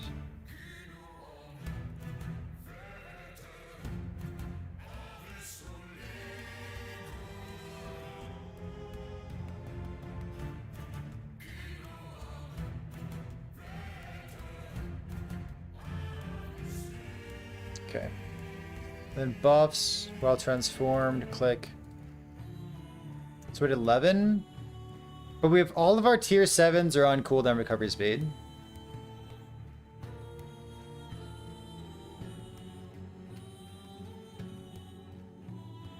And then like this is the boot that I use before I get to double movement speed LP boots. How often will you use EQ when it charges? It doesn't... Oh, presumably all the time, right? I don't know. I think I did transform to conditions. Is transformed? Yeah, I got it there already. Presumably it just uses EQ when there's an enemy nearby, but you're right. That's a good question. Legends Entwined, and I have 1, 2, 3 set items. Or three completed sets. Oh, so it's +3 all skills. Damn. What the fuck? It's so good.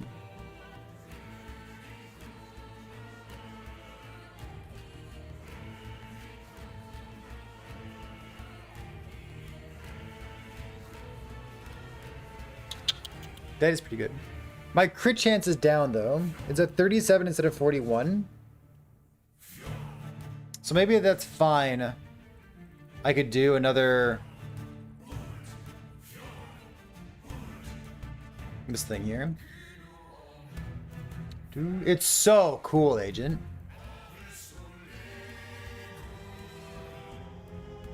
It is a cool one. This minion damage is kind of wasted. I could do like minion health regen instead. Maybe. Hopefully I've got enough leech, you know what I mean? Damage. So strength, tier 5 strength anywhere that I can get. Healing effect, health regen.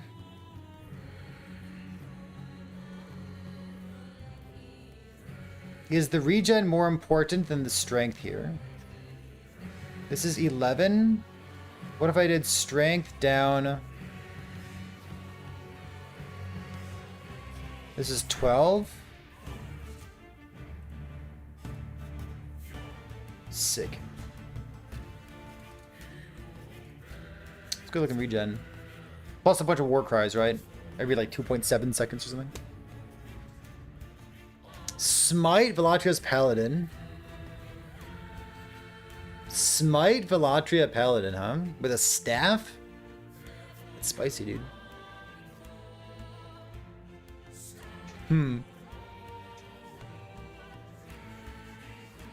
Let me review the mastery real quick.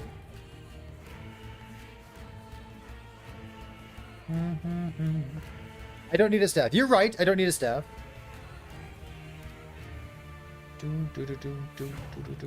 Oh, you're talking about the Velatria thing. The Velatria is a 2-set bonus. So you can't use the helmet on a paladin. You gotta use the ring for the helmet, and then you gotta have a staff for the paladin thing there. Hey, Tarek, what's going on? How you been? Is there a skill with really high damage and no AoE? Heavy strike. I don't know. Really high damage, no AoE.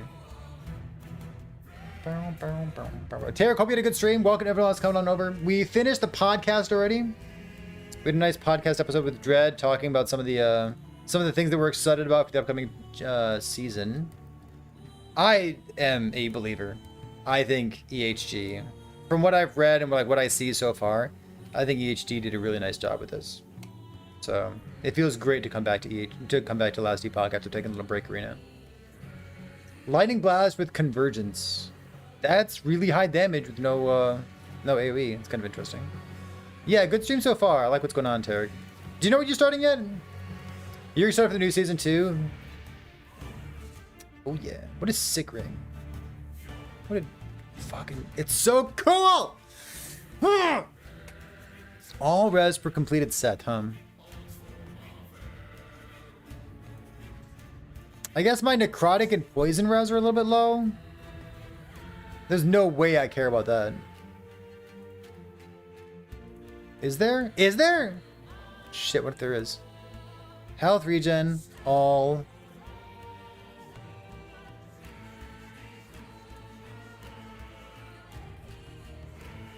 I probably don't need this void res. Maybe I go like flat life instead. I don't know, it doesn't matter. It's easy to change, doesn't matter.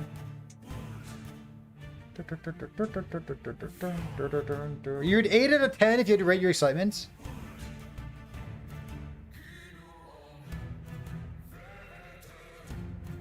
I sure am excited for the build contest. You go with Falconer? Good. I'm really excited for the build contest. I think it's going to be really enjoyable. I'm going to do the build contest just so you know ahead of time. The season starts on the 21st. I'm planning on announcing the contest. I'm going to try on a Thursday this time. So like 1 week proper after the season starts. So on the 28th, I'll announce the build contest, and it'll go through like the 31st or the 1st. So either Sunday or Monday. Something like that.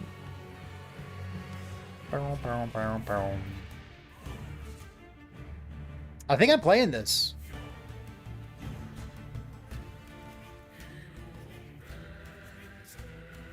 The Overkill Axe? What are you talking about?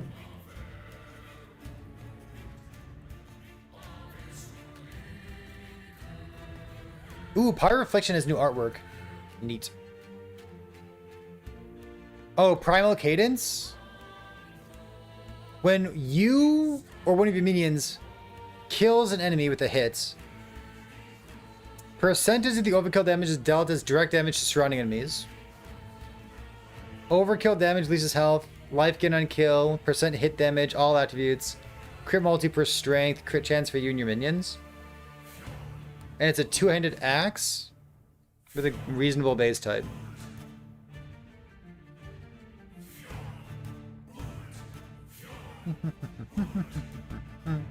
I usually make the contest around an item. Yeah, so in the past, we've done build contests for new affixes. We did a cooldown recovery speed contest. Shadow daggers.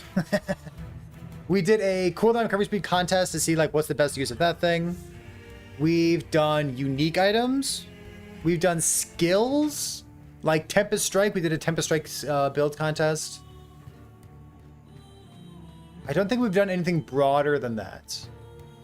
Yeah. Shadow daggers count as a hit. Interesting. What if the shadow daggers were AoE? Wait, aren't shadow daggers already AoE? I thought shadow daggers were already AoE damage, weren't they?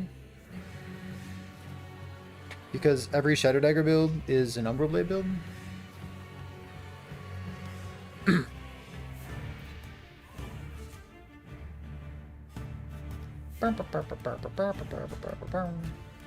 Interesting.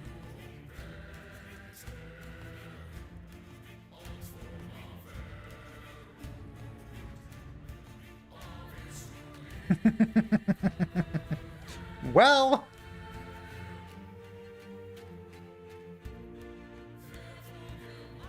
do I need a staff? I think staffs could be like the highest damage that we can get.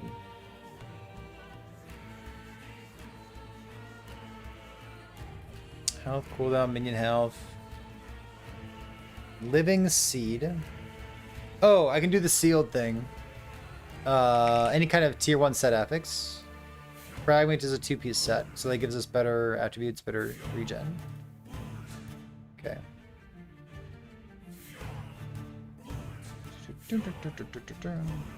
Is there a way of summoning hostile entities in Last Epoch? No, there's no Worm Flask. Do I have a plan to use Wildfire Amulet? If I were going to use Wildfire Amulet, let me save this real quick. I think this is what I'm playing. I think this is the version that I'm playing. This is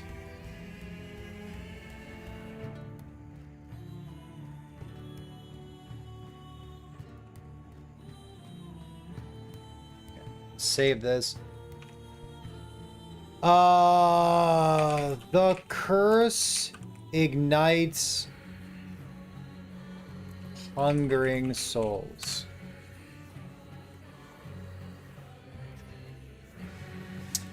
I think if I were going to try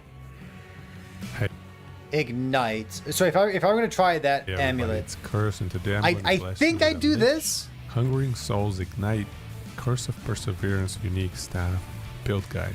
As you can see from the Joe So a video, big part of this.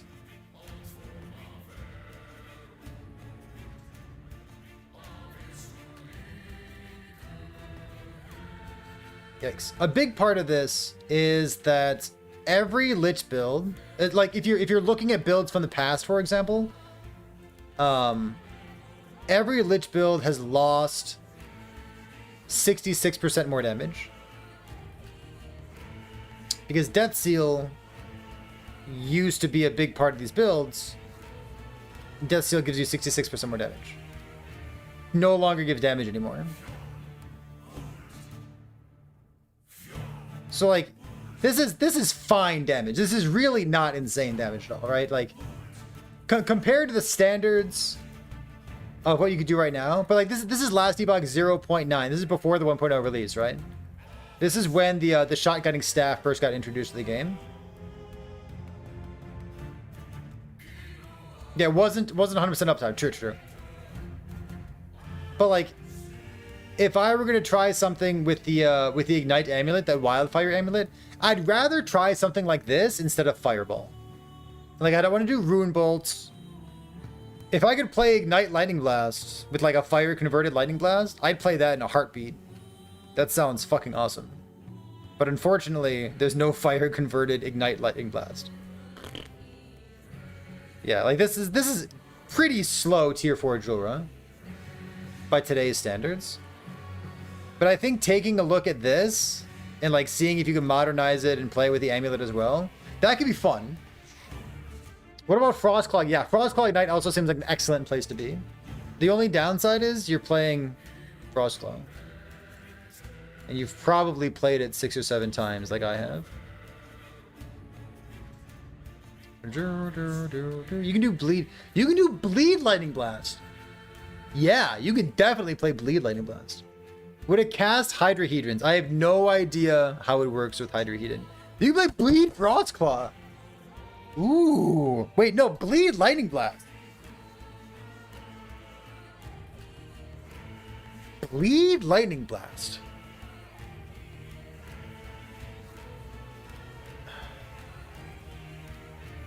It's interesting. Bleed Lightning Blast sounds better than Bleed Mana Strike. It sure does. What? Weird.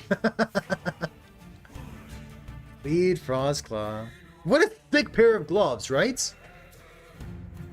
Oh, meme build! Meme build compilation? This guy knows his audience. Holy.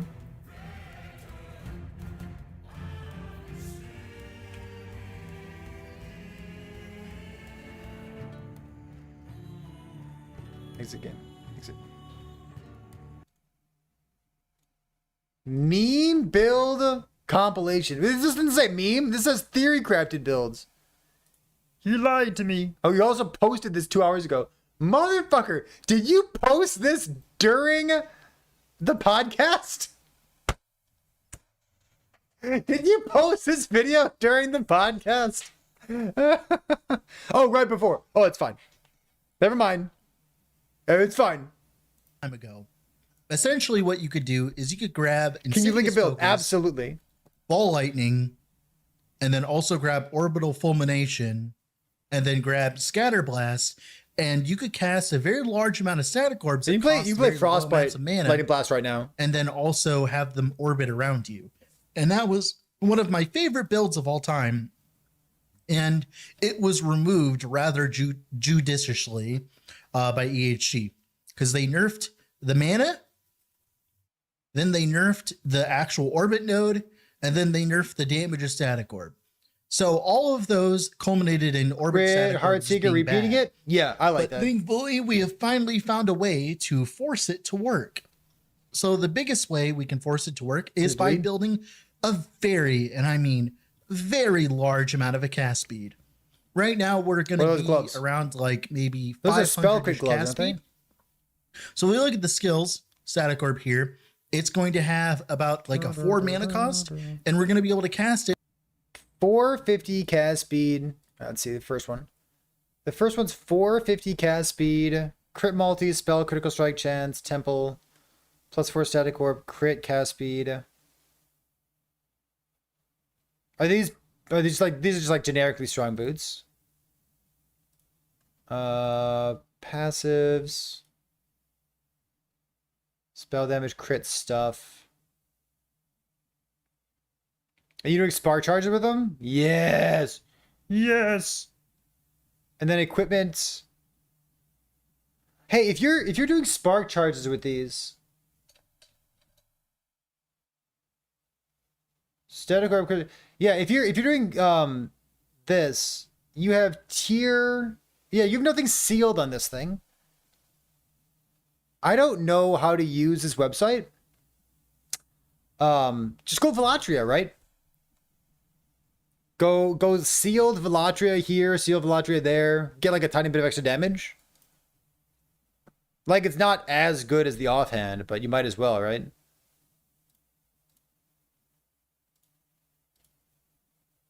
Pew pew. Love it. Okay, so that's number one. For people who like really love Static Orb and miss Static Orb. AOD Defiling Nova Lich. Let's see AOD Defiling Nova. What's Defiling Nova? Skills AOD. Applies poison more frequently, also applies more. Yeah, Dividing Core, faster. Bubonic, incipient, defile. Aura of Decay consumes mana every 15 seconds to emit a nova. This effect occurs with increased frequency based on your uncapped poison res.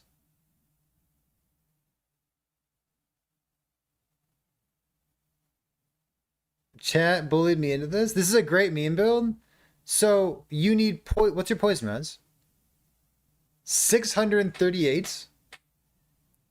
So per 10. So you're 63. You're 63 times 6. 63 times 6 is 378% increased frequency. So every 15 seconds, 378.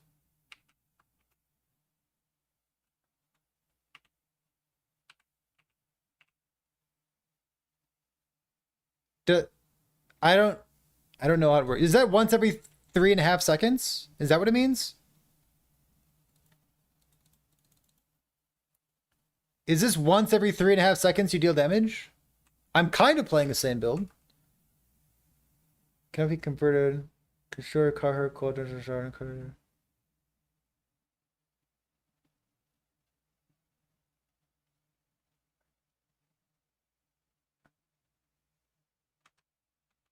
Yeah, so it's about once every 3.5 seconds you're going to deal damage. What's Defiling Nova? What?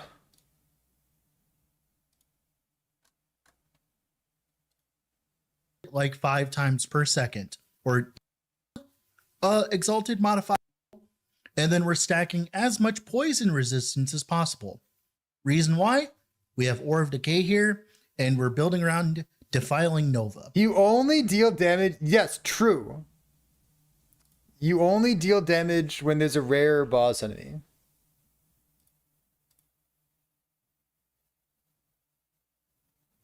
So I guess your poison build. I think. Right.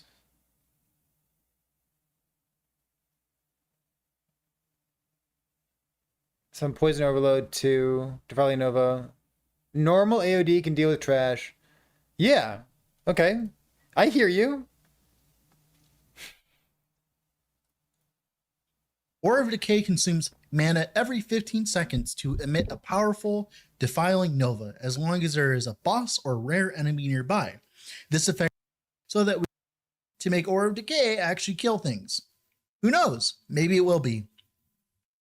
And to stack that much poison resistance, we have a lot of different things helping us. We can run stuff with like the prefix for poison resistance and poison damage, poison resistance, poison damage. We can run poison resistance here, poison resistance eventually like elsewhere, right? Like we're not fully building out. I hope we can. I'm not entirely sure if it will or not, but I hope we can. We do get 15% more damage here, and we get 9 Fester stacks here, and then another 2. So that can be like 13 Fester stacks. So it's like 78 more time I actually played Aura of Decay seriously. So yeah, everything. AOD skills, this thing. So while in Reaper form, you gain poison res per point of intelligence. Is this really not worthwhile? This is what you had originally. I guess you're only 36 intelligence. You're building different stuff instead. Okay, gotcha. All right. It's just trying to. That's going to be a little annoying. Hot meme. Like, I don't know how that's going to go, but we can use that's play cool to move the Aura of Decay to the boss in theory, so that we don't have to take damage in theory. Maybe that'll be good. Who knows? Now, the biggest problem with Defiling Nova is it's going to consume a lot of mana. So you're going to need some mana regen, and you're also going to need some mana sustain from stuff like Rip Blood. I don't know how much more mana regen is going to be in Ignite, Shield Rush, Forge Guard, but there's something very Ignite, Shield Rush. I'm on board. This doesn't seem wacky. Hold on. special about this Shield Rush Forge Guard, and that is the amount of increased area that we currently have on our character. So to start it off, we have about 96% increased area here. That's a good start. Then on our amulet, we have 40% increased area. On our gloves, we have another 34%. And then our weapon, we have about like 130, I think, % currently, because our Shield Rush is a big AoE. Got it. We'll mess around. Actually, I think it's like 425 area, actually, because you have 25 area right here. Yeah. With 4,000 life on your meme build? Area. So it's like 425 area. 4,000? Look, what a respectable meme build. 4,000 life, super tanky, 5,000 armor. Yeah, it's Easy great. right? This will be really fun. Just really big AoE, AoEs with World Splitter here. The Harvest, deck stacking Harvest. A lot of people were asking me for Harvest, so I thought I'd delve into There's no way this is good. Okay, so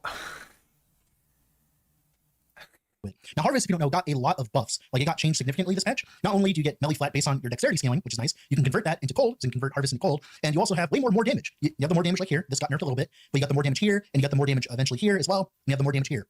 That, in theory, should be enough to make Harvest do competitive amounts of damage, on top of all of the dexterity scaling, because we're going to convert it to cold, we're going to put on some Morning Frost, and we're going to get a very large amount of flat damage for our Harvest. Now, there's a lot of other fun stuff going on with this build. The biggest thing here is utilizing Whetstone Gavel. Whetstone Gavel says, amazing item, love it. Stats have 100% increased effectiveness. Now, Such a good unsure addition of to the whether game. or not this means the base stats of the weapon, but we're assuming it's the base stats of the weapon. We'll see. And we also get plus 13 to all attributes, which is just fucking bloody absurd. Not only does it make it a piece of cake to put on some red rings, it also works really well with Harvest, because that's like 3 flat per, so it's like a bunch of flat and a bunch of percent damage just from one item alone, right? And a bunch of dodge, by the way, which is really cool.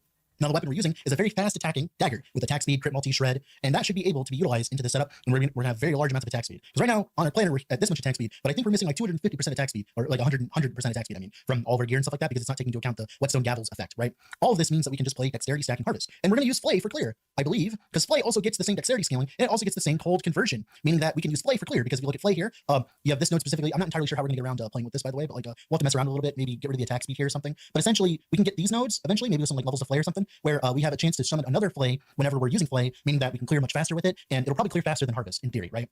In theory, this should clear faster than Harvest, but who knows? Maybe it will, maybe it won't. We'll mess around with it. But yeah, Harvest. Harvest is actually insane. At least the new tree is and the new stats and all that. We'll see if it actually ends up doing damage or not. We'll see. Still does double damage against cursed enemies, so in theory, it's got what it takes on the number side. We'll see if it actually ends up being good or not. We'll see. But yeah, we're just playing cold, stacking. My Harvest. biggest question about that is like, okay, so is it worthwhile to include Morning Frost?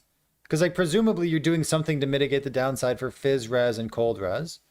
Like I see everything's capped up appropriately here, but like how far out of the way do we have to do that? Like we got double red ring, I guess, which helps a lot for resistances.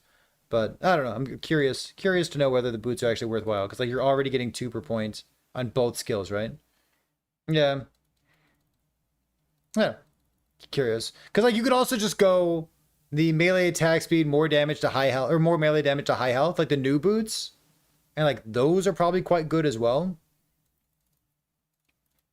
Opportunity cost. You need damage anywhere? I'm dubious. I love the Whetstone. I'm dubious of the Morning Frost.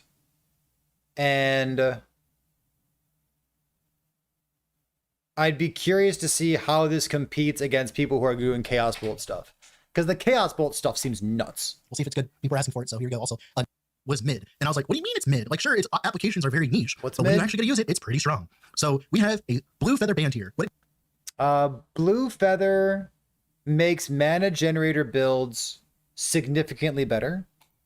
it does is it gives you 48% less mana, 48% less mana regen, but then 48% less spell Dread, damage. along with a handful what's of other interesting about people, this item have been bending is my It ear will make it so that you don't want to be a for a sorcerer, while now. and you don't want to be relying on max mana stuff to sustain your mana. What this does about really work well are with skills that gain Volcanic mana. Orb. So like for instance, Rune Bolt. Rune Bolt gains 12 mana here, and then 6 mana here when you cast it. It's going to gain mana when you use Scholars, with the blue feather band because of the line there with the 3-second cooldown. And also if we look at passives here, we also get that effect Rune here as Bolt's well from wasted already mana. So we get a very super large amount of mana strong just by at spamming Rune generating Bolt. mana. And then whenever we're not spamming Rune Bolt, we can be spamming Volcanic Orbs. Now, Volcanic Orbs are interesting because we can run the mana efficiency nodes, right? The mana efficiency nodes are very fun. So half the mana. And then we can also run the Blue Feather Band to half it further. So we're also running Explosive Ground with Tectonic Orb, and we're going to have a very large amount of explosions called explosions. So the idea is we are using, we are spamming Volcanic Orbs and then spamming Rune Bolt to fill our mana, and we can spam both buttons. We can hold them both down. And as we're holding both buttons down, we'll be constantly spamming Volcanic Orbs. And whenever our mana is positive, we'll spam under Volcanic Orb. Yep. And when it's negative, it will spam a Rune Bolt instead, which gains mana, which then, of course, we have mana positive again, and then we'll cast under Volcanic Orb. And why this is so strong is because we have a very This large doesn't amount seem of like a coverage meme speed build. for Volcanic Orb. We have 300% This just seems here, like and then we have a bunch of cooldown solid. coverage speed on gear. This means that we'll be constantly spamming Volcanic Orbs. And if you know Volcanic Orb and if you know Explosive Ground, you know it does a hell of a lot of damage. So in theory, less mana for Volcanic Orb while also increasing the amount of mana we get per Rune Bolt, meaning, and of course, we have the Rune Bolt affix as well, meaning we can spam so many Volcanic Orbs and have to cast Rune Bolt significantly less, leading to significantly higher uptime of Volcanic Orbs. That is like pretty much the way to go here, and that's the way to make Blue Feather Band good. There are other ways of making Blue Feather Band good, but this is the main way, at least in my opinion, like one of the People are saying it's bad. Dread. I think you talk to too many people. What do you mean it's bad?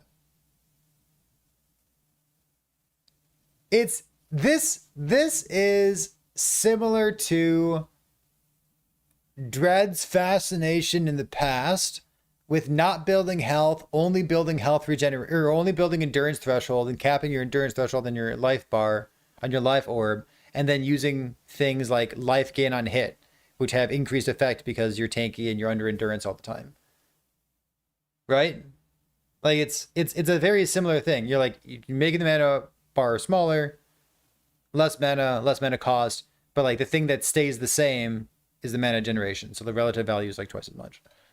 Okay. It's bad if you don't think about it. Big mood.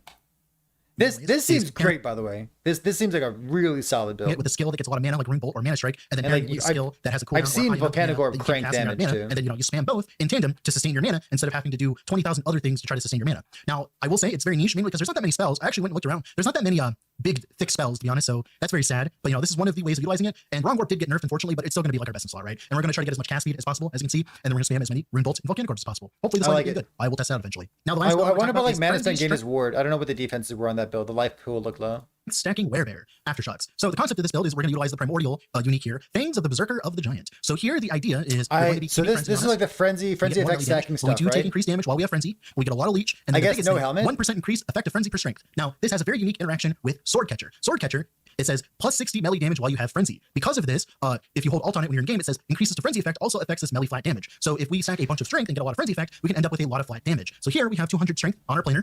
That's 200% effect, and I went ahead and combined all the frenzy effect for you. And right now, as it currently stands, that 60 melee flat is actually 265 melee flat on our Sword Catcher. You heard that right? That much. So Not only that, we also get a bajillion % damage from our strength because we're playing strength skills. And then, we also get attack speed so that we can proc our aftershock idols. We might need more attack speed. That is one of the only problems with this build is we legitimately might need more attack speed. We might need to mess around with this and get more attack speed. The biggest problem is trying to cap out our Earthquake idols. I'm not entirely sure if we're going to be able to actually, proc all of them, but having another 80% attack speed on top of this is a very good start, right? In theory, hopefully that's enough attack speed. We'll see. We can scale even more if we really need to, but like we can put melee attack speed instead of exalted on our gloves. Like there are ways of getting more attack speed if we need more to proc more aftershock idols, but I will definitely try that out. And then we're gonna have that much flat, and we're gonna do aftershock idols, which is just Earthquake, right? We're also gonna have DPS from Swipe. Swipe does okay DPS, and then we're also but you'll be super tanky. Werebear does decent damage. So all of that combined, leading to as many aftershocks with as much flat damage as possible, with our Sword Catcher with as much attack speed as possible, with Fangs of the Berserker. Hopefully, we'll see if this ends up being good. It's a very fun concept for a build, and we'll see if it ends up actually being good. But with all that being said, this is all for the meme builds today. All that being said, this is Madrid. Off to go do something else. I don't know if these are meme builds though. That's cool.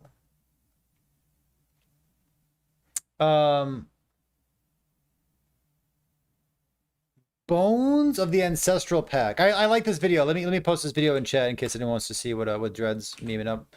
The Volcanic Orb thing looks really strong. Boom, boom, boom, boom, boom. Unique items. Bones of the Ancestral Pack. What is this thing?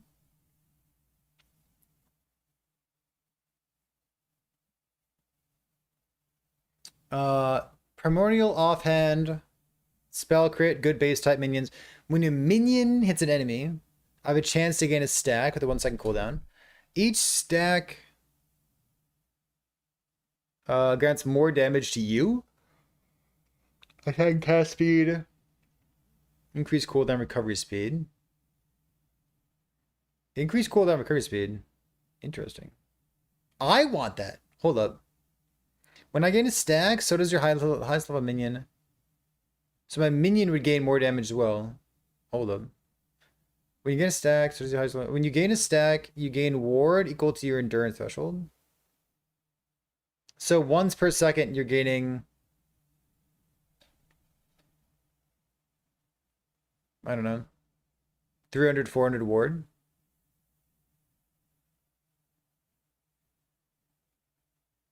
Isn't that good with Falconer? Shut up. Falconer. Falconers can't use catalysts. That's the rule. Falconers use bows. How long does the buff last? Amazing question.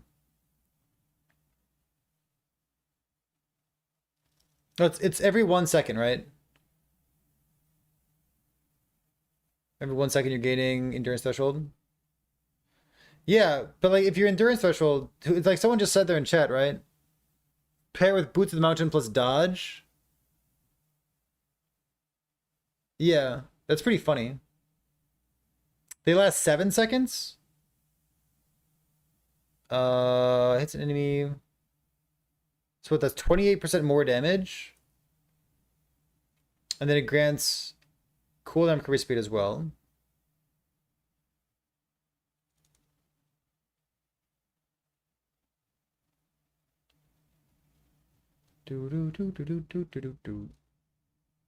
Each stack grants more damage. Yeah, you're right. It's not per stack, it's each stack. It's like 30% more damage. Is that better? I had a staff here for flat damage.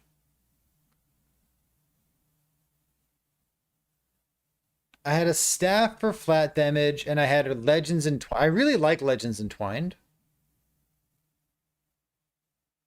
Do I want to use a Catalyst and a Scepter, or like an axe or something instead?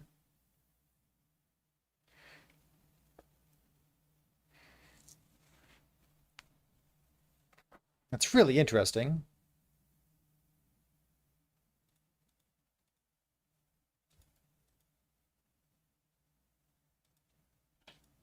Let's say minion or companion. Companions are minions. Or this thing. This is minion. Your highest level minion gains the bonus. What if melee with bees can work with that? Bee gloves? Well, it's a 1 second cooldown. Whenever a minion hits an enemy, it's a 1 second cooldown. So it doesn't really matter if you have like a million bees. It gives me cooldown recovery speed. Not much.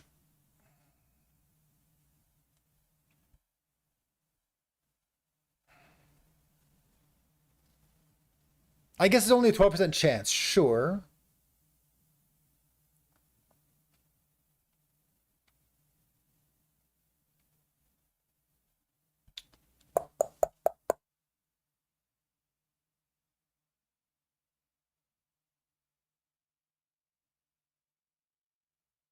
It's definitely interesting.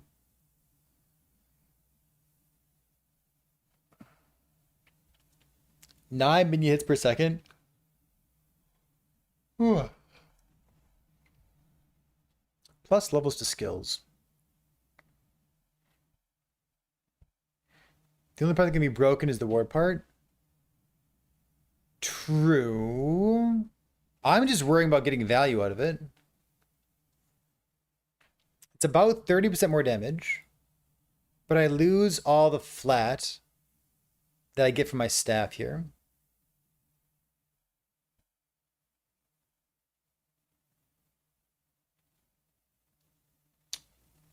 I also can't use Legends Entwined anymore.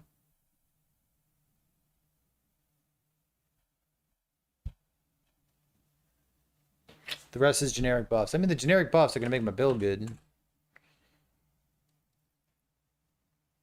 What if we took Legends out?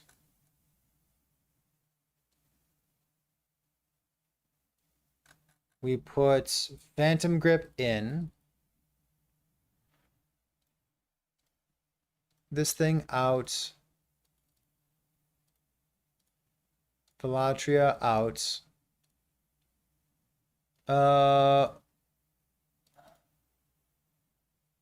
Does anything have the word minion on it?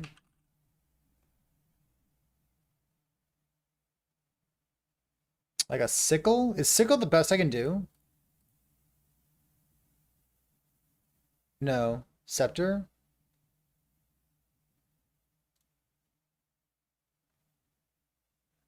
So on the staff, I had 60, 70, 90. 90 and +1. But here I have 50. So it's 50 flat damage instead of 90 flat damage.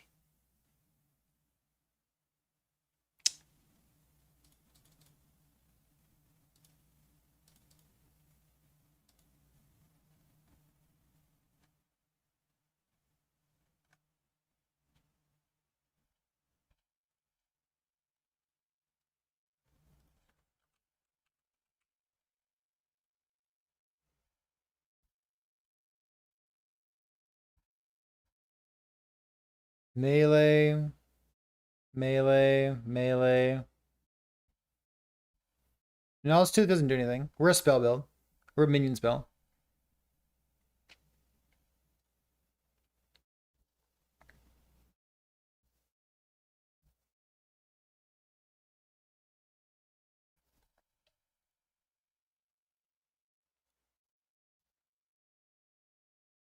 Did I hear minion? Shh.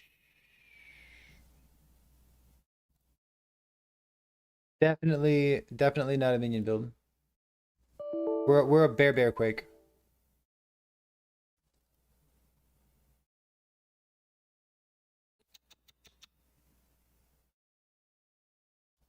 What if I did this?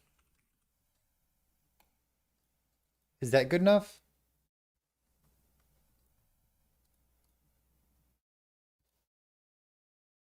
Need a bear war cry? I'll go buy a bear MTX. 1 LP red ring? I mean, if you're gonna have a red ring, you might as well have a good red ring, right? This can have something on it. Honest, probably just health. Oh, I forgot you can have health. Oh shit.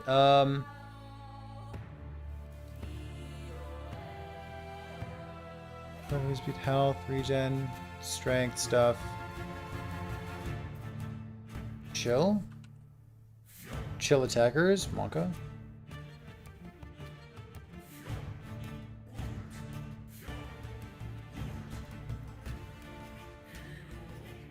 I think I need a void res. I got 214 void res.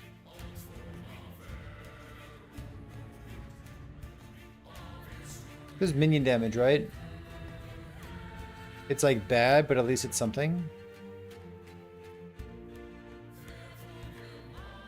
How does this compare?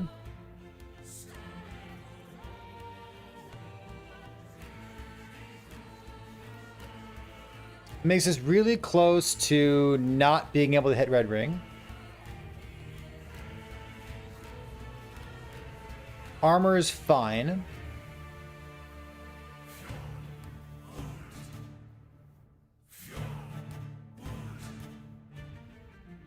$4K. I could do like Exalted Strength or something instead. If I really needed to. Or I could just get a 1 LP red ring.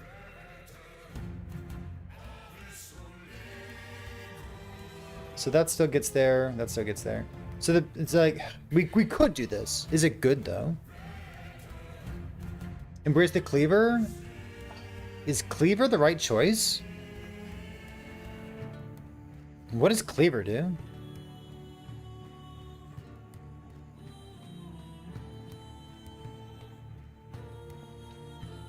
Nothing? Like, it gives me intelligence, but like intelligence, I've got plenty of +1. I've got +1 all over. I got 28 bear.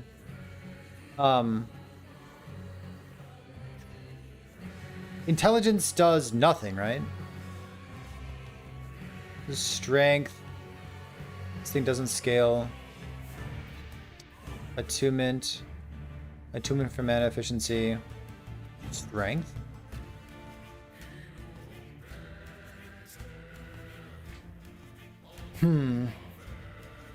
Cleavers for T-Rex. Yeah, because it gains different attributes there.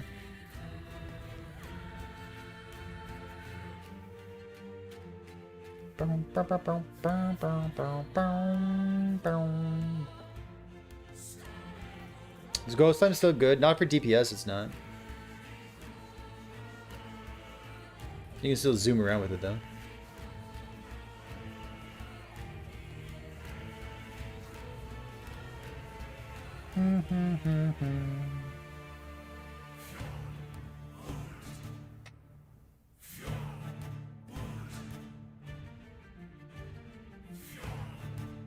If we can get this to 30% more damage, each stack lasts 7 seconds, and there's no maximum stacks, but it's a 1 second cooldown. So if we hit 7, it's about 30% more damage.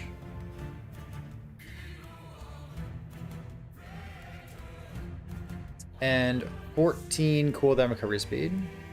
Cooldown recovery speed is like going to give us 0.1 or 0.2 seconds of cooldown.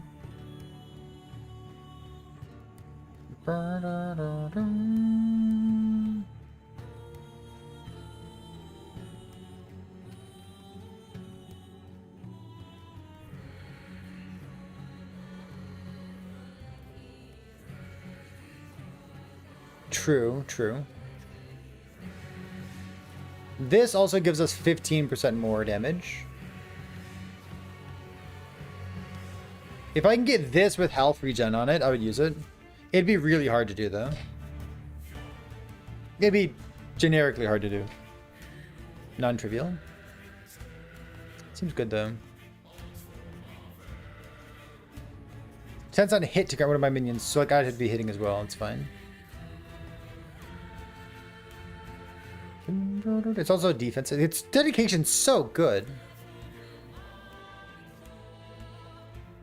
It's just like 12% less damage taken, 15% more damage, slow, +1 to everything. Really strong.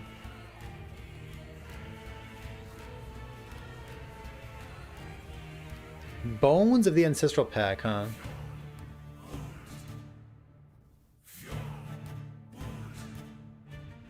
Let me try it. Whetstone Gavel could be good too.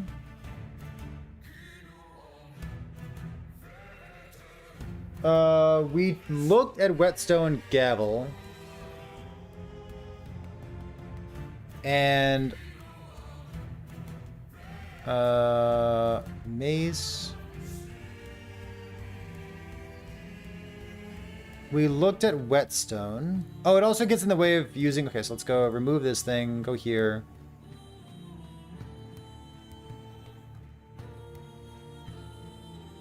And there's no minion stuff, right?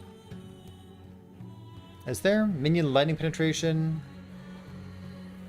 It's like that's the best thing we could do. Does Warcry try to most of walk? No, it's gotta be direct cast.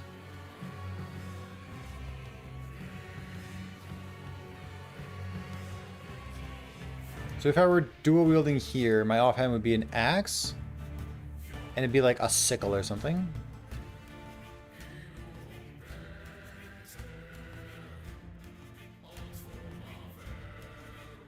Let's see.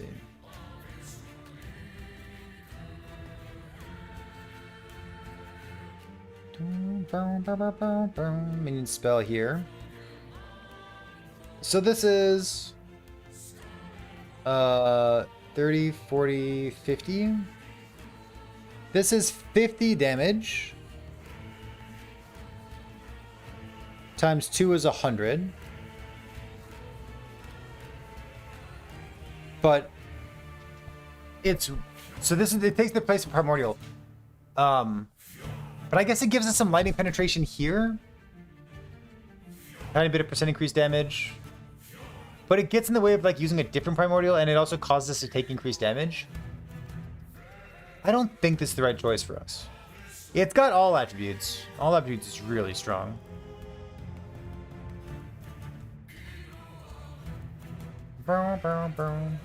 Big armor to dot. It's true, and we have a fuck ton of armor. It's a good shout out. Instead of taking -10, we're only taking -3. Because 8% more damage taken, 10% less damage taken. Right. 8% more, 10% less. -3. Quick math. 2.8.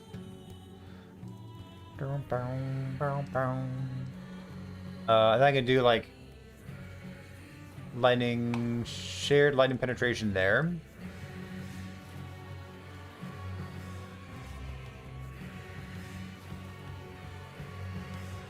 It's a cool item. Let's see. So regen's fine, life is fine.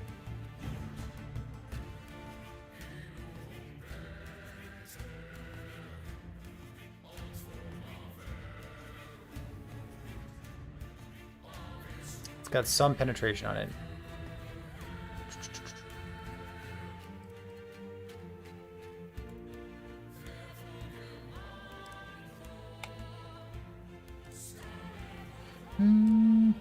What if I didn't hit strength? What if all I hit was T7 health regen?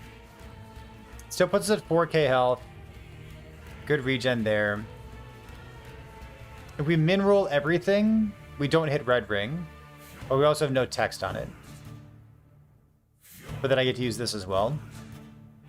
But I also could have done that in the setup.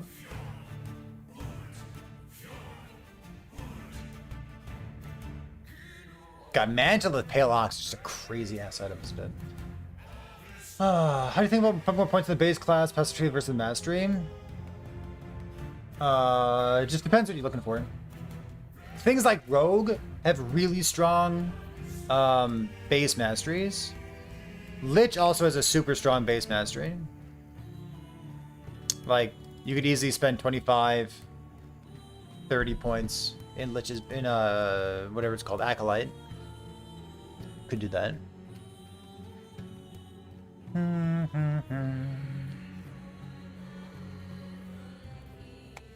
I can put attack speed here, I suppose. No, it doesn't do anything, does it? I mean, I could, but...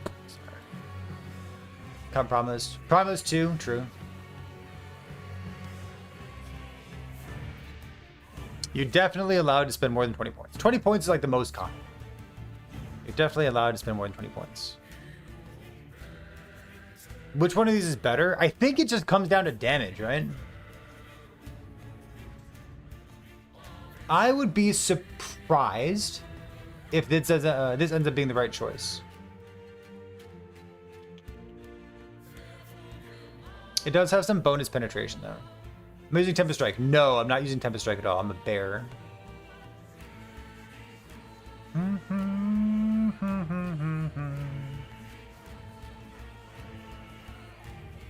I mean, I'll save this.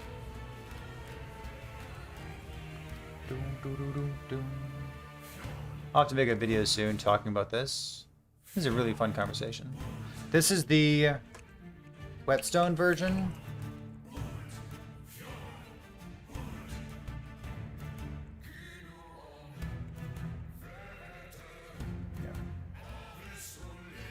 That'll be... Yeah, so Tempest Strike, you have to be... If you're a Beastmaster, you would definitely go Tempest Strike. And you just scale your own attack speed. Tempest Strike, Tempest Strike. So, like, you get this thing, right? I give them a fuck ton of spell damage, then I Warcry for bum bum bum.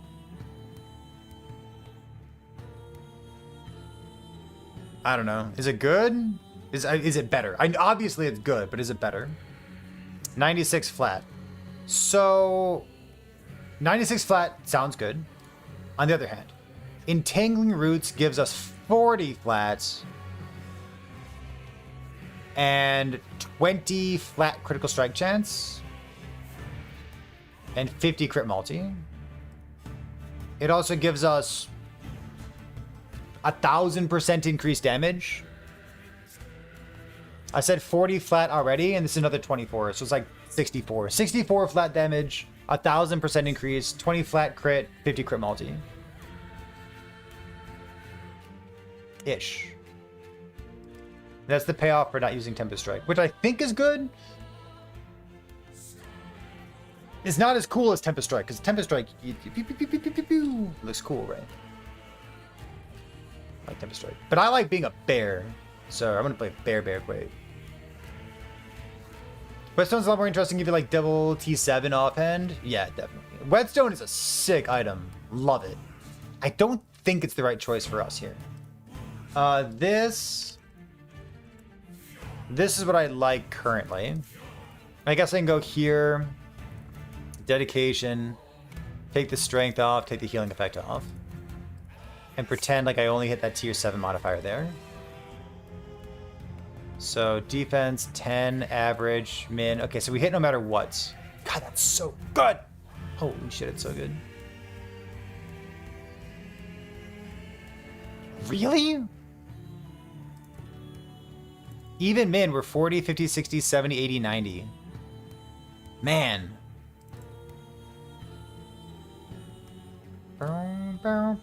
It's technically possible to get Tempest Strike in bear form. Well, you have to spec it.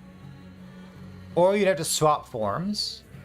And I've thought critically about both of those things, and I don't think I want to.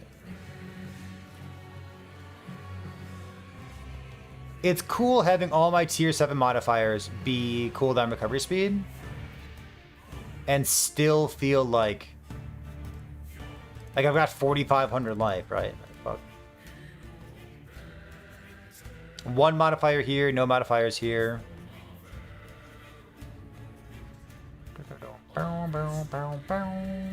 Basic bitch boots. Could be LP, could be like 2 LP, 3 LP. Yeah. Okay. We'll record a video tomorrow. Tomorrow? Now? Is now the right time to record a video? What time is it?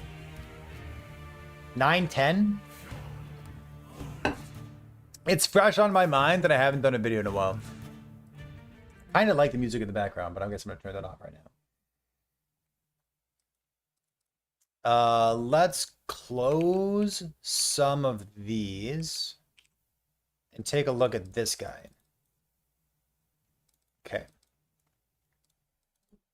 I'm going to hover over the unique items. Affixes is super cool.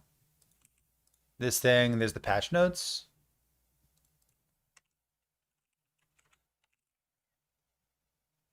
Summon bear stuff.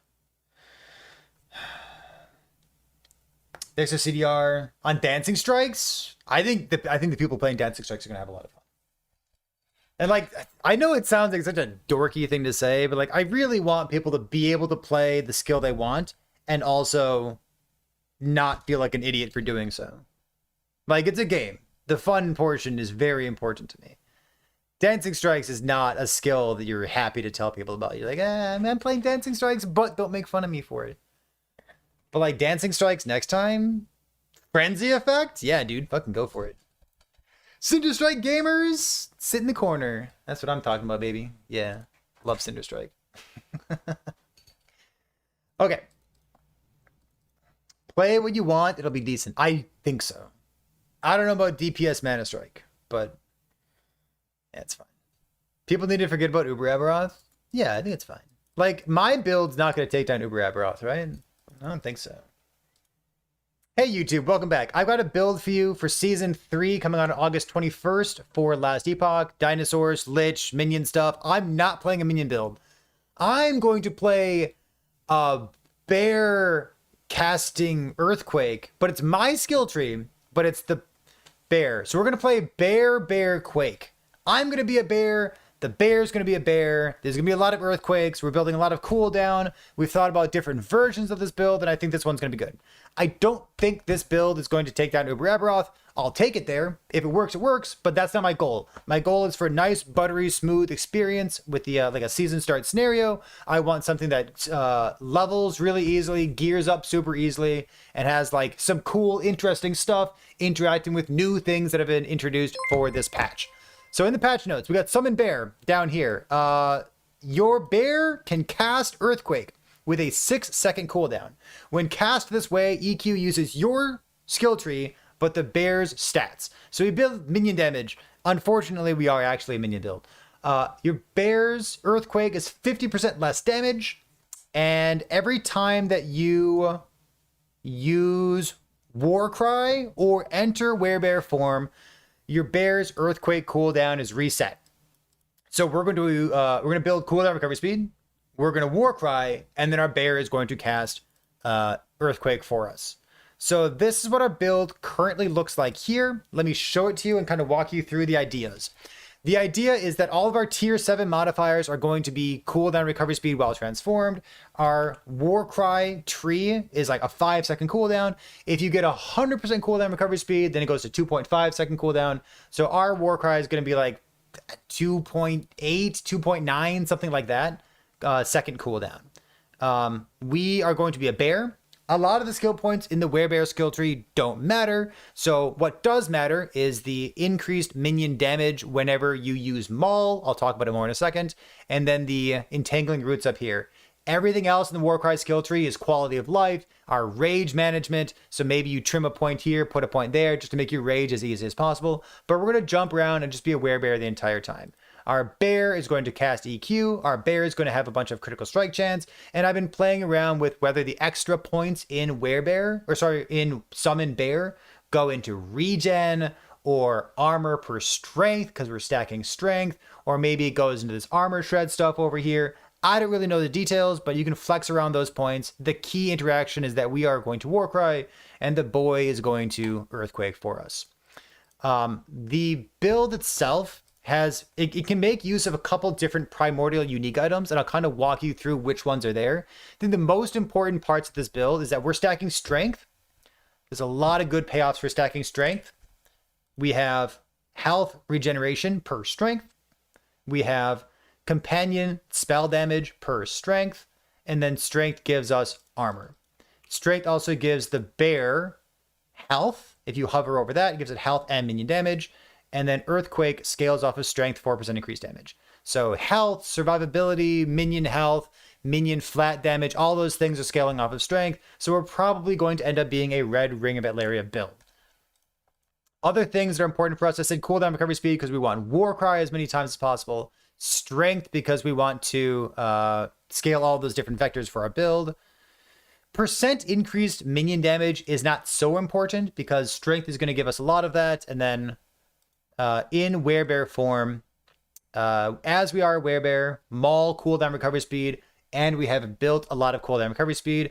Every time that we use Maul and hit at least one enemy, we get 200% increased minion damage. And we're building cooldown, and this lasts for 8 seconds and can stack. So easily 1,000% increased damage. I don't think building extra minion percent increased damage on our gear is particularly important, so I'm going to avoid it in favor of other stuff if I can. For the primordial, because I think that's really interesting to talk about, we want to make use of the primordial unique items or having a primordial exalted item. Remember, primordial items, you can only ever have one. So if you have a primordial exalted item, you can't have a primordial unique item, and vice versa. So you either have the unique item or some kind of tier 8 juiced up affix for your build. For us, I wanted to get as many attributes as possible. So I'm using Legends Entwined. This is a wild item, and you can figure out your own uses of this item in your own time because it's so interesting. But if you have a complete set, it gives you all attributes, all resistances, +1 skills, and then it has some bonus attack cast speed, cooldown recovery speed implicit. It's a good base type ring. So we can kind of sneak in extra set items on our gear. We're interested in doing bear stuff. So we have 2 bear items. We have bear gloves, a juiced up tier 7 modifier on our gloves, which is health regen per point of strength. And then on our helmets, we have a sealed tier 1 modifier. The cool thing about this ring is that it counts as a part of every set. So the bear is a 3-piece set. We have 2 of them, and then the ring counts as the 3rd. So it is a complete set, and it gives us the +30 strength that you get for having all 3 bear pieces on. We're a minion build, so our prefixes on our weapon are not particularly important. So we can just sneak in a Velatria prefix on our weapon, and all of a sudden we have another completed set. So we get another plus all attributes and another plus all resistances and +1 skills per completed set. Another cute thing you could do is if you were using a rare relic here, you could sneak in like a shard of the Shattered Lance, which is a 2-piece bonus, so you could get even more out of that. But I think just having a dedication here is probably going to be the best choice. This is less damage taken from slowed enemies. Your minion will have slow on it because of the alt text on aspect of the spider. And aspect of the spider lasts 8 seconds, and it gives 15% more damage against slowed enemies. So you're giving that to your minions. Enemies are going to be slowed, 15% more damage, multipliers are good. So that's basically the idea here. We're going to be walking around, hopping around with Maul, and every time we Warcry, there's going to be an EQ going off. Your percent damage is taken care of. We're super tanky. We get to be transformed. We're making use of good items. We have a lot of different primordial items that we can use. Our health is super high. We're stacking strength, so our armor is super high. We have aspect of the boar, which has been buffed and is easier to get for defenses from the Beastmaster skill tree. It looks like a super easy league start build, and it gets to do bear earthquake stuff. What more could you want? I love it. Let me show you a couple other versions of this build because it's interesting to talk about that kind of stuff. We were looking at our regen as a primary way of recovering. So like we've got a regen per strength, some flat regen from our blessing as well. And I'm trying to keep that regen about like 1,000, maybe over 1,000 a little bit. If you end up doing the summon bear stuff, you can get 5% more regen. So that's not calculated on this sheet. So your regen, if you take that, might be a little bit higher. So I'm looking at it not buffed by the 5% because it's bugged or it hasn't been implemented on elitools.com, but about 1,000 I think will be good, along with all the iframes that you get from casting Warcry with a lot of cooldown recovery speed. The first alternative would be something like this. These are some like variations of the build, right? And this is not what I wanted. Let's see here. Oops, that's not right. Let's grab just the URL for you here. This is with a tier 8 regen helmet, trying to get as much regen as possible. Not good, because you'll see, like, take a look at this like damage taken thing right here. This damage taken at 10% means that we are meeting the 180 requirement for Red Ring, but like average rolls or min rolls, it's turned off. So like you really need to like have the right high rolls in your gear to make use of Red Ring here. It didn't end up being particularly good with just a tier 8 in that point. Another option for this though, as we kind of blow through this, is tier 8 bear gloves. So remember, you can make a set affix into a tier 7 affix if you're using a Rune of Havoc. So you put the set affix on, you havoc it into tier 7, and then you evolve it into, I think the word is evolve, I'm pretty sure that's right. Evolve it into tier 8, and then it becomes like its own sealed affix. So you can have 2 sealed affixes on items these days.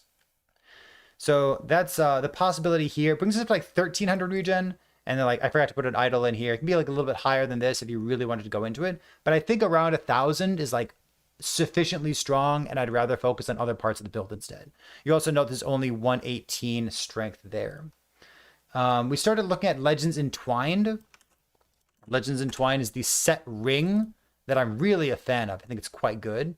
And this is 1,200 regen, but I think trimming a little bit of that regen out, you see like tier 7 health regen here, tier 7, sorry, I guess like just tier 7 health regen on this one.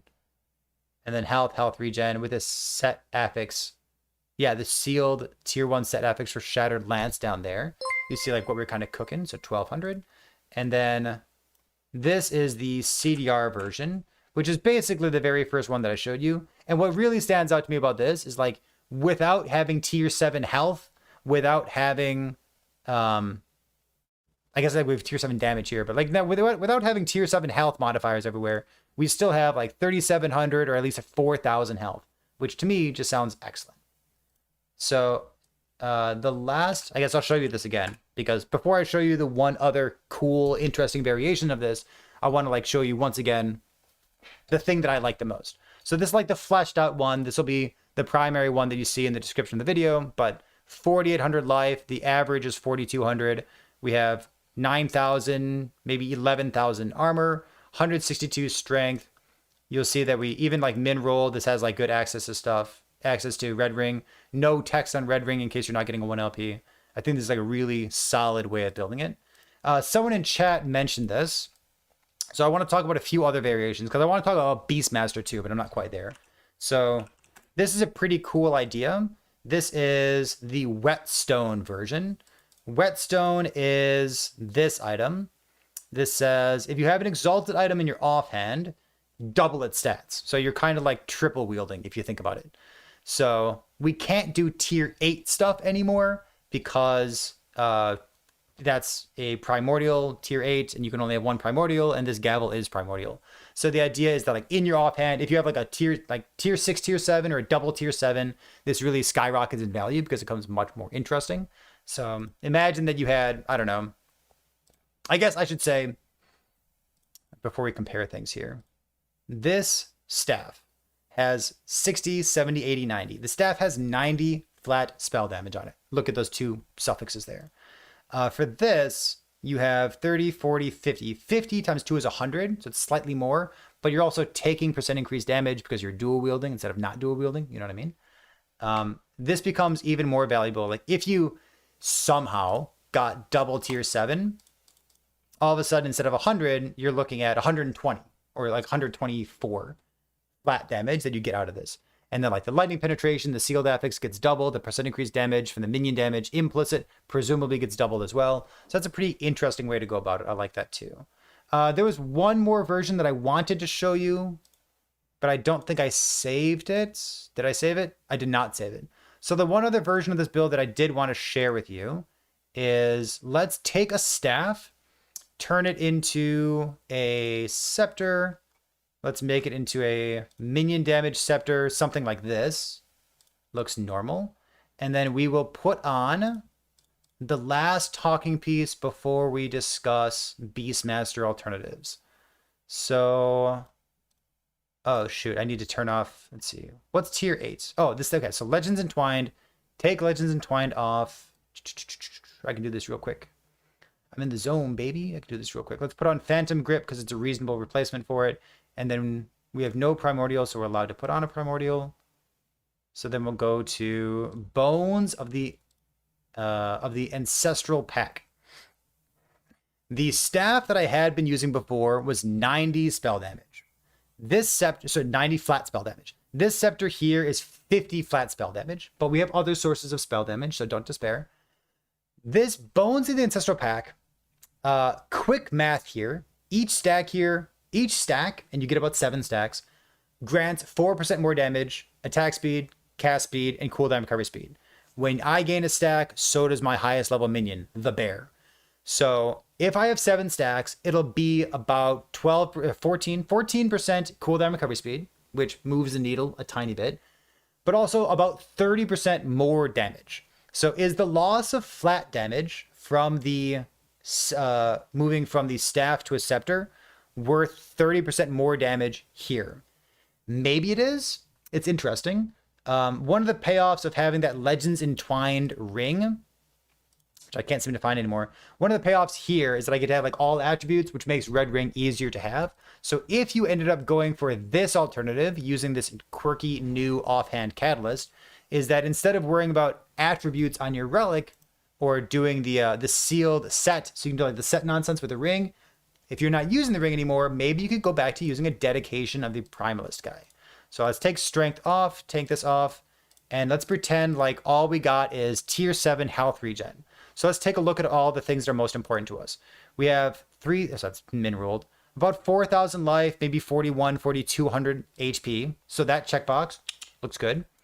For our damage taken, if we max roll everything, we're still not making use of the red ring.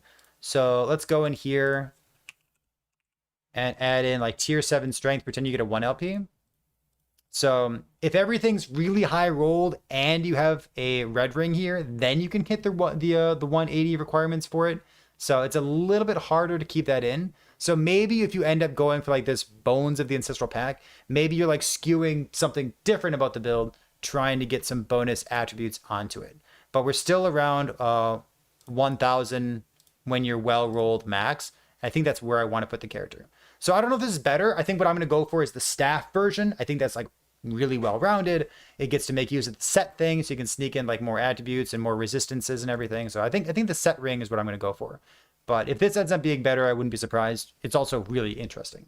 The downside of this is like when a minion hits an enemy, it has a 7 to 12% chance. So if you completely max this out, then you get that 30% more damage. But is the bear going to be able to max this thing out? I haven't played Summon Bear enough to know the answer to that question, so I'm not sure. So you can play with this if you want to, but I know that I'm going to go for the this one here. Okay. Timestamp, baby. Beastmaster. Why play Druid instead of playing Beastmaster? The short answer is if I play Druid, I get to call it Bear Quake, which is BBQ, barbecue, and that's funny. The long answer to the question that you're asking here is that if you are a Beastmaster, you get a couple interesting things. You could go shark stacking, which is more melee damage instead of increased melee damage. But we're not a melee build, we're a spell build, so that doesn't matter. Other things that you get from Beastmaster is you're basically not transforming. So I think the biggest thing you'd gain as a Beastmaster, if you're going to try to do this build, is Tempest Strike, because you'll be a human the entire time. You'll have Tempest Strike. You won't be speccing Werebear form, and you would be building up your own attack speed and getting, a bunch of shared spell damage. This effect can trigger maximum of 3 times per second. It lasts 8 seconds. Someone in Twitch chat did some quick math. They said like 96 maybe is the right answer. I'm not going to do the math in front of you right now. Maybe it's 96 flat spell damage. which is a lot of spell damage, and it could really juice up your lightning spell EQ that the summon bear is doing for you. I think that's the biggest benefit of going for a Beastmaster. On the other hand, if you go Werebear, it gives you access to Entangling Roots in the Druid skill tree, which is 40. 40 is pretty good. It also gives you another 24, or however you skew your points. For me, my skill tree is 24. So 40, 64 instead of 96. We're at 64 flat damage. Entangling Roots also gives you 20 flat critical strike chance, which is a ton of critical strike chance. And it gives you 50 crit multi. It also blinds enemies, immobilizes them, does other quality of life stuff. So it's good. And on top of that, Werebear form, like we said before, has the stacking buff that scales with cooldown recovery speed, which is one of our primary stats we're building a lot of. All our tier 7 is cooldown recovery speed. And we are building like 1,000% increase melee, or 1,000% increase minion damage. I think that makes it better than Tempest Strike. Short answer. You also get to be a bear, which is hugely beneficial. Got it? Got it. That's going to be the build. I don't think this build is going to take down Uber Aberoth. If it is, amazing. I love that. But it also looks like a super easy league start build. And Flay looks awesome. Most of my time theory crafting builds or talking to Twitch chat has been about Flay. I hope that the people who play Flay have a good time because it looks fucking crazy. I just want to do something different. And Bear Quake is sweet. It's going to be a bear. I'll see you next time. Cool. Good. Bear. Bees are minions. Yeah, bees are minions. Do. Don't make me grizzly. Scroll up in chat. Were you just making bear puns? You're lightning EQ bear? Yeah, let's see lightning EQ bear. Do. You're going max block. Why Null's Tooth? I don't know. I guess we'll find out.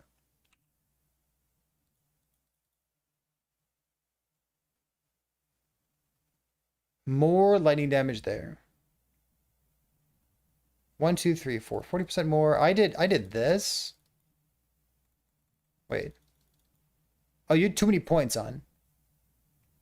Initial slam. Oh, you had all these points? I would just take these out, right? Initial slam deals more against bosses. Is that good? It might be good. I did these points down here. But I could see experimenting with it. I could see either one. Like this. What is this stuff over here? I don't have this. Oh, stun immunity. Oh, you know what? Stun immunity is probably pretty good. I should take stun immunity. Converted to lightning damage. What's... Bear, can you teleport? Maybe teleport. Warcry stuff looks the same. Oh, you're using Fury Leap. Wait, are you a druid? Oh, you're a Beastmaster. You're a Beastmaster? You're a Beastmaster and you're not using Tempest Strike?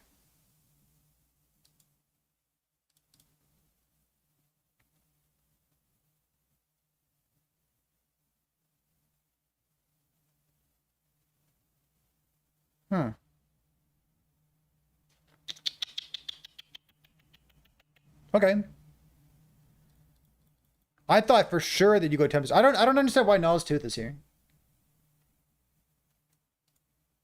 DPS Mana Strike? Dude, homie, come on.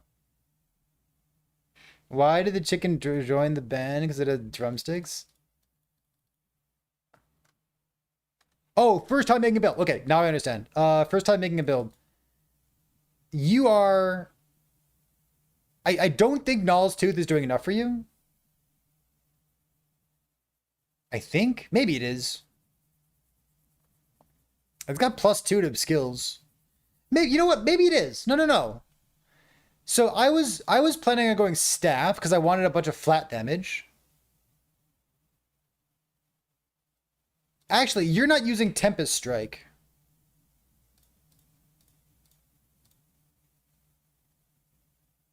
This is Shark. What does Shark do? It grants more melee damage. I don't think Shark does much. How much strength do you have? 100 strength? You're playing Bastion.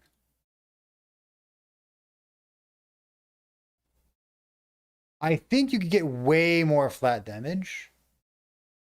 Do you need a shield?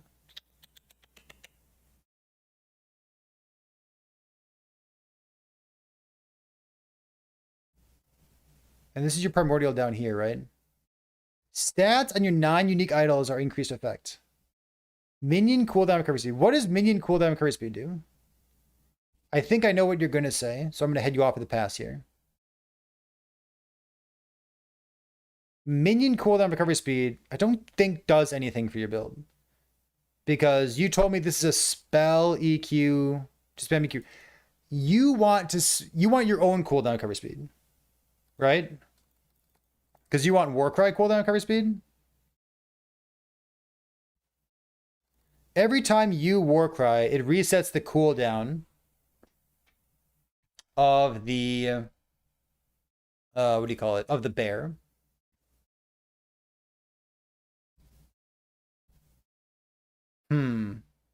But I'm a bear and you're a human. What is it? It's a 12 second, 6 second, 6 second cooldown. How much cooldown do you have? 20, 40. Call it 60% cooldown. Your bear has 4 skills. Well, to me, bear is a way to cause EQ to happen. But I guess swipe's on a cooldown too, huh? Yeah, 62, something like that.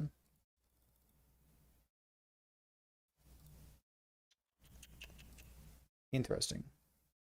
Because I approach this... Maybe one of these should have Now's Tooth on it. Because like the plus levels for Now's Tooth really do give you more damage. So 20% more damage off taking this node in the way that I have set mine up. I did that. I don't like this one. What was mine? This thing? Could this be a Null's Tooth? Is it a sword or a dagger? It's a sword, isn't it? It is.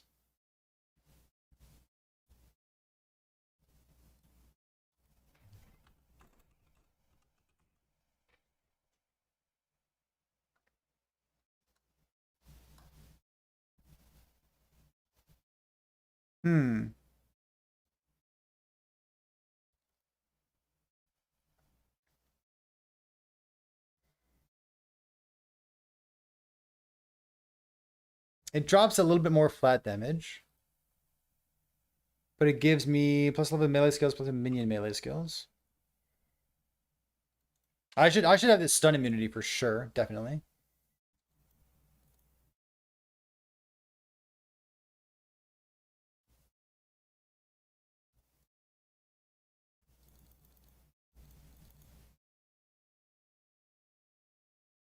So 10 for 15. What's this thing? Storm Strike suspended.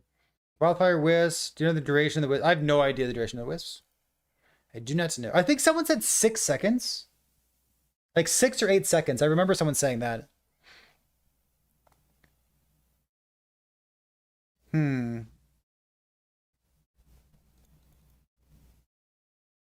have +2 to summon bear. What if I just did +2 to... Oh, 8 seconds is you? Hey, appreciate you, Tamaka.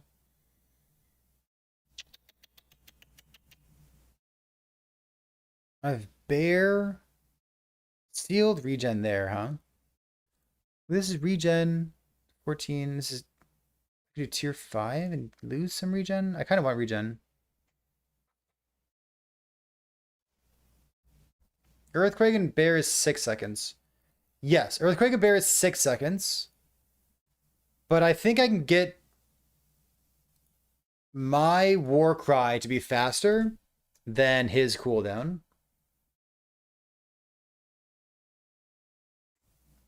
Yeah, it's just 1 per second, right, Tamaka? So Warcry is a 6 second cooldown. Or sorry, Warcry has a 5-second cooldown, and if you get like 80-ish% cooldown, then it's like 2.8 or something, 2.9. No, you're gonna have like 3, maybe 4 wisps. I think 3 is very reasonable for DPS calculations. A bit under 3? God, really? A bit under 3?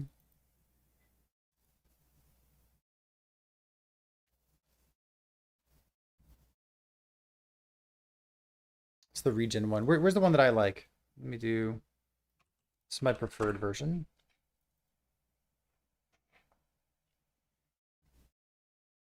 Gotta think about Null's Tooth.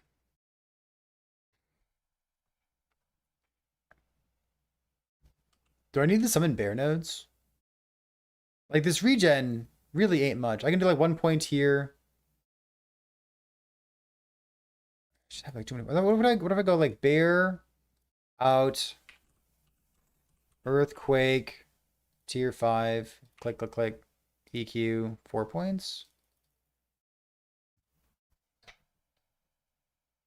And that kind of thing? I guess like this. Against chill, they're frozen. How am I getting chill or frozen? Just apply chill on hits.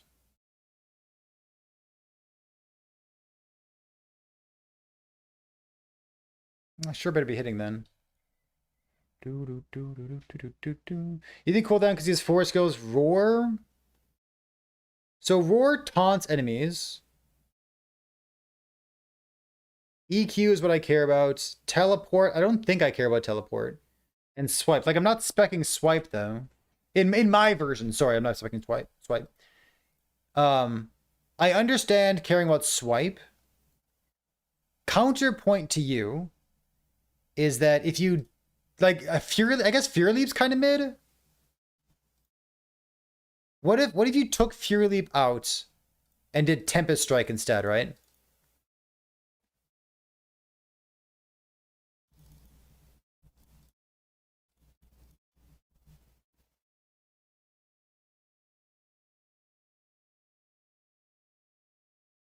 Mana cost.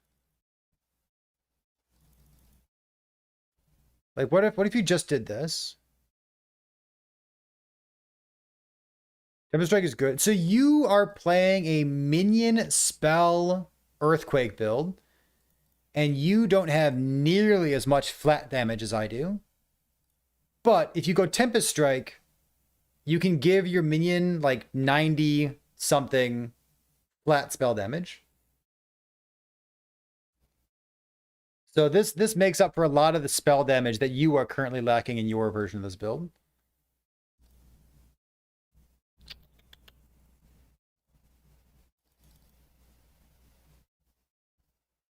Yeah.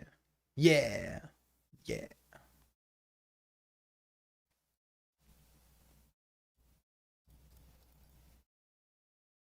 I wonder if you need bashing.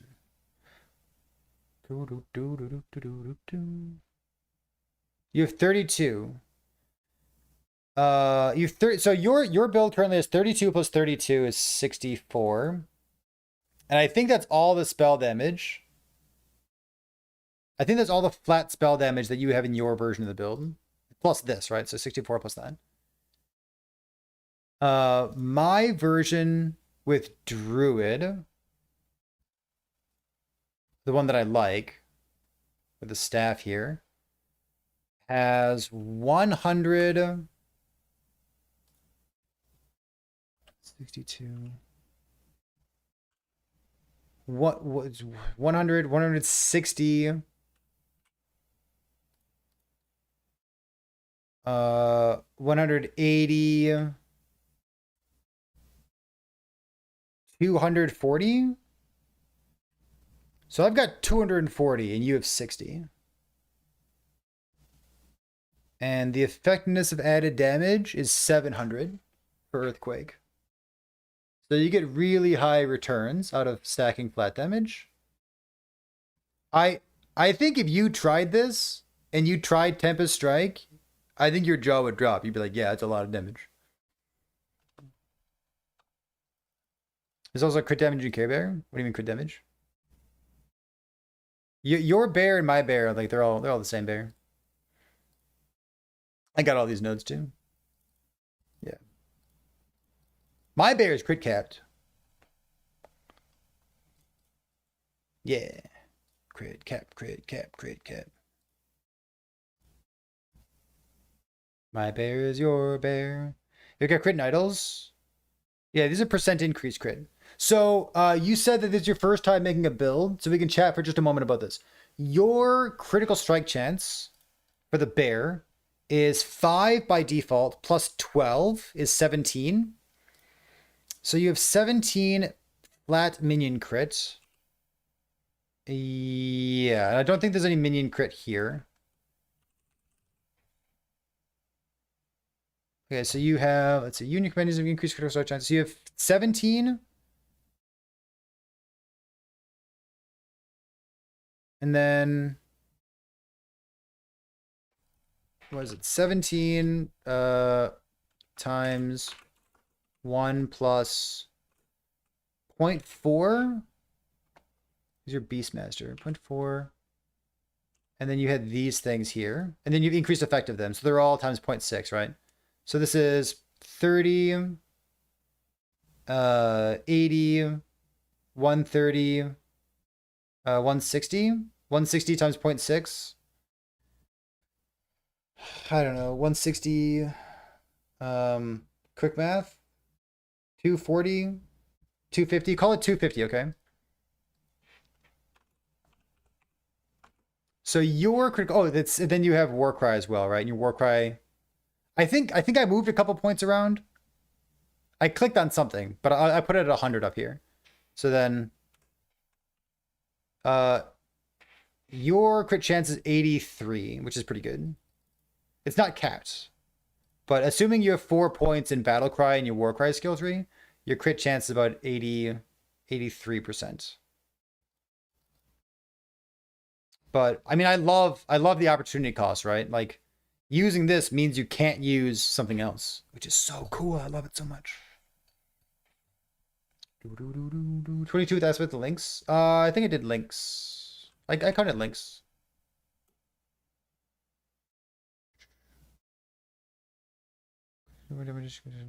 Damage. Yeah, I did it right. I'm pretty sure I did. What do you mean 12 plus 5 plus 5? It gives base crit? What you talking about? Oh, it gives 5 base crit? Wait, when you use a companion ability, unique companion grant to the links or base version which 5 base crit. Oh, shit. I did not know that. Alright, you're crit capped. Done. It gives base crit. It sure does. That's so good. Thank you for pointing that out to me. Links gives base crit, baby. That is sick. I still think you need more flat damage. Okay. Interesting. I like it. I think you need flat damage. Cool. What are my things here? These are minion cooldown. I don't want minion cooldown. Minion cooldown. I've got health crit, health crit, health crit, health crit. When it be plus 9 crit? Is it increased effective links? He's already crit capped, so I don't know if he needs that. Maybe he can trim the Warcry nodes then. These things? Is it increased effects?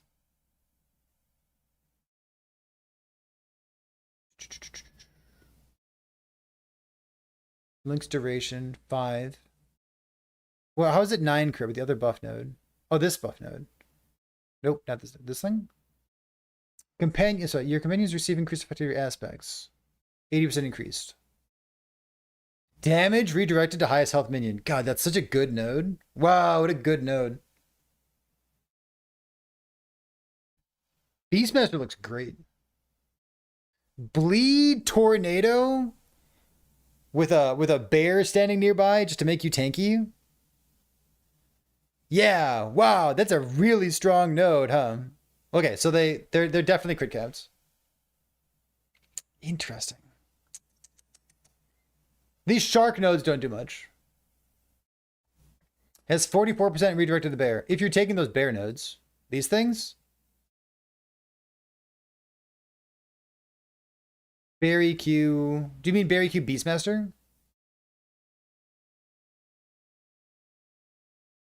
Oh, Paleox. Yeah.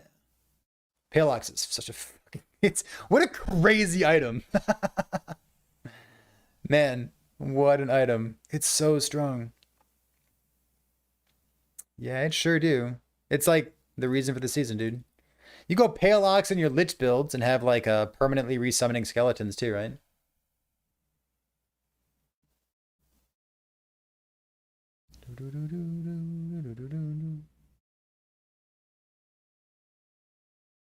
Mm-hmm. Wait, what are people talking about with this? Helmet disables mana regeneration, which is downside of False Water Fury.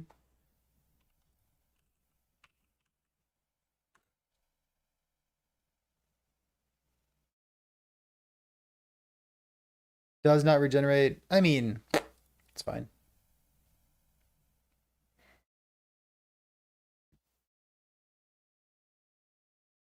Beastmaster. Beastmaster, Beastmaster. So we're going spell EQ. Because we can pump a whole bunch of spell damage into it. What if we were melee EQ instead? I guess that like melee EQ, you'd undoubtedly go Beastmaster, right? Melee EQ.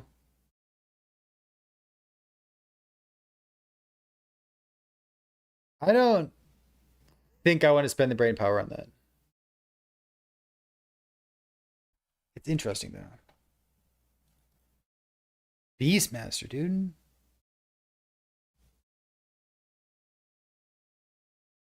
Plus penetration. Health, plus for the minion skills. Send my planner? Yeah, happily. The one that I like the most, because I keep opening new tabs or whatever, but this is the Legends Entwined version. Defenses 10 10 10. If I did this,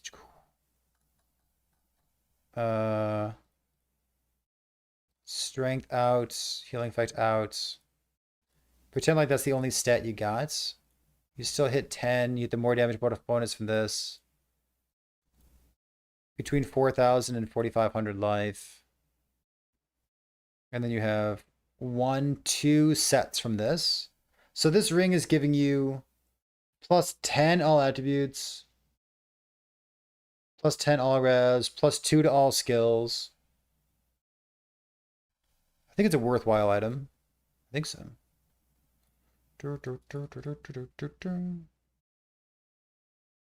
Yeah, I think this is what I want to do. That's so many moving pieces. I love it. So good.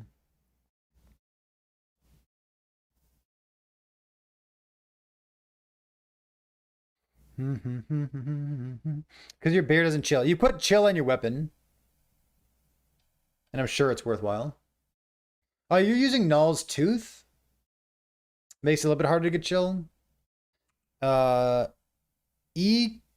Scorpion. I don't know if you can do EQ Scorpion. There's chill in Warcry, but you need to spend some points to get there. 1, 2, 3, 4.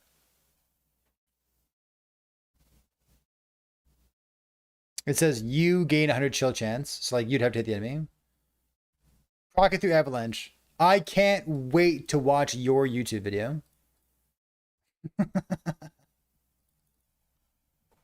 Can't wait to see it. I'm going to call it quits, chat. It is it's about 10 o'clock my time. We've been live for a handful of hours. We did a podcast. We looked at a lot of bear builds. We looked at a little bit of Flay builds too, because Flay looks really sick. But we're going to go host someone. See who else is doing some stuff this evening. Let's see. We're gonna do another podcast on Wednesday. We talked about that today. So today is Sunday in 1, 2, 3 days. One day before the patch, we will have another podcast. And we will talk about primordial items, which genuinely I wanted to talk about today because they're so fucking cool. But you know, it is what it is. Let me host somebody. I see Karn's online. Let's see. Yeah, let's go host Karn, see what's up to. Mute this boy, click this button, do that thing. Is the podcast on YouTube yet? You can watch the VOD of this broadcast, and you can fast forward to when the podcast was, which should be very trivial to do. If you want to watch it right now, watch it there. Otherwise, it'll be uploaded to the podcast channel, !podcast. You can go follow that channel on YouTube as well. So let's go see what Karn's doing. See what kind of melee he's playing. No, he only plays Smite Paladin. I forgot. All right. I'll see you next time.